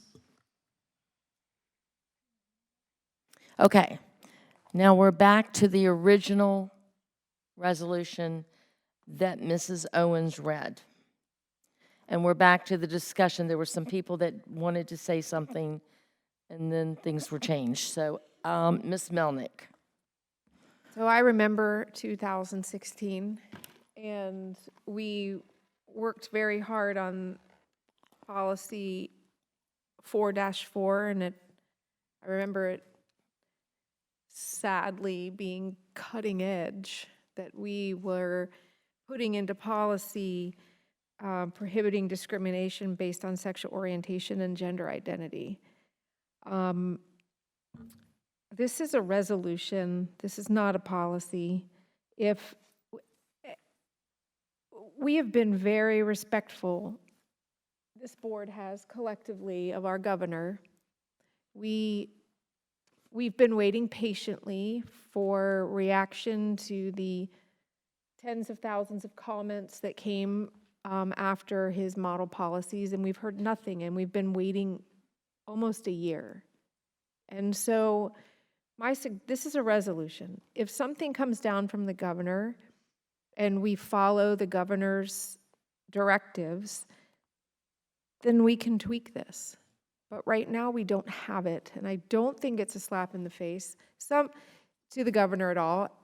Some school districts already came out and said, we absolutely reject the governor's model policies, and we have not. And so I think this is the right thing to do this evening at now 2:16.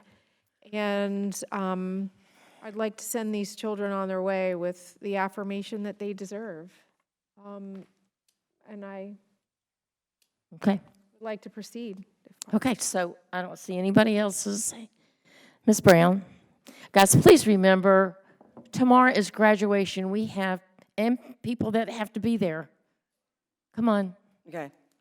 So I am not going to be able to support this because of paragraph 11 and 12, and just wanted to explain that. And,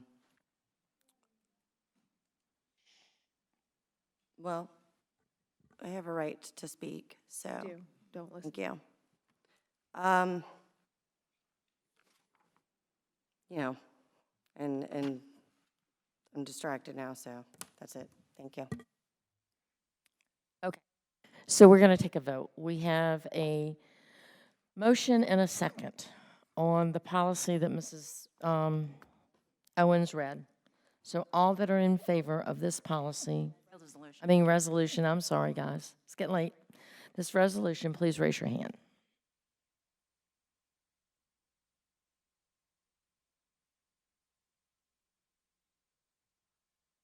Madam Chair, we have 6 ayes. All that are against, please raise your hand.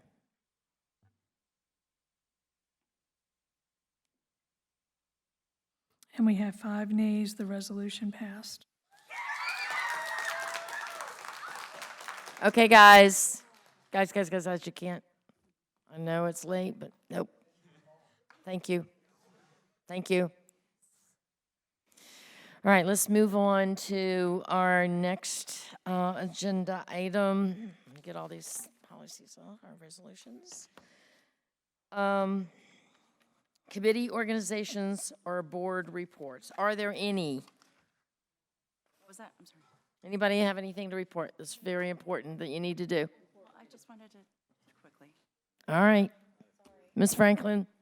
Sorry, I just have to mention this because I went to the EBA graduation, the latter part of it, and I just wanted to give some highlights really quickly. I talk fast. 95 EBA seniors completed all academy requirements and were recognized.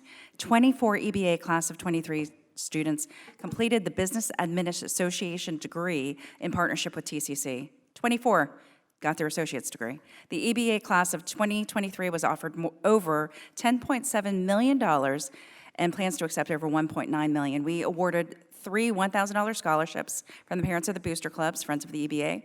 And the EBA class of 2023 documented over 11,108 service hours. And just, I know, huge, huge. And the student with the most was Bella Swain, so congratulations to her for 428 documented hours of service. And the EBA class of 2023 attended 1924 master classes over the course of their 4 years. So congratulations to them. Well done. Thank you. All right, now we're going to return to our closed session, and we have another closed session. Yes, we do. I tried to tell you guys. So we're going to read out, and we will go to the Einstein Lab for that. Ms. Linetti will take over, and then we'll go from there. I move that the school board recess into closed session in accordance with the exceptions to open meetings law set forth in Code of Virginia 2.2-3711. Part A, paragraphs 1, 2, 7, and 8 as amended, to deliberate on the following matters. 1, discussion, consideration, or interviews of prospective candidates for employment, assignment, appointment, promotion, performance, demotion, salaries, disciplining, or resignation of specific public officers, appointees, or employees of any public body. An evaluation of performance of departments or schools of public institutions of higher education where such evaluation will necessarily involve discussion of the performance of specific individuals. 2, discussion or consideration of admission or disciplinary matters or any other matters that would involve the disclosure of information contained in a scholastic record concerning any student of any public institution of higher education in the Commonwealth or any state school system. 7, consultation with legal counsel and briefings by staff members or consultants pertaining to actual or probable litigation where such consultation or briefing in open meeting would adversely affect the negotiation or litigating posture of the public body. For the purposes of this subdivision, probable litigation means litigation that has been specifically threatened or on which the public body or its legal counsel has a reasonable bias to believe it will be commenced by or against a known party. Nothing in this subdivision shall be construed to permit a closure of a meeting merely because an attorney representing the public body is in attendance or is consulted on a matter. 8, consultation with legal counsel employed or retained by a public body regarding specific legal matters requiring the provision of legal advice by such counsel. Nothing in this subdivision shall be construed to permit the closure of a meeting merely because an attorney representing the public body is in attendance or consulted on a matter, namely to discuss A, superintendent search and discussion regarding decision on acting superintendent, B, status of pending litigation or administrative cases, 3, consultation with legal counsel regarding probable litigation and pending litigation matters. That was the motion, seconded by Mrs. Melnick. All in favor to go into closed session, raise your hand, please. Okay, we have 11 ayes to go into closed. We will move into closed session. Angel numbers.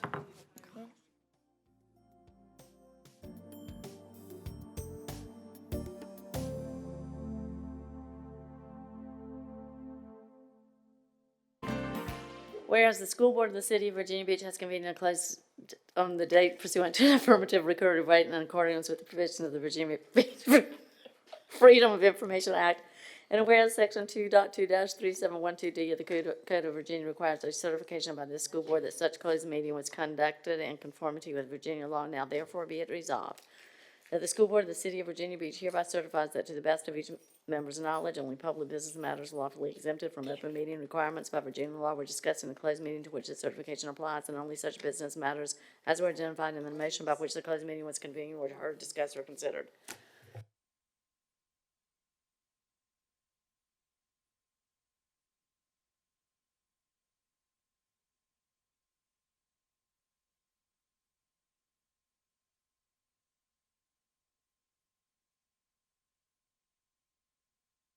Okay, we have 11 ayes to certify closed.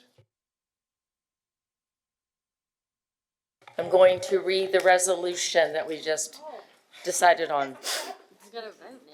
Resolution accepting Dr. Aaron C. Spence's resignation as superintendent. Whereas Dr. Aaron C. Spence, superintendent of Virginia Beach City Public Schools, has requested that the school board allow him to resign as superintendent of Virginia Beach City Public Schools effective August 31st, 2023. And whereas the school board and Dr. Spence mutually agree to terminate Dr. Spence's contract for employment on August 31st, 2023. And therefore it be resolved, 1, that the school board and Dr. Spence, in accordance with section 6A of Dr. Spence's contract, mutually agree to terminate Dr. Spence's contract for employment at 11:59 p.m. on August 31st, 2023. And 2, that the school board authorizes the chair and the school board attorney to take all actions necessary to terminate Dr. Spence's contract for employment subject to final approval by the school board. 3, the parties agree that the superintendent will forego the 2022 deferred compensation in lieu of receiving paid leave for August 16th through 31st, 2023. Do I have a second? Second. Ms. Franklin? Okay. All in agreement, please raise your hand. We have 11 ayes, the motion did pass. Did you raise your hand? No, you did not. You have 10 ayes. All that disagree, raise your hand. He disagreed. He did not raise his hand. for Okay, so we yes. have 10 ayes and 1 nay. You have to adjourn the meeting. Oh, y'all can't go. I adjourn the meeting.